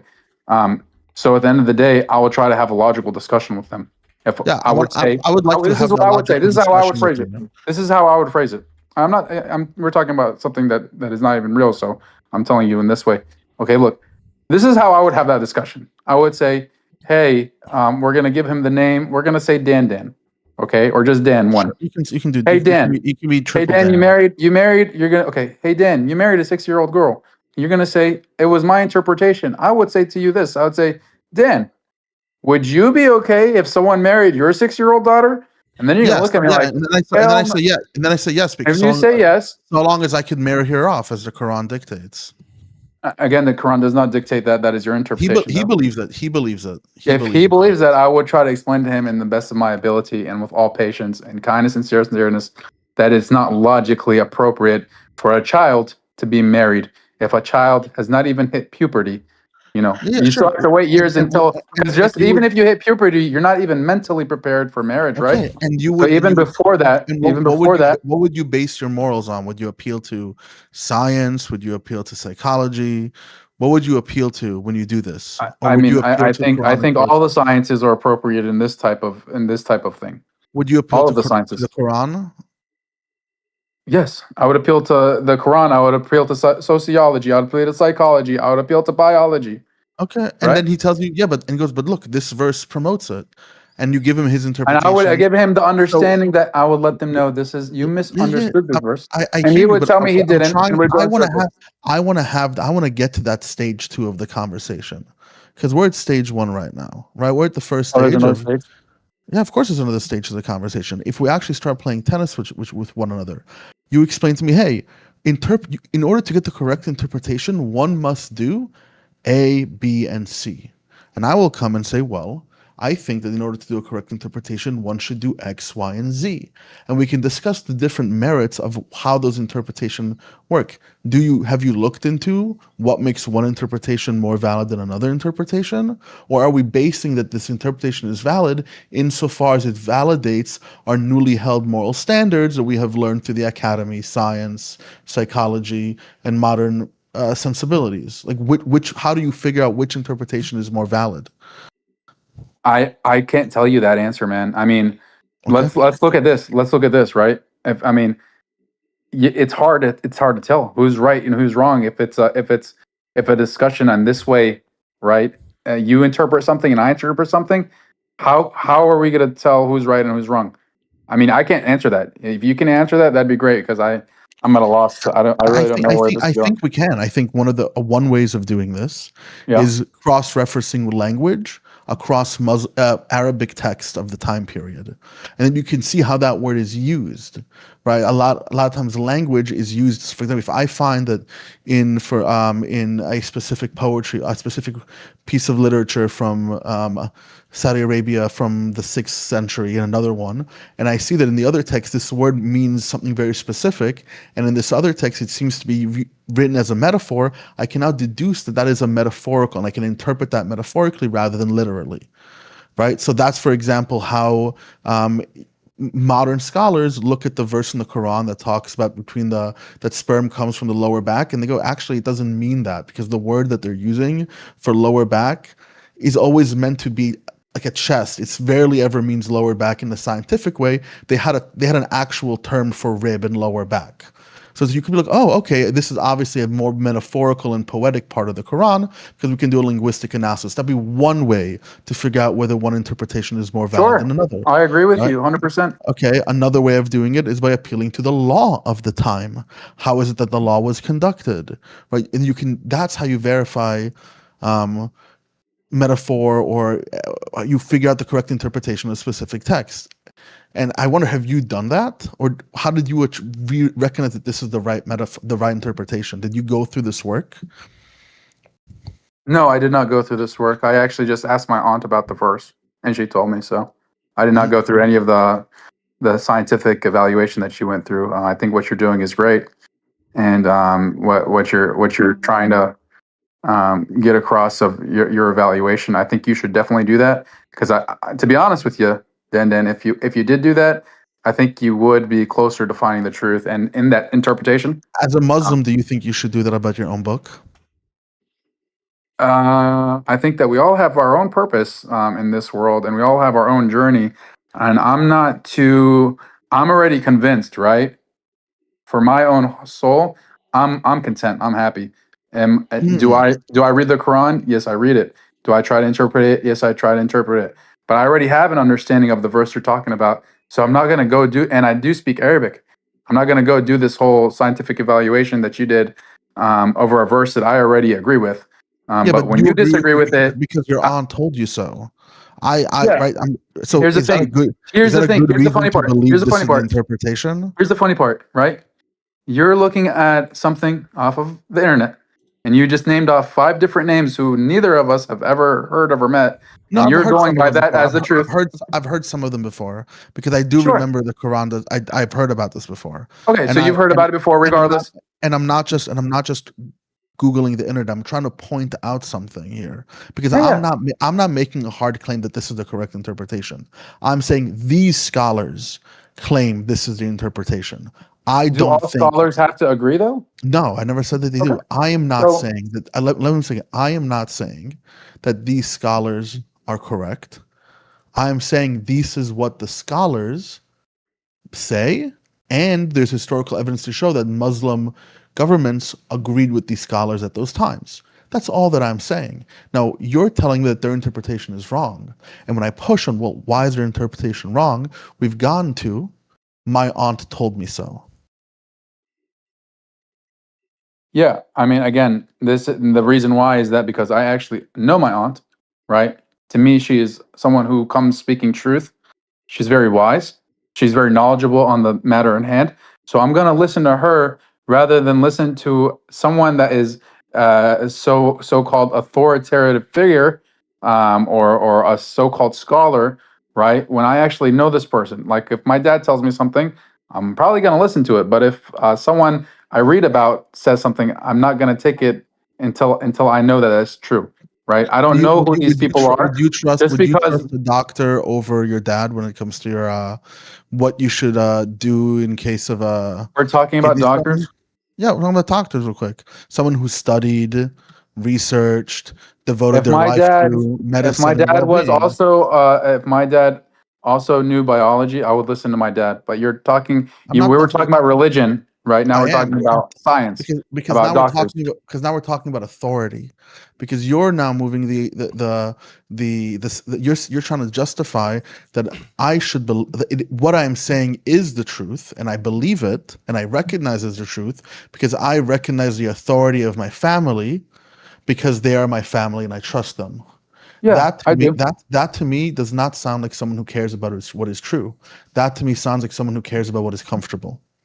I mean, it is very comfortable. I'll tell you that. And to me, it's very true. If you don't want to, agree with that, you're entitled to your own opinion. You can listen to your own scholars. These are the people I choose to follow. It's it's the way I decide to go about it. I'm not taking the easy way out or the lazy way out, as you may think I am, but that's just because my aunt is very knowledgeable in the matter. She was the one who was teaching me Quran when I was growing up, and that is why you would go to her when I had these type of questions. So, I mean, she in that matter, she's what I would describe not as an expert, but someone who is very knowledgeable on the matter. Huh? Could she be wrong? Absolutely. Anybody can be wrong. How would you check if she's wrong? I would come and ask you. I'd say, "Hey, Dan, find me." No, I'm being honest with you. It doesn't seem. I'm being honest with you, man. You said you care about what is true, and it doesn't seem like you care about what is true. And I think that's why I'll leave it. I care about what is true. Okay, we just are not agreeing. It's just not fair to say that. Just because I have came up a certain way, right? And this is what I was taught. And this is what I believe through my experiences and through my journey. To me, it's true. To you, it may not be true. We don't agree, and that's fine. I'm not pressed on the topic. A way to check your aunt's work and interpretation would be to check and see what scholars and academia has to say about any particular issue, and that's why you and I talked a lot about that consensus, and Don has been alluding to that kind of consensus as well as a good epistemic way of investigating these things, because there are like academic and scholarly consensus on all of these issues, deep and rich schools of thought that you can probably learn in more depth. And I'm not saying this as to discount your aunt, which it sounds like based on what you're saying, it's a wise person who knows a lot and you trust.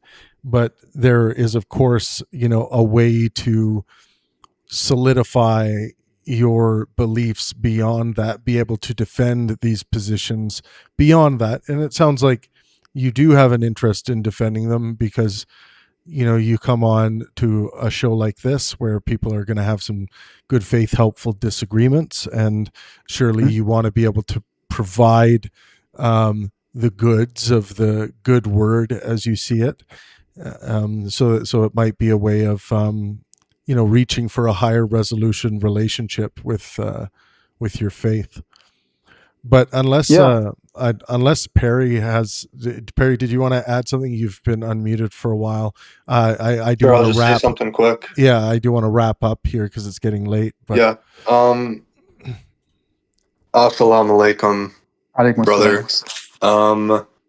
You said some things. Oh, let me think again.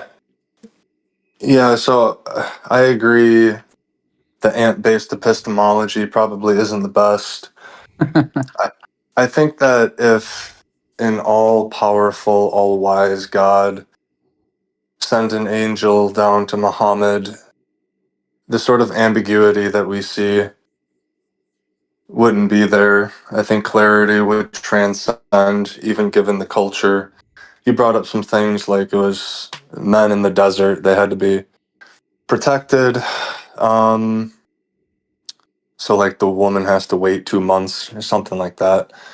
I don't think the reason that just because that they were in the desert and some of these other memes attributed to that culture justify. Same thing with the what was it? Oh, well, you said something like, oh, yeah, like back in the day, 13 was the prime because people didn't live that long. And, you said something along the lines of that. Yeah. I don't know if that's true, first of all, but even if it is, I think this was regarding the child marriage. They're still prepubescent at that point, regardless of what the social, life expectancy was. The biology doesn't, correspond to that cultural time. So I think those are just some issues, and the context of what you were saying is so far back, I could be totally misrepresenting the essence of where you were going, or like holding a door open for someone so that they don't look at their butt. Man, if you're so horny that you need to base your decisions off of whether or not your radical horniness is going to show or not, there's a huge issue in your moral calculus, I think. I mean, hold the door open and don't look at their butt. How about that? Impossible. Impossible, right? Anyway, I appreciate your rhetoric as well. You're well said. I appreciate that. Appreciate you, brother. Mega wavy. Yeah. Hey, can I just say one thing about what you said? I want to give you the last word. Don, did you have any final thoughts before we shut down? I just thought ant-based epistemology was the best perfect way to close tonight. Hey, man. We all. Hey, I love my auntie. She means the world to me, man. I hope God or the universe, whatever you guys want to call it, gives you wonderful family. Like I've been. She sounds wise. I'll say that she sounds very wise from the little you said. But hey, let me. I'm sorry. I just want, before we close out. Sorry, bro. First of all, Travis. Thank you so much, man. This has been. I feel like this has been very fun, honestly. So yeah, I don't mean to speak over you. I just want to, before we close out, I just want to address this one thing about what I said, just so there's no misinterpretation. What I said about like the prime is 13. I was just generalizing that, man. In Islam, though, in order to be married, whether you're a man or a woman, you have to be after puberty, and you also have to be after. It has to be after maturity. You have to have reasoning, and you have to be, hey, this person is ready for marriage. There's no this is the general consensus. Whatever scholars want to agree or disagree, this is the general Islamic way that we practice. I think for most Muslims, you're 100% right, by the way. Yeah, I support that prescription.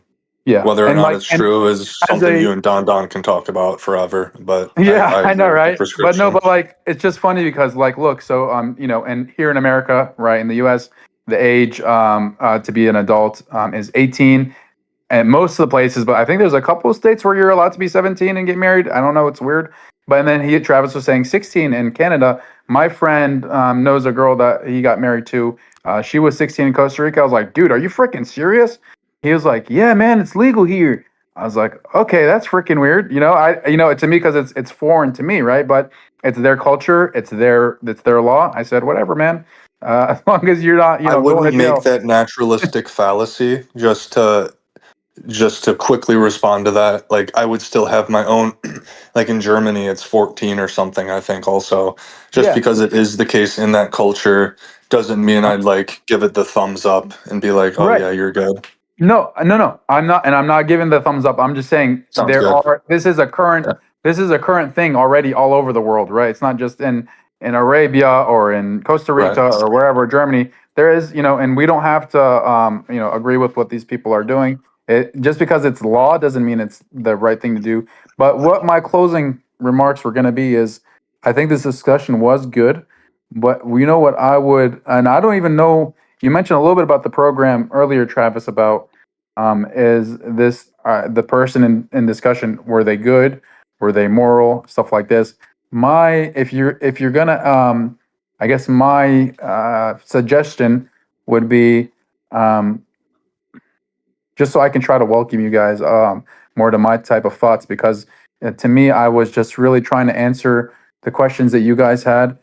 For me, what I would welcome is let's try to look more into why us Muslims are so convicted by our religion.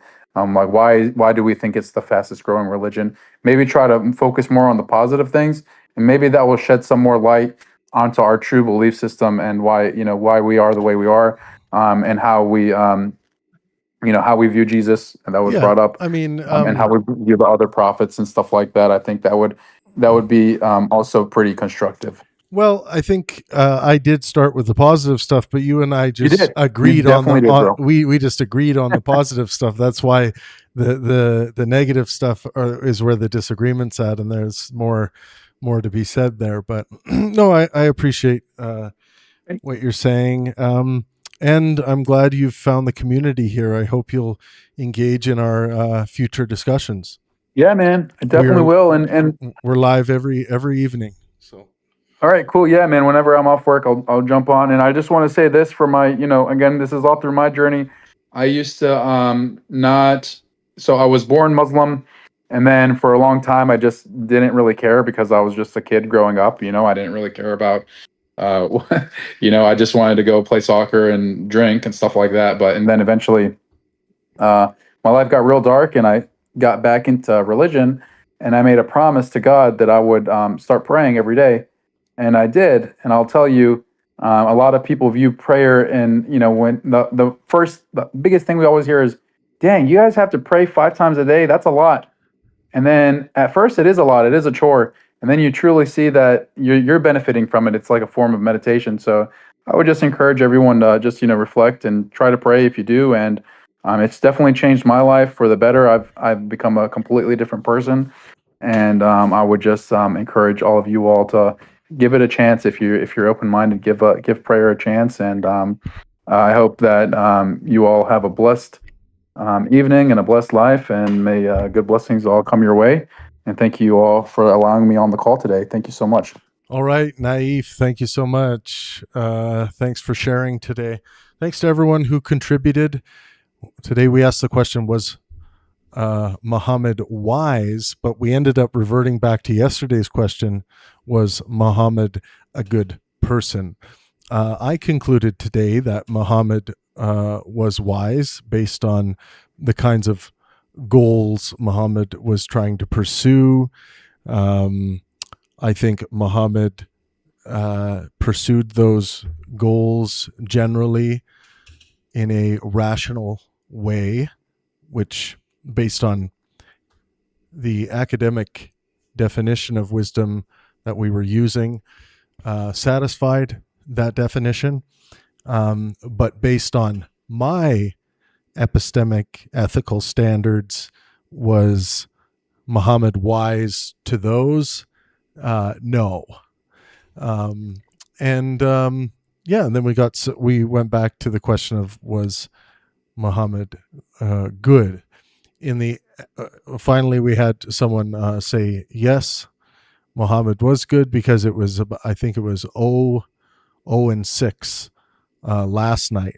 So finally Muhammad got 1 point by our new friend here, Naif.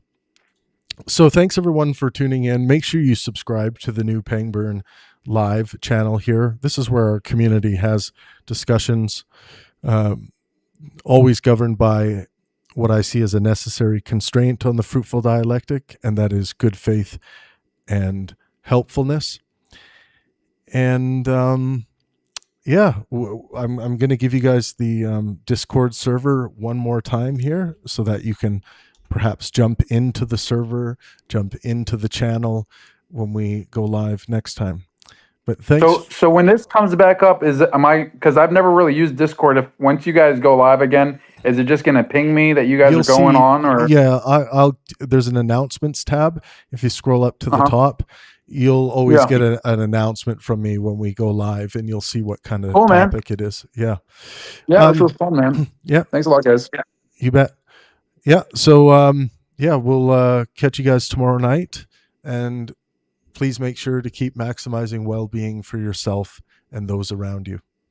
Thank you, and good night. Peace, guys.